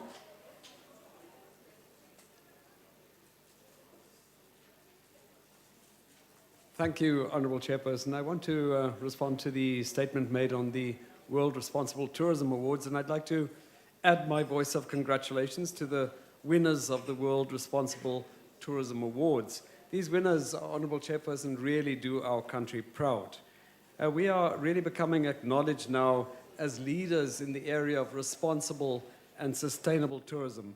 We have a flourishing, vibrant tourism sector in our country, with some really inspiring examples of establishments that include local communities in their tourism activities and ensure that local communities benefit from the arrival of tourists. And that is really a good thing that we should all encourage. But also in the area of environmental responsibility, Chairperson, energy efficiency and improved waste management, we have some truly inspiring examples of what can be done to achieve sustainability. I'd really like to urge honourable members, if they have the opportunity, to visit the Hotel Verde, which is just close to the airport, to see for themselves on what can be done in the area of utilizing renewable clean energy in the form of solar energy, wind energy, improved waste management. There's a swimming pool, Honourable Chairperson, at that hotel that doesn't use an ounce of chemicals. It just uses sustainable practices, and the water is absolutely clean. Just in that light, Honourable Chairperson, I won't respond to some of the comments made from across the floor. The pilot referred to by an honourable member in the Kofimbaba area is also another example of sustainability in a country that is a water-scarce country, piloting sanitation options that will not rely on waterborne sanitation. And this offers hope for many rural dwellers that at this stage are dependent on sanitation options that are not necessarily the best and the most effective, and would assist the Department of Education a great deal in providing effective sanitation solutions to the many schools in our country that do not have access to water and that have to seek and apply alternative solutions. The Bill and Melinda Gates Foundation, Honourable Chairperson, has chosen South Africa as the country to apply its technologies and its innovations. On that note, I just want to mention, Honourable Chairperson, that we on this side of the House are deliberately refraining from responding to some of the provocative statements made from across the floor because we're trying to abide by the spirit of the discussion held this morning, chaired by the Deputy President of the country. Thank you, Chair. Thank you, Honourable. Next ministerial response, Honourable Minister.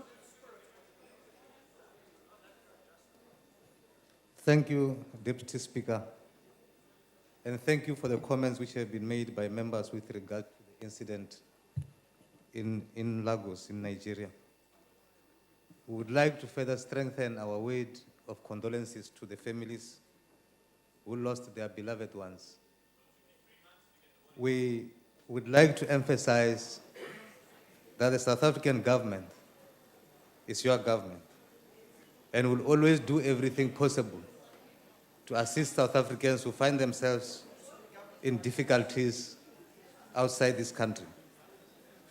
We have left no stone unturned. We have deployed all the possible resources which we could to assist in partnership with the Nigerian government, to assist the families to find closure. And we are confident that the remaining issues which need to be dealt with, will continue to do them. And this matter has further strengthened our diplomatic relations and partnership with the Nigerian government and the Nigerian people. I thank you. Thank you. Honourable Kwele. Honourable Kwele. Thank you, Chairperson. Just a quick response from Dr. Vasele, and that we strongly believe that lifestyle diseases such as diabetes, hypertension, can be beaten. And they can be beaten by avoiding obesity, particularly you members, and not eating junk, and a lot of exercises. That's why in most of our municipalities today, you find open gym spaces where people can go and exercise, because exercise is the key in dealing with these diseases. I hope members won't trivialize this thing, because they won't trivialize, because most of you come here trim, you leave here bad. So that's why we've got a gym here. The second point, Chairperson, to what Honourable Deputy Minister of Education has said about St. Francis, that these schools who are rolling this infrastructure, they are not just benefiting about computers and the connectivity, but they are actually reaping the greater benefit, because the equipment they get and the airtime, they'll get it at half price of what we get as South Africans. That's what we call an E-rate. We have expanded this E-rate to all health facilities, so that those in those health facilities can have access to affordable ICT systems. We do this infrastructure rollout in provinces, as is mentioned, and in the pilot site for NHI, like Mzinyati, OR Tambo, and many others in all the provinces, because we believe, Chairperson, internet and technology will be the greatest equalizer from our divided post-apartheid society. Thank you very much. Thank you. Honourable Minister Sisulu. Thank you, Deputy Speaker. Deputy Speaker, we in the ANC have decided indeed to refrain from responding to any comments, but we have decided to make public the statement that has been released by the Deputy President after he met the leaders of the parliamentary parties. And I'd like to read it for the benefit of the House. The meeting discussed recent events in Parliament, agreeing that the situation was unacceptable and untenable. Parties represented agreed to: 1, reaffirm Parliament as the representative of the people with the responsibility of ensuring government by the people under the Constitution. 2, work to restore the dignity, integrity, and standing of Parliament. 3, reaffirm respect for the rules, procedures, and structures of Parliament. 4, work together to ensure that rules and procedures are applied consistently, fairly, without fear, favor, or prejudice. 5, reaffirm the responsibility of the presiding officers to apply the rules consistently, fairly, and without fear, favor, or prejudice. 6, reaffirm the principle of executive accountability, that all members of the executive are to appear and do appear before Parliament as required by the rules. 7, work together to ensure a climate in Parliament that enables members of the executive to appear before Parliament and properly account. 8, reject any attempt in whatever form to suppress debate or silence dissent. 9, promote a culture of substantive quality debate and reject insulting language and personal attacks on members. 10, establish a committee consisting of leaders of government business and leaders of parties represented in Parliament to lead a political process to address the current situation in Parliament. The committee will be chaired by the leader of government business, who will be deputized by the chief whip of the majority party and the leader of the opposition. 11, the current process with respect to the earlier disruptions in the House will be held in abeyance until the committee has completed its work. The meeting also agreed that concerns raised with respect to time allocated to parties in Parliament and political party funding will be referred to the Chief Whips Forum. The meeting agreed that engagements between the leader of government business and leaders of parties represented in Parliament will be regularized. And this was issued by the Presidency on the 18th of November. I thank you, Deputy. Deputy Speaker, the Minister forget point 12 to make sure that the President come to Parliament. Honorable members, thank you very much. The House, we will now suspend proceedings for comfort break of an hour. The restaurant is open should members wish to partake of refreshments there. The bells will be rung for the resumption of proceedings, whereupon we'll proceed with the rest of the business on the order paper. An hour.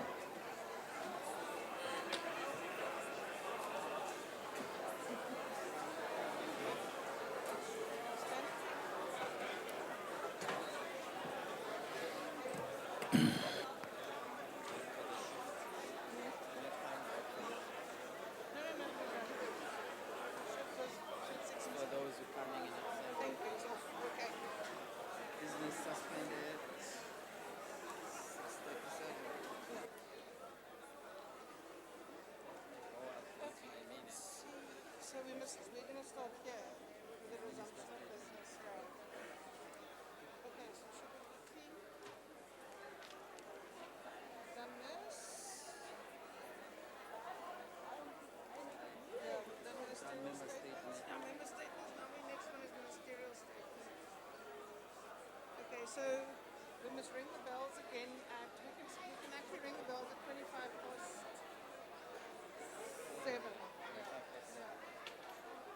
For 10 minutes.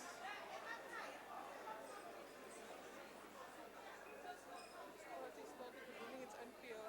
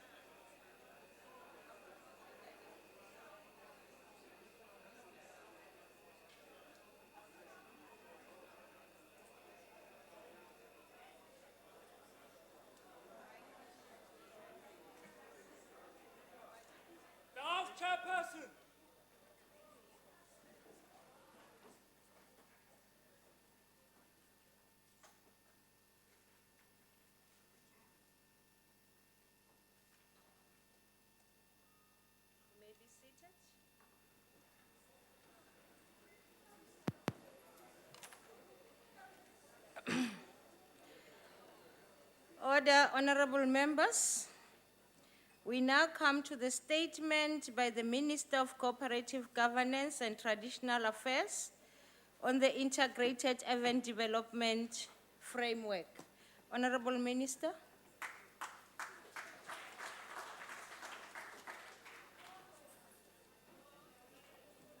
Honorable members, Honorable House Chair, what we are talking about this evening, as late as it is about the phenomenon of urbanization and how we manage that.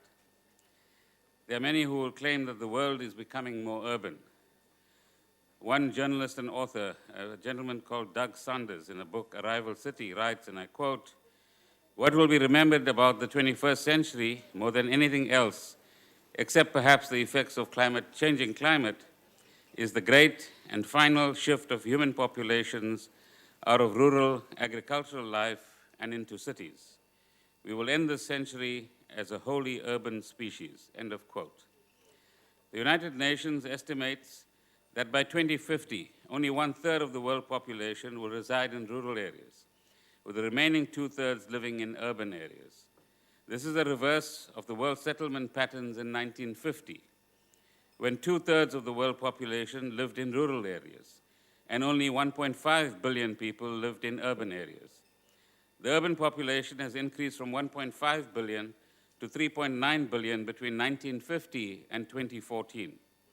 It is projected that this figure will increase by 60%, and by 2050, the urban population will increase to 6.5 billion. Just 3 countries, India, China, and Nigeria, together are expected to account for more than 1/3 of global urban population growth.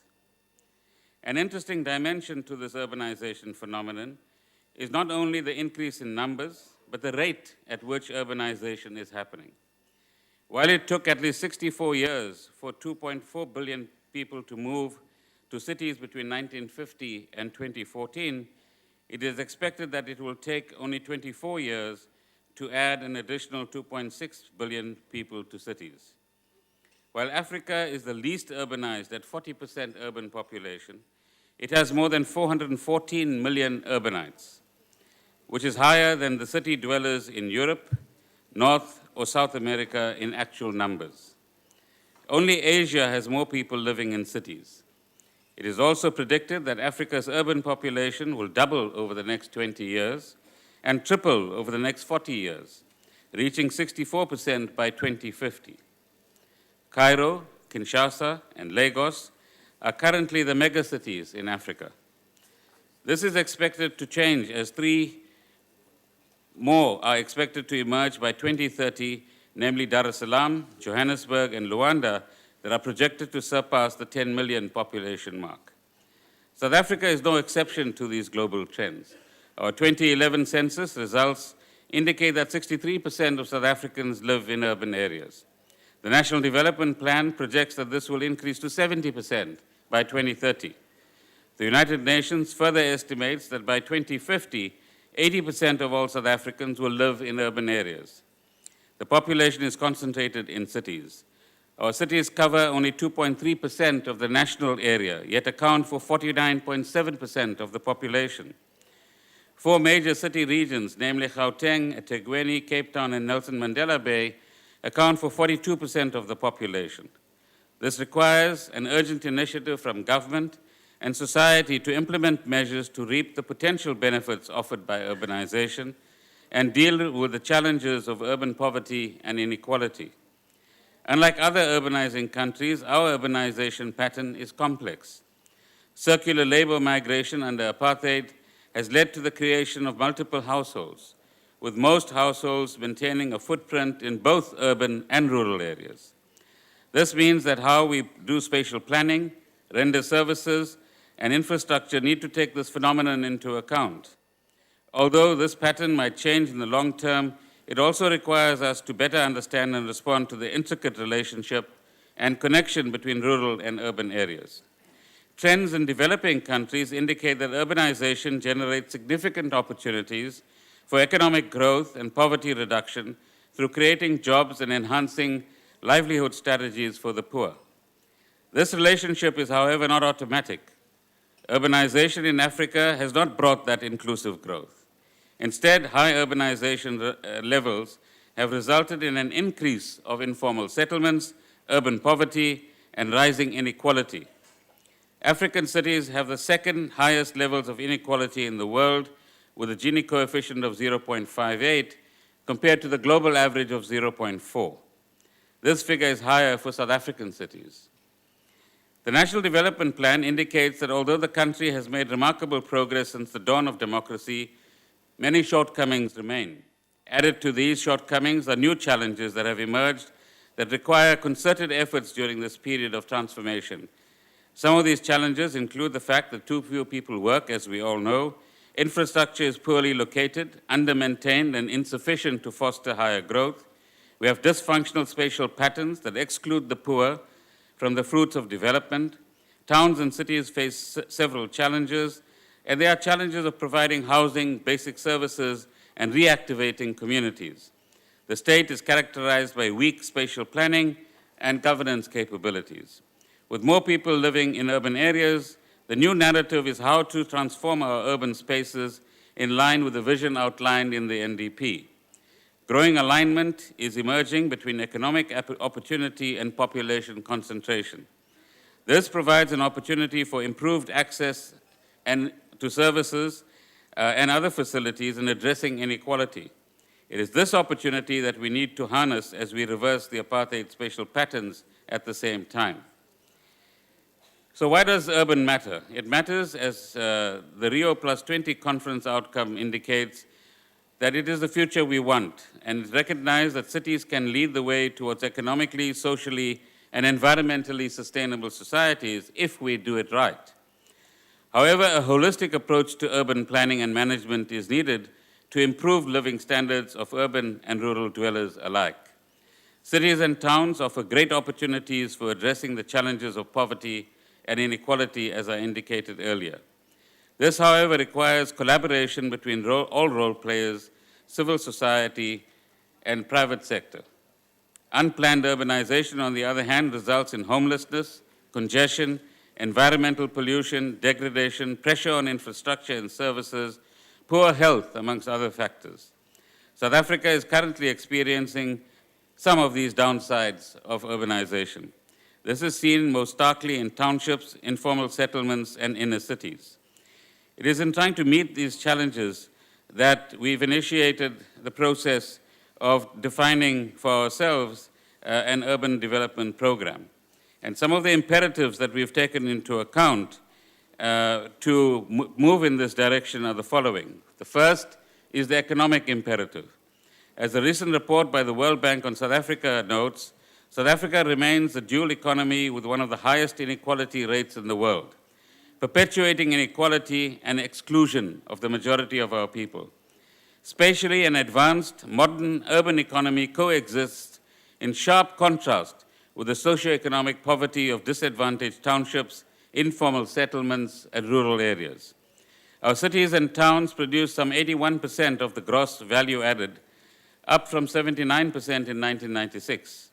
There is potential to increase this contribution and create more jobs in a more cost-effective way through the efficiencies and potential they offer by virtue of their scale, diversity, and density of activity and population in urban areas. This potential is currently compromised by bottlenecks in the development of infrastructure, which act as brakes on growth. The second factor is the spatial transformation imperative. Our cities are exclusive, as we've indicated, and inefficient. Apartheid created towns and cities divided into townships without basic infrastructure for blacks and well-resourced suburbs for whites and the middle classes. The current urban form affects not only the economic prospects of the people, but also their quality of life. This urban form affects the livelihoods of those who have fewer resources to make location choices and makes it expensive for government to build and maintain infrastructure. There is therefore a need to change this urban form and shift further away from the spatial separation along racial and class lines towards more integrated, denser, and cohesive cities and towns that benefit from the diversity of our country. The third factor is the inclusion imperative. Poor people are generally marginalized, with poor access to social and economic opportunities and choices. We must be more supportive of our poor households. There is a need to consciously implement measures that accommodate the poor in less congested and less disaster-prone environments, prioritizing upgrading of informal settlements as well as adopting economic policies and land use management systems that support informal enterprises. The fourth imperative is the institutional imperative. Despite the availability of progressive developmental legislation and sector policies, weak institutions undermine our ability to have well-planned and governed cities and towns. The challenges are further compounded by weak intergovernmental planning and coordination across the three spheres of government. For the economic, inclusive, and spatial transformation imperatives to be met, strong leadership at city level is required. The task of leaders in our context is to optimize the work of municipalities, ensure full intergovernmental collaboration, and above all, contribute to the development of resilient and agile institutions. So the Integrated Urban Development Framework was the product of many years of work initiated in 2012, led by a team of deputy ministers, then chaired by Deputy Minister Yunus Karim. And in response to these imperatives, we have today the Integrated Urban Development Framework for discussion. It responds to several chapters of the National Development Plan to deal with challenges related to the transformation of human settlements, economic development, environmental sustainability, and resilience and improving urban governance. The rural-urban interface is also a key concern, and the development framework expresses the importance of overcoming a crude, binary, rural versus urban distinction and focusing on the rural-urban, rather focusing on the rural-urban continuum. The key elements of the RUDF, as we indicated earlier, are some of the following. The first is access, that is to ensure that people have access to social and economic services and opportunities and choices. The second, growth, harness urban dynamism for inclusive and sustainable economic growth and development. The fourth, governance, enhance the capacity of the state and its citizens to work together to achieve social and economic development and integration. And the fourth, spatial transformation, forge new spatial forms in settlement, terms in transport, social, and economic areas. All of this will be achieved, the draft development framework indicates, through several policy levers, and I'll briefly describe them. The first is integrated spatial planning, which is the foundation of anything we should do in the future. Integrated spatial planning is essential for coherent development. It stimulates a more rational organization and use of urban spaces, guides investments, and encourages prudent use of land and natural resources to build sustainable communities. The second is integrated transport and mobility. Integrated transport and mobility is a vital component of South Africa's economic infrastructure investment. It contributes to a denser and more efficient urban form, supports economic and social development, and is crucial for strengthening rural and urban linkages. The third is integrated sustainable human settlements. Integrated and sustainable human settlements are key to redressing the prevailing apartheid geography, restructuring cities, shifting ownership profiles and choices, and creating more humane and environmentally friendly living spaces and working conditions. The fourth is integrated urban infrastructure.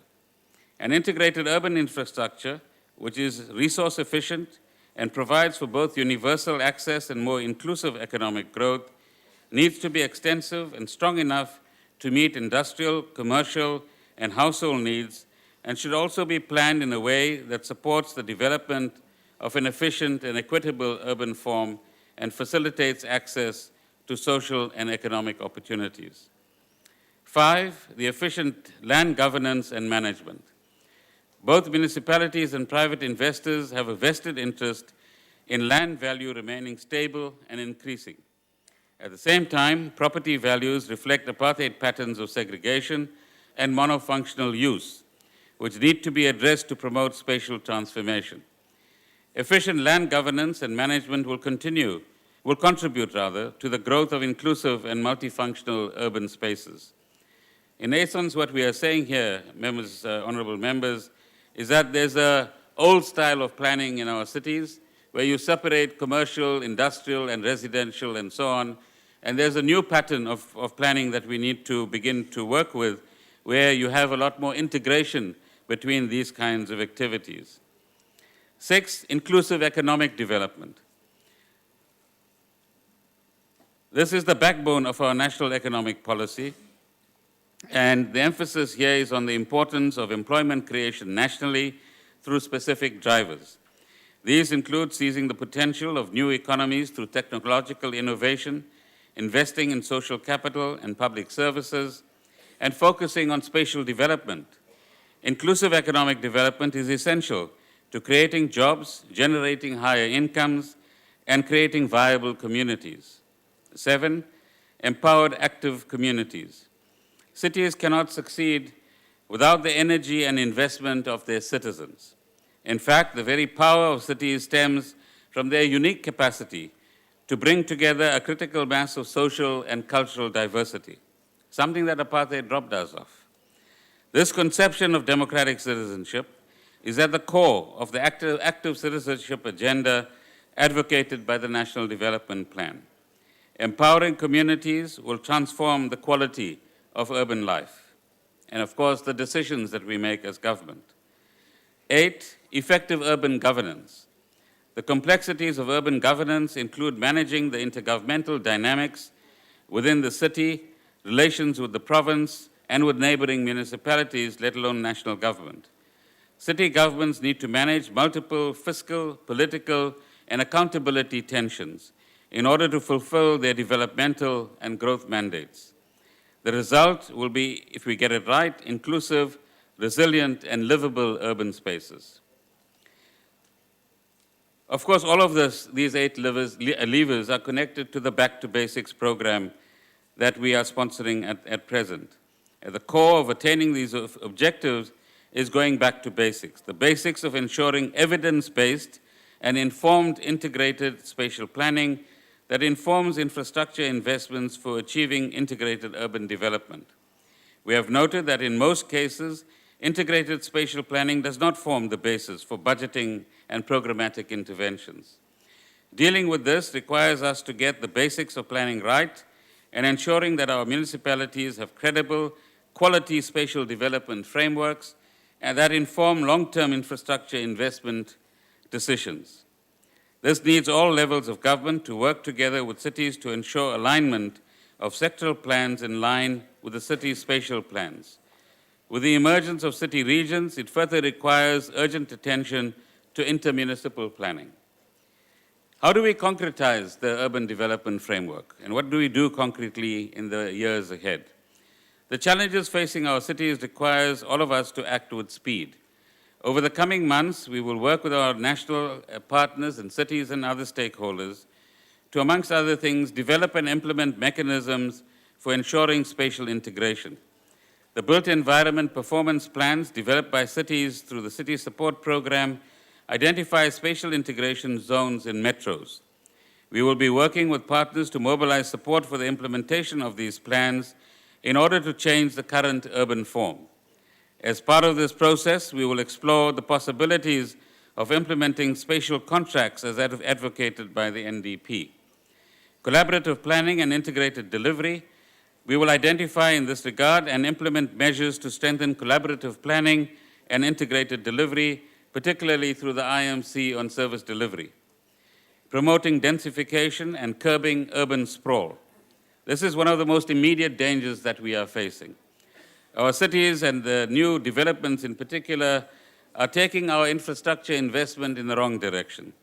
So we need to develop measures to promote densification and curb, indeed stop, urban sprawl. The next is accessing state-owned land. We want to work with cities and partners to unlock strategically owned government land for spatial transformation. Improving spatial planning is our next target. In line with the Back to Basics approach, we will work with selected secondary cities to improve their spatial planning capabilities and governance capabilities, as well as getting an alignment between planning and budgeting processes. Economic development, and in this regard, we will work with selected towns and cities to strengthen their efforts for promoting economic development in their areas. So we are, in the next few months, going to engage in public and other forms of consultation. We intend to use the consultation process to identify and obtain areas of consensus between different partners. And we, Chairperson, invite everyone in this House to join us to be part of this process and contribute towards building livable, inclusive, and resilient cities. Thank you. Thank you, Honorable Minister. Honorable Miller.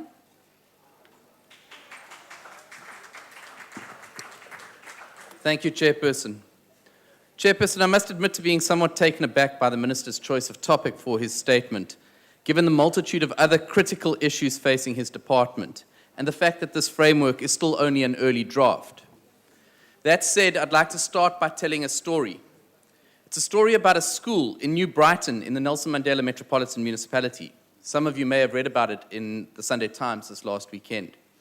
It's a school that was built brand new at a cost of 40 million rand in 1994, and that last year achieved an 85% matric pass rate. But unfortunately for Gqeberha High School, declining pupil numbers resulted in that school being closed at the end of 2013. In the past month, this school, which boasted 34 classrooms, a science lab, and a computer room, has been carried off brick by local residents desperate to build themselves a place to live. Today, that school is gone. Now, according to the Human Sciences Research Council's South Africa Survey 2013, the proportion of our country's population living in urban areas has increased from 56.9% in 2000 to 62.4% in 2012. This rural-urban migration has enormous consequences on our urban municipalities' abilities to meet the needs of burgeoning populations. Some of the issues already faced by urban areas include aging and poorly maintained infrastructure, high demand for land, housing, and services, poor urban planning, and sluggish economic growth. These issues are exacerbated by the increased pressure from growing populations and in turn lead to further consequences, some of which the Minister has outlined, including increased urban sprawl, deteriorating public transport systems, growing unemployment and concentrated poverty, rising levels of crime and general lawlessness, and environmental and health issues. Gqeberha High School is a casualty of migration patterns of people over time. It is a casualty of people seeking to live closer to the places they work or to be nearer to services and amenities. It's a casualty of people needing to be closer to the transport they need to get from A to B. And lastly, it's a casualty of people seeking to improve their lives and move up the economic ladder. South Africa is not unique in this regard. And while apartheid spatial planning has had a severely detrimental effect on urban integration, we can learn from best practices the world over on how to make our cities more inclusive. The country will benefit from urbanization if we ensure effective links between investments in people, place, and economy. People in order to enhance their capabilities, places in order to make them more livable and encourage greater social integration, safety, more access to opportunities, culture, and recreation, and the economy to make it more resilient, productive, and job-creating. Now, in order to address the challenges highlighted above, we need to revisit how our cities are designed and managed. To put this in perspective, very little has been done to use planning and other regulatory systems to enable access to land for the urban poor, and state-owned land has rarely been exploited to open opportunities for them. And this is just one aspect of what the Integrated Urban Development Framework can be used to achieve. We could equally talk about transport planning or land use planning that brings land use patterns that bring jobs closer to where people live. So simply put, the purpose of this Integrated Urban Development Framework is to provide a tool to assist the country's urban municipalities to manage urbanization. As an overarching policy framework, the IUDF must provide guidance on how various government programs and resources can be better managed to break the negative spiral of impoverishment that characterize these areas. But there are, however, some obstacles that will need to be addressed. A key challenge is going to be to eliminate intergovernmental turf wars and ensuring a streamlined implementation process. In this regard, we are eager to see the practical measures that will be taken to implement the IUDF. We are concerned that this is just another paper policy that will be ignored more than it is implemented. A further consideration are the financial implications of this framework. Municipalities are already stretched to the maximum, with a number using conditional grants, such as the Municipal Infrastructure Grant, to pay operational expenses like salaries. Any added burden to their budgets without the provision of additional revenue streams are doomed to failure. We urge that as part of the development process of the IUDF, a comprehensive review of municipal financial models be undertaken. The linkage between rural and urban economies is critical when considering that many South Africans remit money home from urban areas to their families in rural municipalities. This has the effect of a capital outflow from urban to rural areas. Thus, the creation of jobs and economic growth in urban areas can be seen to have an uplifting effect on their rural neighbors. While this is generally positive, much more must be done to ensure that rural municipalities become economically self-sustaining and are themselves enabling an environment conducive to business investment and job creation. So the Democratic Alliance welcomes the increased focus on addressing the spatial and logistical challenges faced by our cities and towns. We welcome the fact that this framework addresses specific elements of the National Development Plan, which states, and I quote, "By 2030, South Africa should observe meaningful and measurable progress in reviving rural areas and in creating more functionally integrated, balanced, and vibrant urban settlements." For this to happen, the country must clarify and relentlessly pursue a national vision for spatial development, sharpen the instruments for achieving this vision, and build the required capabilities in the state and among citizens, end quote. We welcome any policy that seeks to improve the economic growth of our country, to create jobs, and to uplift our people. But we will only achieve this if, and it's a big if given the track record of this ANC government, if Minister Gordhan is firstly able to get rid of corruption and maladministration at provincial and local level, to get every job vacancy in every municipality filled with qualified, fit-for-purpose personnel, to get accountability prevalent in all management structures, and if he is able to get South Africa's dysfunctional municipalities working again. It remains to be seen whether the Minister will accomplish that. Thank you. Thank you, Honorable Milham. Honorable Khoza.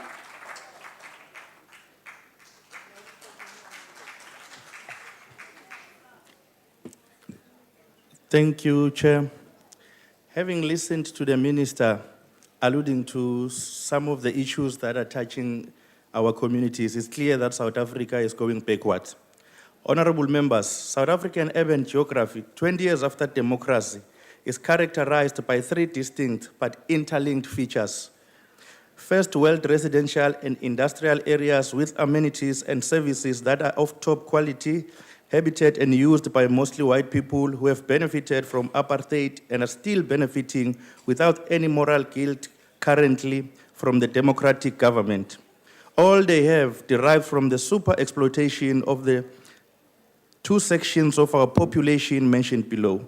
Secondly, we have new developments mushrooming in the semi-periphery of our urban centers to cater for the rising number of the black semi-bourgeoisie, wrongly characterized as the black middle class.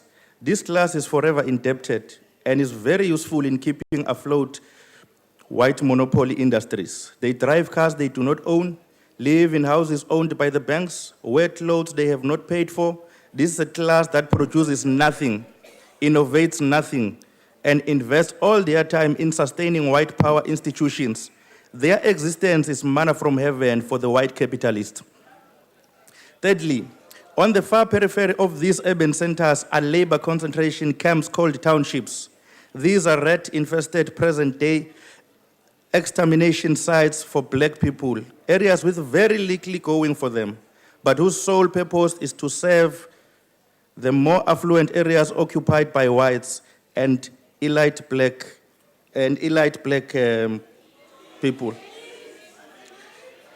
This integrated urban development framework, a framework intended to actualize the goals of the poorly conceptualized NDP, fails to even acknowledge the existence of these compartments in our societal geography.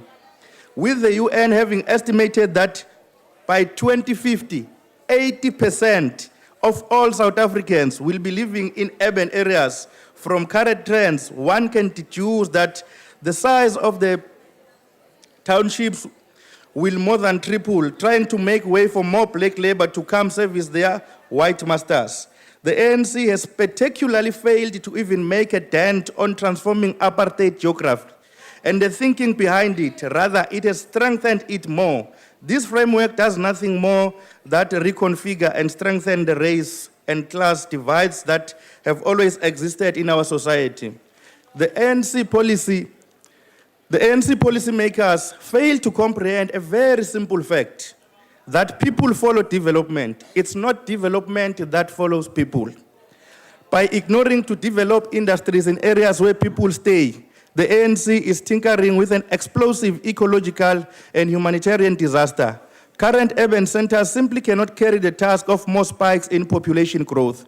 Instead of investing time and resources in diversifying our country and developing rural and peri-urban centers, the ANC is looking at low-hanging fruits where it can derive immediate glory. This unfortunately maintains the rurality of our rural areas and keeps black people as labor providers to the illegitimately rich white industries. The development of a societal geography free of apartheid hangovers is possible indeed.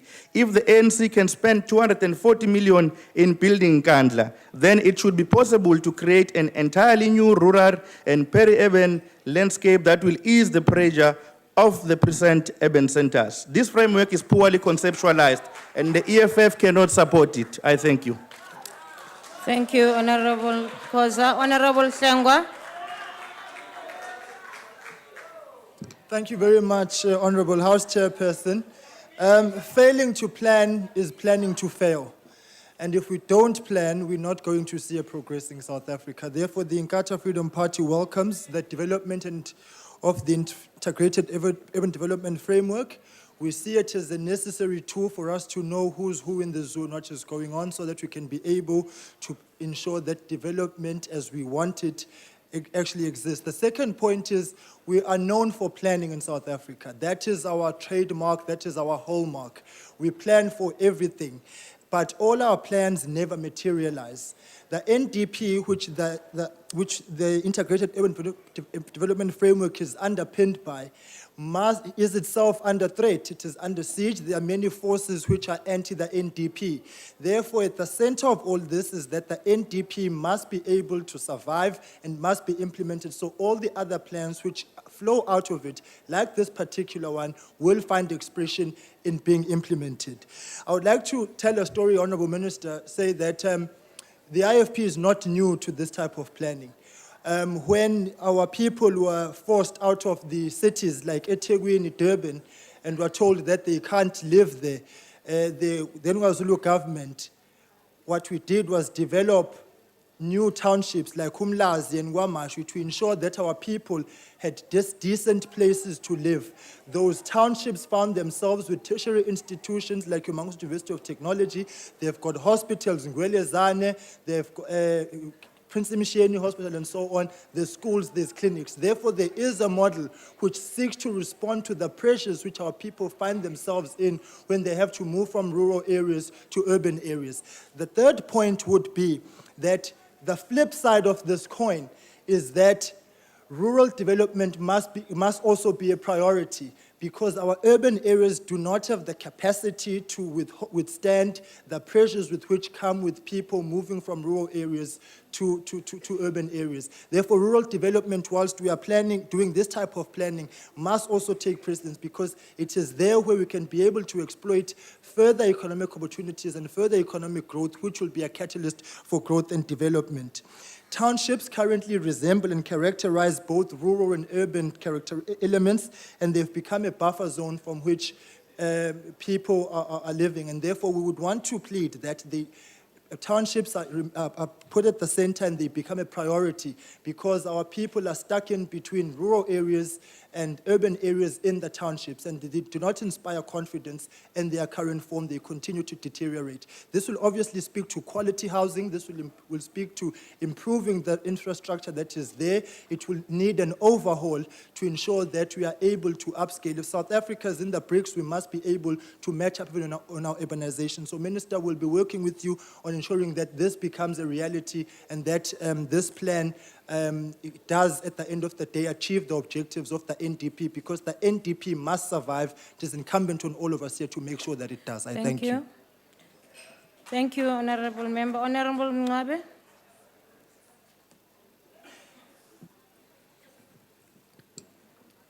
Thank you, Chairperson. The National Freedom Party has taken note of the very comprehensive and well-considered integrated urban development framework.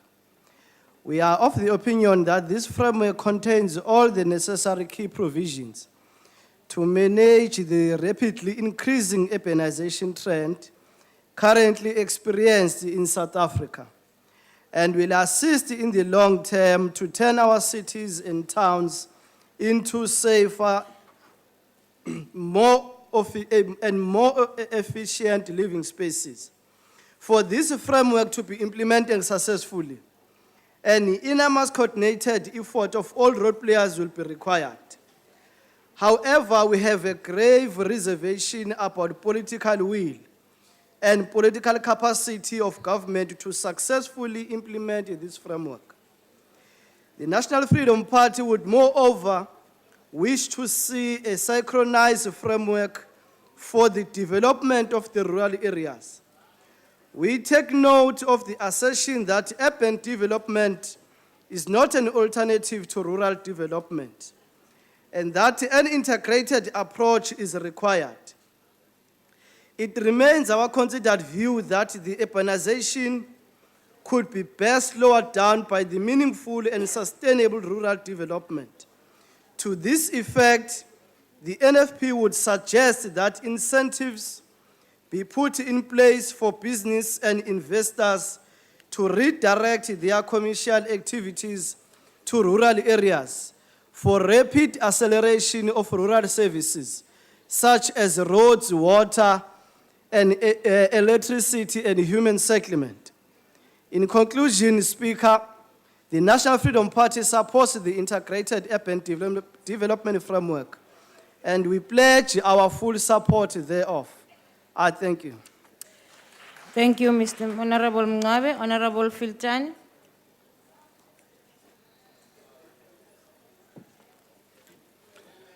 I don't know who is responsible for sneaking my notes to the National Freedom Party. Anyway, I will continue.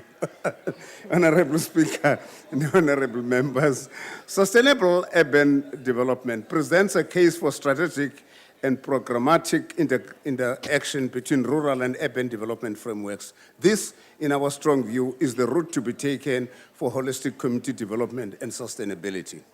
Whilst the debate focuses on integrated urban development framework, it is important to strike the necessary and logical balance between this framework and the integrated rural development framework in order to stem the tide to towns. In many instances, lack of interaction between these two frameworks can be one of the reasons for the non-success of either framework. Demographics and economic criteria on which the definition of rural and urban areas are based can vary widely. What does not vary is the need for both urban and rural development, which must complement each other. We believe that a balanced approach towards rural and urban development is a necessary balance in order to simultaneously address the triple challenges confronting South Africa today. We believe that taking full advantage of agriculture as a tool for expanding our economy, create jobs and generate wealth, especially in rural areas, will make rural areas a place of choice for living and reduce the migration to urban areas in search of a better livelihood. This will mitigate the negative and unintended political, economic, and social consequences that come with the migration of people into towns.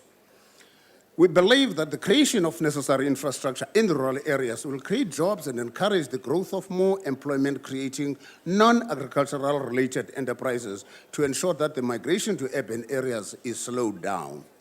This strategy should be linked to the creation of value for rural properties and acceleration of the distribution of land to encourage people to return to and remain in rural areas and start productive enterprises there. Typical example would be to develop one-stop economic hubs in the rural areas. And that will help for people to have the capitals like energy, water, roads, etc. Critical to the success of both rural and urban development strategies is the quality of local governance. Experience tells us that the current poor political management and administration of local governance is largely responsible for the general collapse of the urban renewal initiatives. Good governance, including expansion and sustenance of the rural local economic revenue base, coupled with skilled, dedicated, non-corrupt workforces and politicians, are success inputs into urban and rural development frameworks. This is the plan that will change South Africa and that will make people's lives a lot healthier. And this is the plan that we should follow in South Africa because we can stem the tide of people who want to go to the urban areas. Not everybody is excited about going to the urban areas. I thank you. Thank you, Honorable Filtani. Honorable Groenewald. Agbare voorsitter, die agbare minister het basies kom verslag doen en gesê dat daar word gekyk na die 7 pilare van die geïntegreerde stedelike ontwikkelingsraamwerk en dat het hy gesê dat hulle gaan nou begin met samesprekings van belanghebbendes ter uitvoering van hierdie plan. Voorsitter, die Vryheidsfront Plus is bekommerd. Want as ons gaan kyk na hierdie 7 pilare en in my beperkte tyd kyk ek net na 2 van hierdie pilare en die een is 'n geïntegreerde infrastruktuurontwikkeling en as ons gaan kyk na effektiewe en doelgerigte stedelike regering en ons kyk net na daardie 2 pilare van hierdie plan wat natuurlik nou deel is van die nasionale ontwikkelingsplan vir 2030, dan sê ek vir u dat die gevaarligte en die rooi ligte flikker aanhoudend.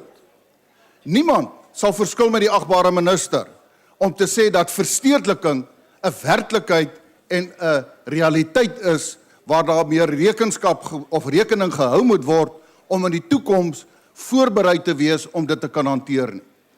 Dit gaan gebeur. Maar as ons gaan kyk na die infrastruktuur ontwikkeling in Suid-Afrika, dan moet mense in die media verneem dat konstruksiemaatskappye is in 'n krisis, want op hierdie stadium is daar nie genoeg werk om hulle besig te hou nie. Hulle wag vir hierdie infrastruktuurontwikkeling, maar die vraag is daar geld van die regering se kant om hierdie infrastruktuurontwikkeling te doen? Dit lyk nie so nie. En ek wil vandag vir u sê, as u nie spoedig optree dat daar begin word met hierdie infrastruktuurontwikkeling nie, dan gaan daar konstruksiemaatskappye wees wat eenvoudig sal moet sluit, wat gaan bydra tot verdere werkloosheid. Presies die teenoorgestelde as wat ons wil bereik in terme van die nasionale ontwikkelingsprogram. Ek kom by die aspek van effektiewe regering in terme van stedelike ontwikkeling. Agbare voorsitter, die minister weet mos in wat se toestande is plaaslike regering. En ek wil vandag vir die agbare minister sê, minister, as u nie daadwerklik gaan optree om ontslae te raak van kaderontplooiing, ontslae raak van onbevoegde mense wat in hoë poste sit, want daar's munisipaliteite wat in die een opsig hulle begroting in terme van infrastruktuur teruggee, want hulle weet nie hoe om dit te spandeer nie. Ander munisipaliteite gebruik hulle infrastruktuurbegroting vir operasionele begroting om salarisse te betaal. As u nie gaan ingryp en van daardie mense ontslae raak nie, dan sê ek vandag vir u, is die Vryheidsfront Plus uiters bekommerd, want 2013 is basies oor 15 jaar en gaan ons nie hierdie verstedeliking kan hanteer nie en gaan dit tot verdere chaos in stedelike ontwikkeling veroorsaak. Ek dank u. Dankie, agbare lid. Honorable Madisha.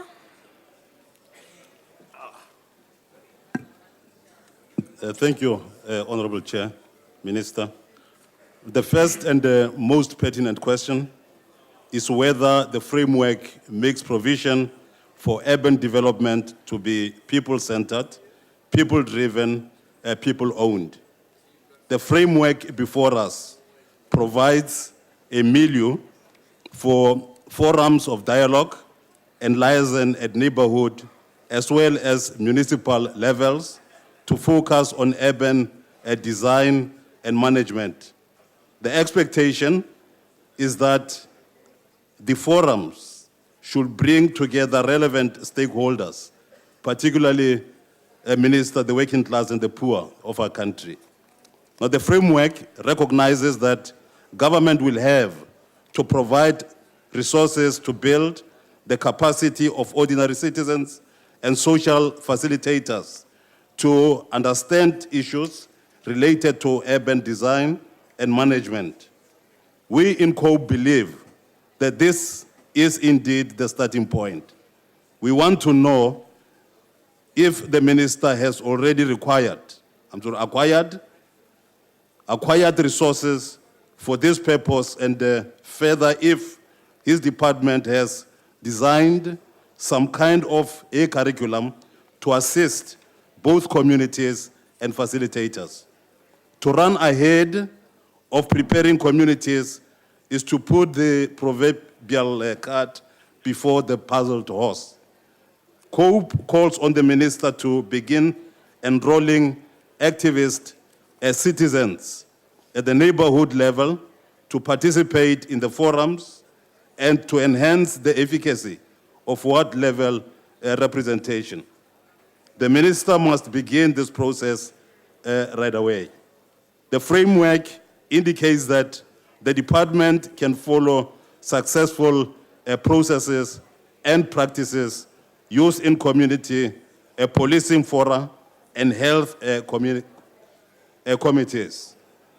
With proper and consistent research, the department can acquire more ideas successfully employed in other countries. Honorable Minister, kindly present this House, of course, next time you come, with a sustainable engagement, a model. This is the foundation for success. COPE supports the idea of developing and implementing area-based management plans. The mainstream of capacity building across government has great merit. The minister must also get on with the building of multi-level partnerships with relevant non-governmental associations and academic institutions. COPE supports the setting up of an open source database on innovative practices. Thank you, Honorable Madisha. Okay. Thank you. Yeah. Thank you very much. Honorable members, the noise levels are very high. Can we just please lower our voices?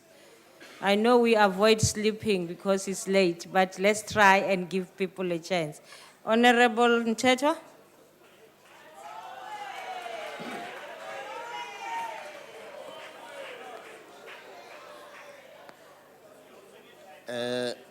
Honorable Speaker, Chairperson, honorable members, Minister. With the Minister's statement on the Integrated Urban Development Framework, this engages in the necessary debate on how as to our country must respond to in the planning challenges and facing our country in an urban and the rural access.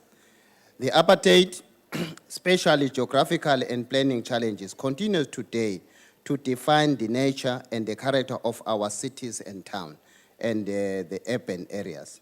However, we require, Chair, the political will and determination of political leadership to make our better country, we can be all proud of.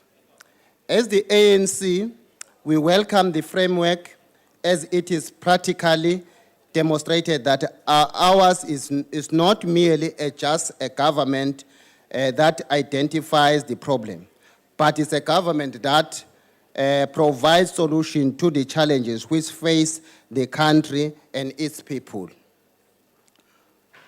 Honorable members, what is contained in this framework, as has been alluded by the minister earlier on, we are debating about in this house. It shows that it is a commitment of the minister and his department to give effect to the ANC mission to move this country, South Africa, forward. Subjecting to this framework to debate is a clear indication that the minister is determined to ensure that voice of many South African people as possible find expression in the final product, so that we can proudly say that the framework carries the demands and the aspiration of our people.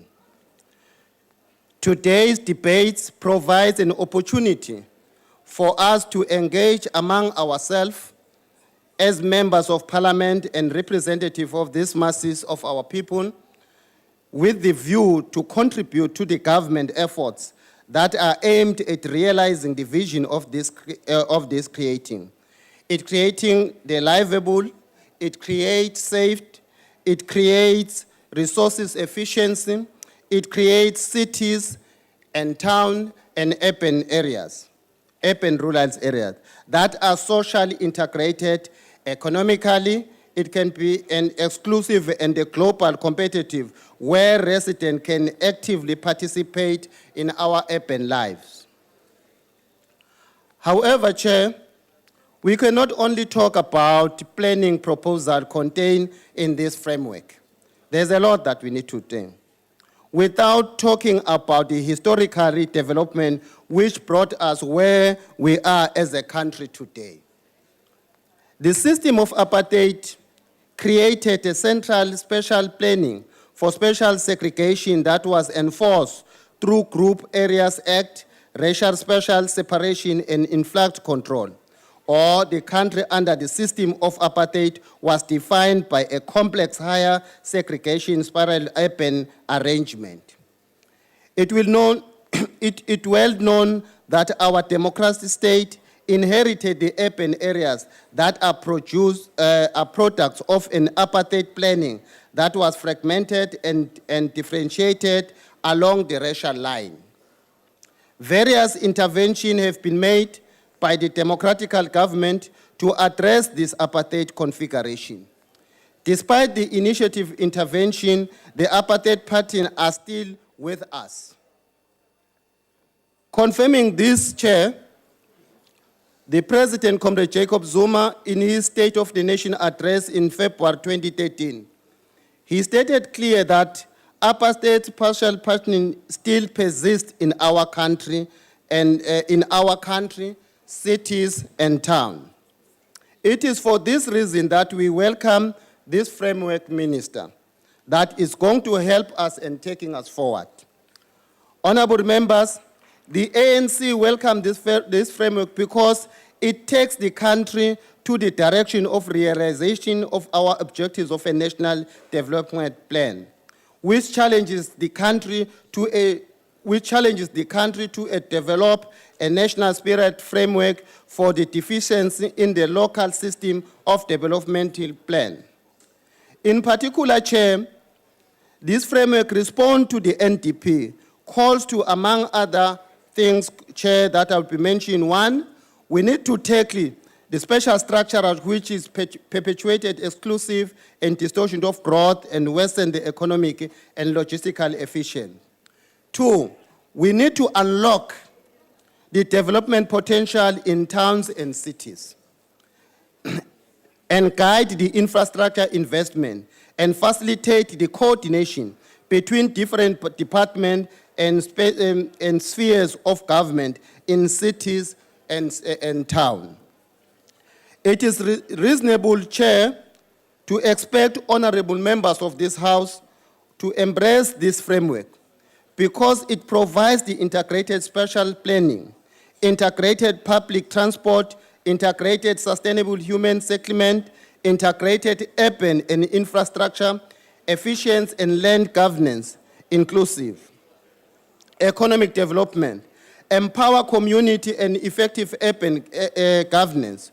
We encourage all the honorable members of this House to consider this framework document with especially not only this document, they must read it in line with our back to basics document, which aim at building a responsive, caring, and accountable local government. Honorable Chair, I must say that we are shocked. I appreciate that most of the things, most of the political parties has adopted this plan. But what had happened also this morning, Chair, it was also a shock and dismay at the behavior of one of our members when the minister was briefing us in our portfolio committee. To say that the behavior was disgusting is just to put a mild in the whole thing. While the minister was briefing members of committee on this important document, it seeks to eradicate legacy of apartheid and move South Africa forward.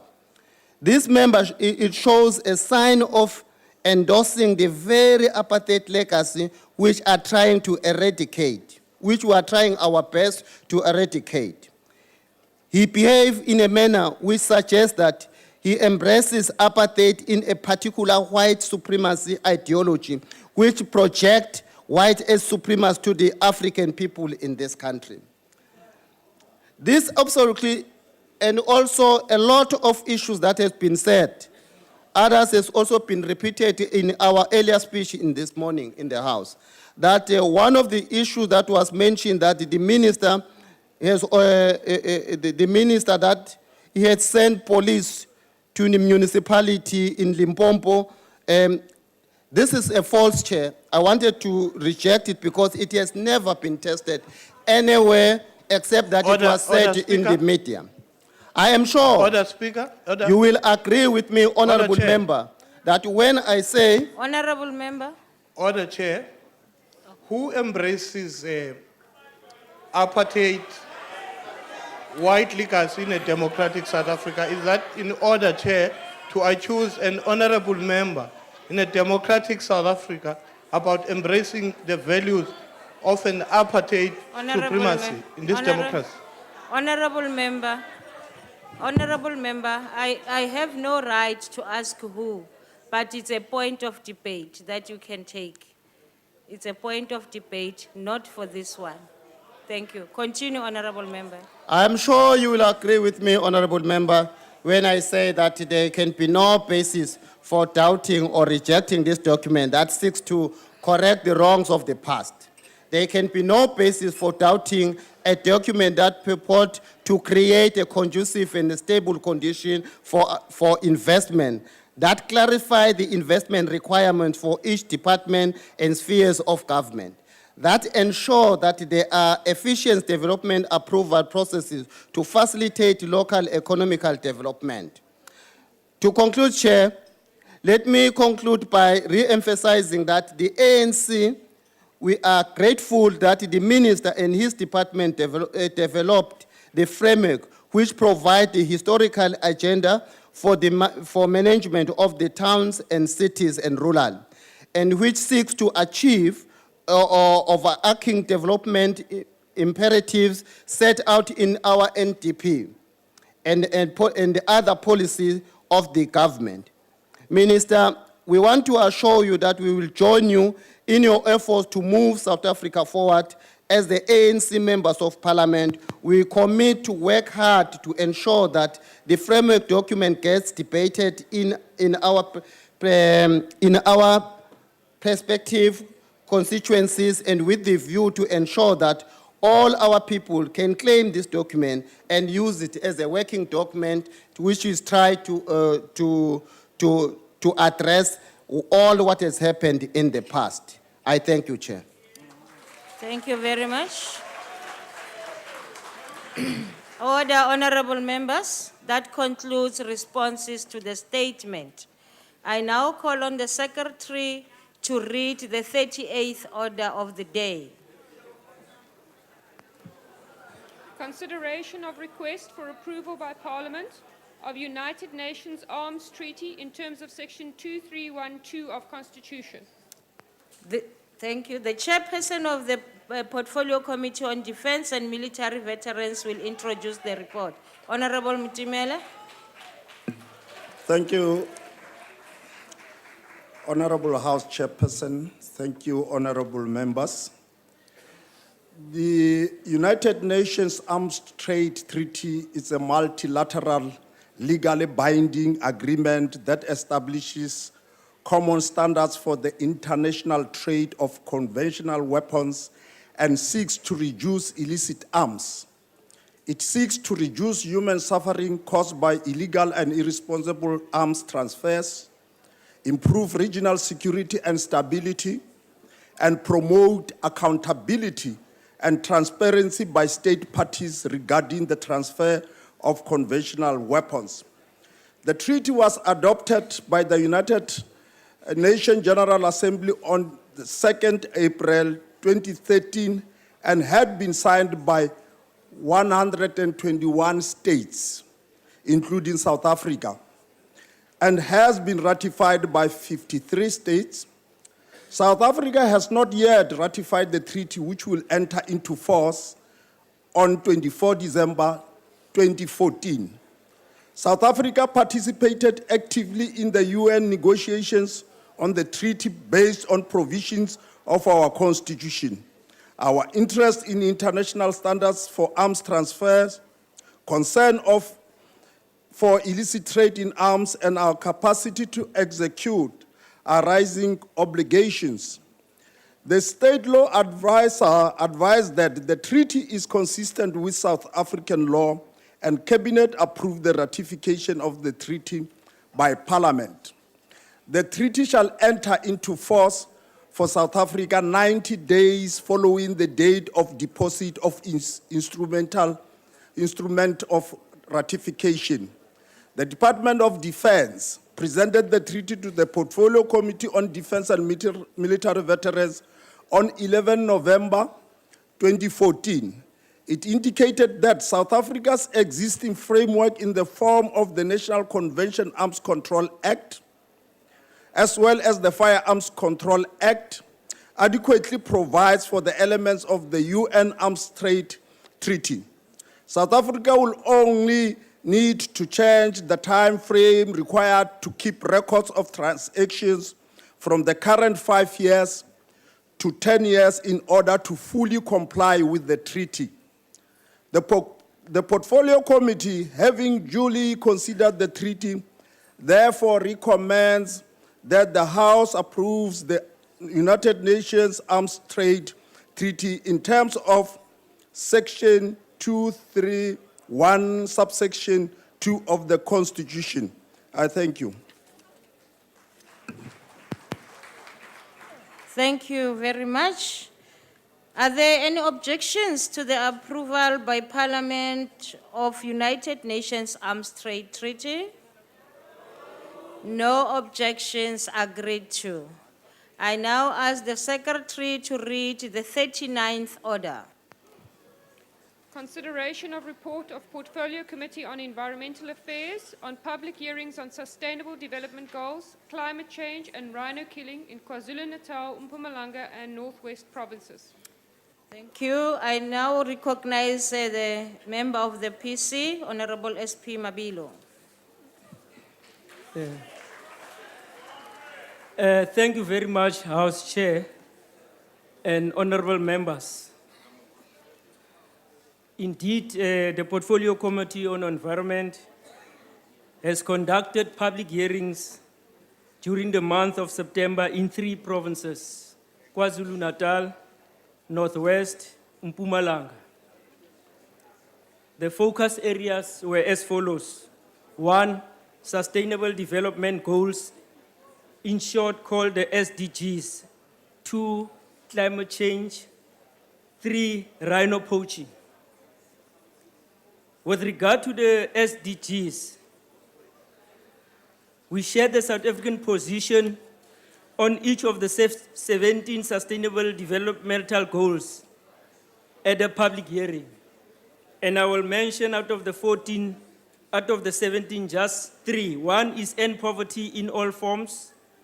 2, end hunger, achieve food security, improve nutrition, promote sustainable agriculture, ensure healthy lives. Lastly, is to strengthen the means of implementation and revitalization of global partnership for sustainable development. In the main, the SDGs are supposed to substitute or replace the 8 United Nations Millennium Developmental Goals, called the MDGs, which were adopted in South Africa, in Johannesburg, in 2000, and they are about to expire next year. So in a nutshell, the public hearings briefed. Order, the honorable communities- members, I can't hear from here. Continue. Thank you, Honorable Chair. We are dealing with what we call the post-UN MDGs. The question that was posed was, what global goals would replace the MDGs? The response is that the Sustainable Developmental Goals will replace the MDGs. And we are gratified by the fact that considerable discussions ensued at the public hearings. Community members present were able to robustly engage with the subject matter under discussion and indeed gave our negotiators an overwhelming mandate to pursue the 17 proposed SDGs at the next UN climate change discussion. The second topic was around climate change. There was sufficient consensus throughout the public hearings that climate change was a reality and it was happening now. So there was a need for us to address the challenges posed by climate change. Overwhelmingly, the participants or community members at the public hearings gave the department and the mandate to pursue the climate change response strategy as we go to the 20th session of the Conference of Parties, which is called COP20, which is scheduled to take place on the 1st to the 12th December in Peru, Lima. And the overwhelming mandate was for South Africa to pursue climate change position. The last issue that we dealt with at the 3 public hearings was rhino poaching. Indeed, the participants or the communities were briefed that 93% of rhinos in the world were conserved in South Africa. And we were all shocked about the escalation in the rhino killings. The message and the mandate that we received from the public hearings was that the attack and rhino poaching is all about attacking our sovereignty as a country, and we were required to respond appropriately. Communities were also raising their concerns that there was a need for them to benefit in the rhino industry. So the message and the mandate was loud and clear. We've got to act now to stop rhino killings. Thank you very much, Chairperson. Thank you, Honorable Mabilo. I now recognize the Chief Whip of the Majority Party.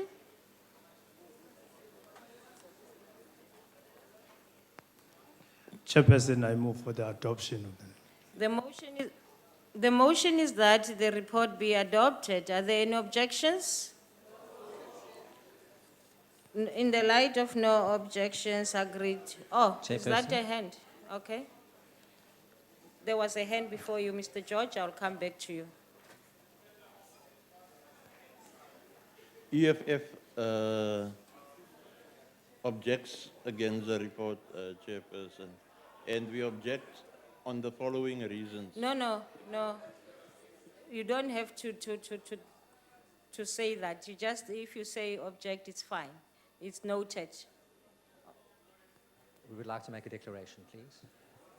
The DA is asking for a declaration. Allowed. You are allowed. Diabolela Sahlalo. We support that the Sustainable Development Goals are essential to ensure the poor and vulnerable are given the framework they need to lift themselves out of poverty, and congratulate the efforts of those who formulated the document that now constitutes the draft for the UN Forum to adopt globally next year. In the poor communities in which I have worked, I have seen the devastation of extraordinary storms, blowing roofs off and flooding the only homes they know. Government can lead climate mitigation and adaptation strategies that balance the priorities of people, economy, and the environment by investing in green technology and renewable energy products in all government projects to bring down costs for the broader public, incentivizing green business investment to create a cleaner, healthier environment, and ensuring proper spatial development planning to allocate safe land for people to build their homes, as already touched on today. Poaching has claimed 996 rhino as of today. And further to the recommendations in the report, we need political will to strengthen South Africa's intelligence capability to disrupt organized syndicates, insist consumer and transit countries meaningfully commit, protect the sovereignty of our country against armed invasions and rogue visitors who infiltrate our ports of entry, sustain and enlarge the deployment of the current joint task force in the Kruger National Park. We've met the incredible men and women who risk their lives on a daily basis protecting our natural heritage. Hulle vat nie, nonsense nie. The spike in arrests are a testament to their success, but they need more support. Laws need to be changed and prosecutors capacitated to adequately prosecute poachers. Promote community-private partnerships like the Nkambeni model to uplift communities surrounding our national parks. Further, the secret panel of experts appointed in January to investigate trade in rhino horn ahead of the 2016 COP in South Africa must be made transparent for the certificate process to have any credibility. Adopting this report without the political will to implement the recommendations will deem the exercise a complete waste of time and of public money. We request that a progress report is brought before this House in the next 6 months. I'm a firm believer that in South Africa, in any situation, apho kukho injongo, kukho indlela. The Democratic Alliance supports this report. Thank you. Thank you very much. Any other declarations? Honorable Kata. Thank you, Chair. The Portfolio Committee on Water and Sanitation, Energy, Mineral Resources, Environment, and others should work in a cooperative and integrated manner. COPE agrees that Parliament should urge the National Prosecuting Authority to effect changes in the Trespass Act, Act 6 of 1959, to effectively and appropriately prosecute armed poachers, accomplices apprehended in protected areas. We must support the Police Special Task Force, currently based inside the Kruger National Park, with appropriate legislation. The National Executive must act on this request as the rhino population is under threat. COPE supports the taking of DNA samples, not only for identification purposes, but to preserve tissue for genetic diversity. COPE supports bilateral negotiations with Mozambique to achieve a wide-ranging agreement. The need for government to engage proactively with relevant non-governmental organizations, as well as community-based organizations, is urgent and imperative. COPE proposed on several occasions the need to lift the moratorium placed on rhino horn, look into and implement the rhino-vicuna parallel, harvesting of rhino horns as well as elephant tusks, empower rural communities in this process. Unfortunately, on previous occasions, whenever we try to hand over a report in connection with the rhino and vicuna parallel, it was returned back to us. But COPE will support. Thank you. Thank you very much. Honorable Singh. Honorable Chairperson, thank you. I rise on behalf of the IFP to support the report, the contents of the report, and the very good work done by the committee. I think going out to talk to our rural communities in particular is a very positive move from this Parliament, and I hope we do a lot more of that. It is only when we consult with people in the rural communities, especially those that live around these parks, that we can find sustainable solutions to issues like rhino poaching and other issues. Honorable Chairperson, for far too long, communities that reside around parks like the Kruger National Park, Hluhluwe Park, Mfolozi Park, have just been onlookers to fancy cars and 4x4s entering these parks, people paying in fees, and the economic benefits of those people visiting the parks was never felt by the communities surrounding them. And it's for that reason that we used to get people destroying fences and also destroying some of the property because they didn't see a benefit. But this kind of initiative, which brings in the rural communities, which ensures that there's economic benefit for them, will also allow them to appreciate the value of the rhino, the value of the lion, and the value of all other wildlife that we have in these parks. Sometimes, Honorable Chairperson, I think we mistake the interpretation and what the environment means to all of us. You know, to a person who is hungry and poor and destitute, when that person sees a bird is protein. A bird is something that's going to fill their tummy. To other communities that have it all, that bird might be considered a bird that will become extinct. So I think we've got to balance what communities want and how they perceive the environment and the need to preserve the environment with what we as the haves have. Rhino poaching is indeed a serious problem, but I think we need to accelerate our law enforcement agencies and find credible solutions. What is interesting in this report, Madam Honorable Chairperson, is that they found that people that work for game parks and very rich farmers are complicit in rhino poaching. And sometimes, you know, when you get vehicles stolen and you get vehicles hijacked, you think it's the person around the corner that hijacked you. But there's somebody sitting on the 20th floor of a building directing these young people to go and steal those vehicles so they can ship them to Lesotho and other countries around our border. So we really value the work done by this committee, but we agree with the Honorable last speaker, Honorable Stander, that there has to be practical implementation of the recommendations contained in this report. Thank you. Thank you. Any other declaration? Honorable Joseph.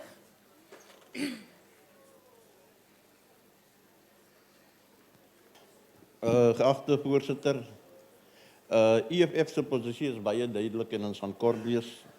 Dat duidelik met die verandering van die planne, die visie en die missie rondom is dit baie duidelik dat al wat gebeur huidiglik is dat niks verander nie behalwe die afkortings en die akronieme wat verander.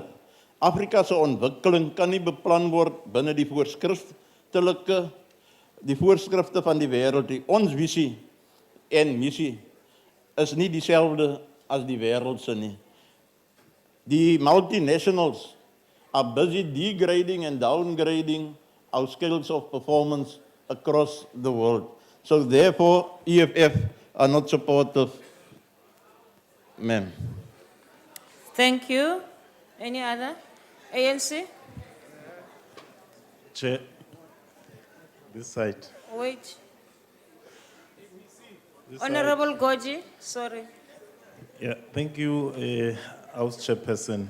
We want to welcome this report, and especially the initiative of the Portfolio Committee to go to the rural areas out there. Because, as Honorable Singh indicated, at least it takes parliamentarians to where communities are and where the problems are. In the past, it was indeed so that communities that lived next to these national parks, whenever an element or a partner to the sustaining of these parks. But I think there has been welcome changes in terms of how communities become part and parcel of these parks. And I think this does need to be consolidated and actually advanced. But the APC feels there's one element that maybe has been overlooked, which is the workers, especially the rangers. We have had interactions with some of these rangers who indicate that their working conditions, taking into account the dangers that they face, and the critical role that they play in fighting poaching. But if you look at their conditions of service, it is not worth the risk that they put their lives to. And it might, without saying that they do, it might actually tempt some of them to become complicit with the poachers because there might be material benefits. So as we fix all these other elements that have lagged behind throughout time, I do believe that the issue of the workers, especially the rangers and their conditions of service, does need to be looked at as a very critical element in the fight against poaching. Thank you. Thank you very much. As we do that, let's remind ourselves that you can't cross between the speaker and the chair. Please, let's go back to checking our rules. ANC? No, thanks, Honorable House Chair. Well, we must indicate that all the three topical issues were adopted formally in the Portfolio Committee, but we are deeply encouraged by the active participation of the members.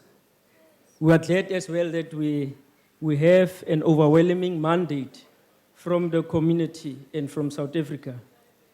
And our response as government is to deal effectively with the issue of poaching.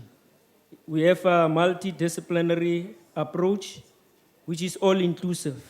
It's comprehensive, it's detailed, and it's practical. It includes all the role players, especially the key participants being the community themselves. What we require is not finger-pointing, but is that all hands must be on deck to address the current challenges.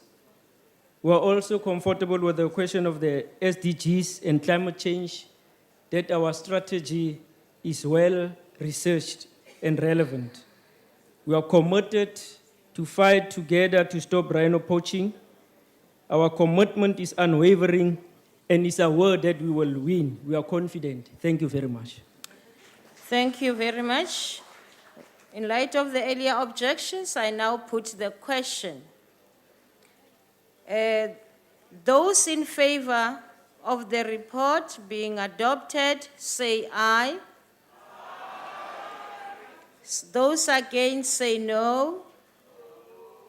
The ayes have it, and so is the report adopted. I will now ask the Secretary to read the 40th order.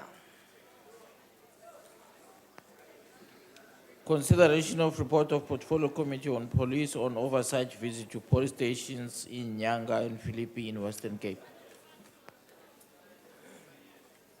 I will now recognize the Chairperson of Police, the Portfolio Committee on Police, to introduce the report. Honorable Beekman.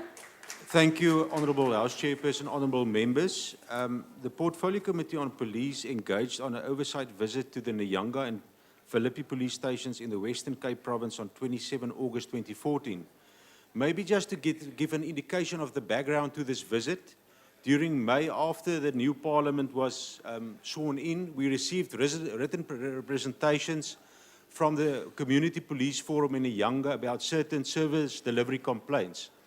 We as a Portfolio Committee then resolved to go and visit the station to see for ourselves what are the problems.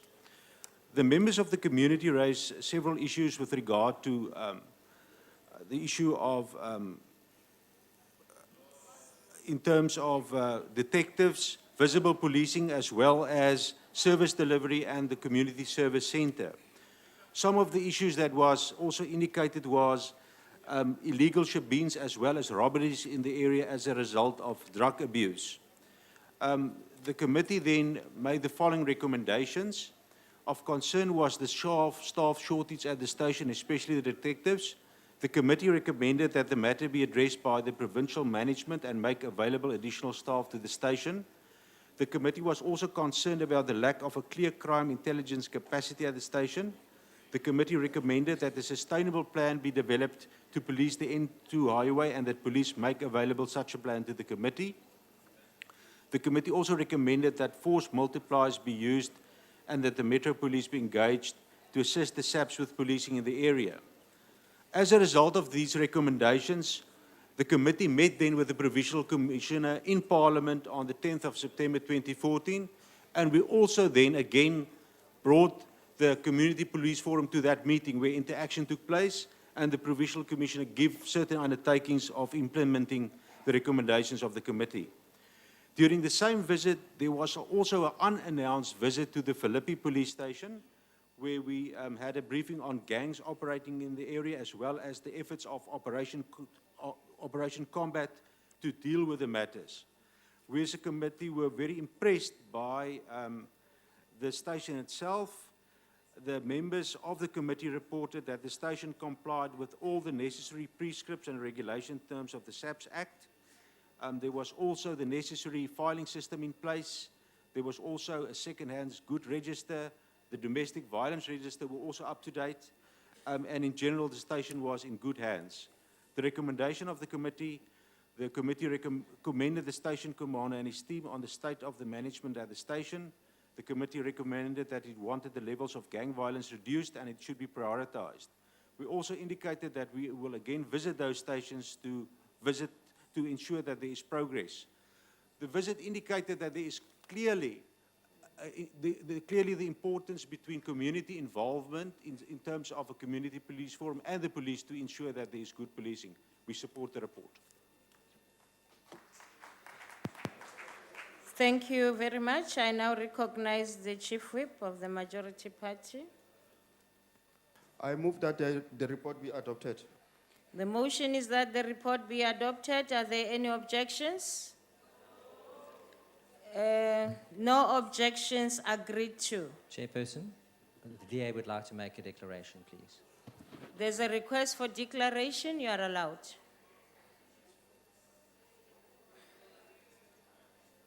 Thank you, Chairperson. I rise to highlight the fact that there's often contradictory information given between the station top structure and the community policing forum, rather like there is often contradictory information given by the SAP's top structure and police at grassroots level.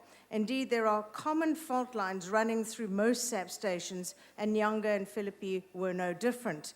At Nyanga, the CPF told us there were serious difficulties at the station. As ever, the failure of SAP's management to move with the times has this station under-resourced because they rely, as do all stations, on the Resources Allocation Guide, the RAG, which is based on census information from the census before the last one.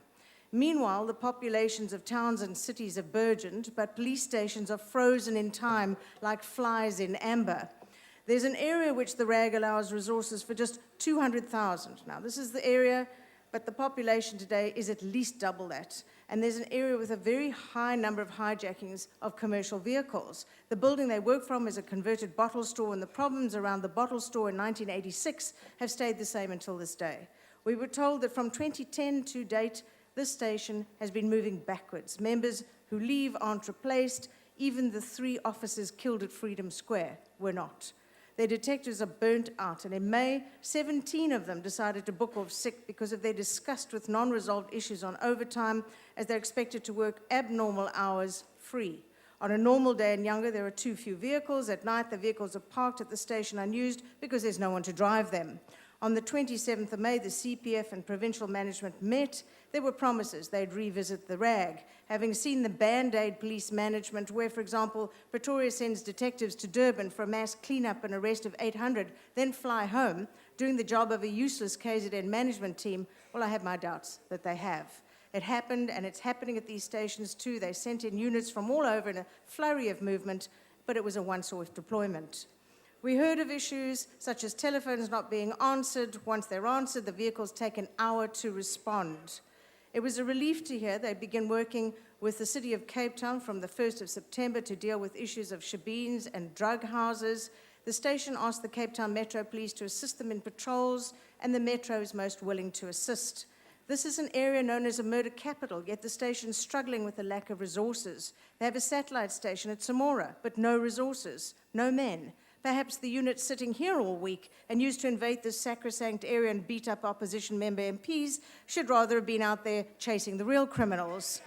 They have 9,000 dockets to be handled by just 56 detectives. One of them has 600 on his desk. Finally, we went to Philippi. They had 3 stolen dockets. No clue who took them, where they'd gone. This is what we've come to expect from policing here in the Western Cape. It's a crying shame that the areas where they most need excellence are ignored by those who prefer to simply pull the political strings in Pretoria.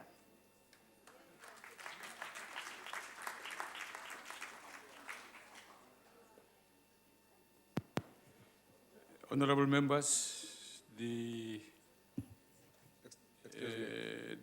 this being the only declaration, or is there another one? Yes, honorable member.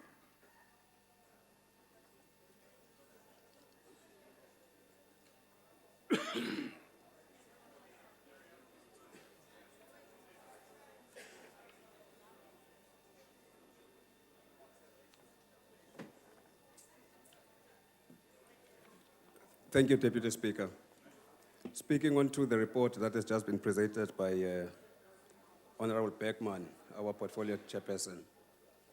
Yes, we did undertake a trip to these stations, but perhaps something that one ought to allude to is the fact that the question of crime is much bigger than the police. It is a matter that requires all of us to engage vigorously in a campaign to remodel and re-engineer society anew. Deputy Speaker. Sorry, may I rise on a point of order? What's the point of order? There's an honorable member walking around showing a photograph to everybody. I hope he comes on our side as well. But he's walking around. That's right. Honorable members, please settle down.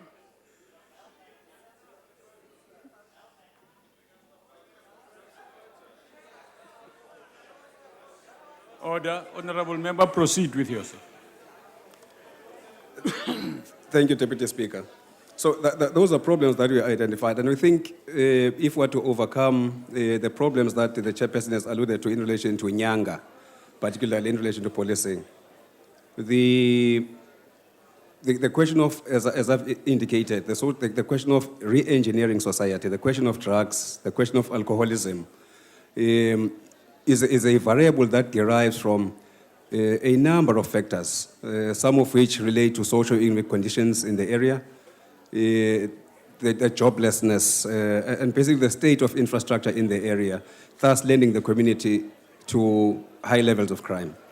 The task of the police, I must say, is extremely difficult, as alluded to in the report, compounded by the fact that logistically, there are shortages there in terms of personnel, as the member has also indicated. And these are issues, as I've indicated, that require a holistic approach societally to kind of work our way through in ensuring that we address them. I thank you. Thank you, honorable member. Honorable Marke.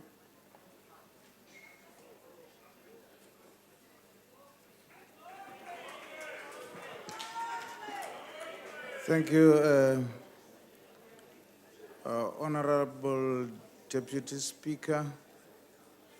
From the declarations that have been made, we definitely don't differ in anything.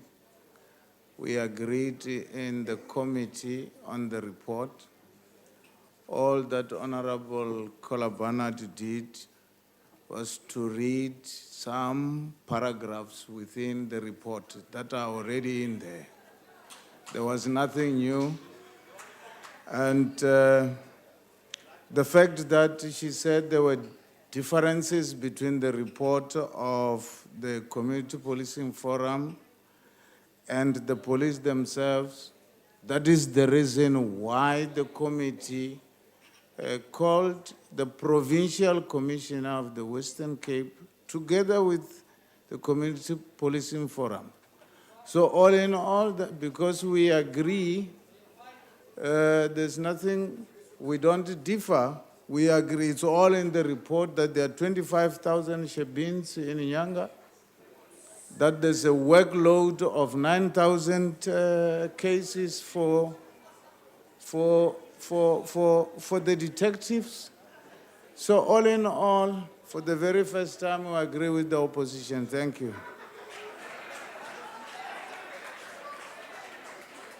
Thank you, honorable members.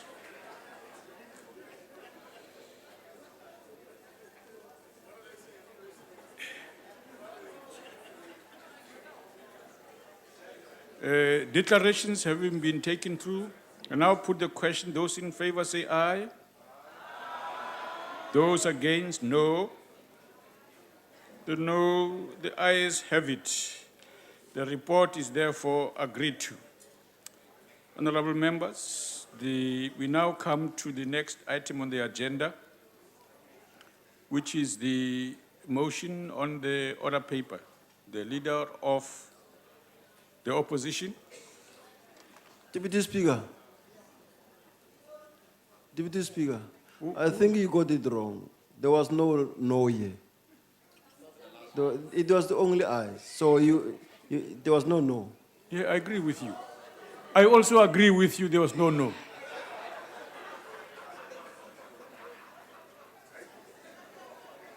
Proceed, honorable member. Deputy Speaker, thank you very much. Deputy Speaker, there's been some negotiation with the Chief Whip of the majority party and other role players there, and the agreement has been reached that we will postpone the debate on this item till after the conclusion of questions tomorrow, on the basis that the motion, as it appears in the order paper, will be above the line for discussion and debate tomorrow. That being the case, the business of the House is adjourned.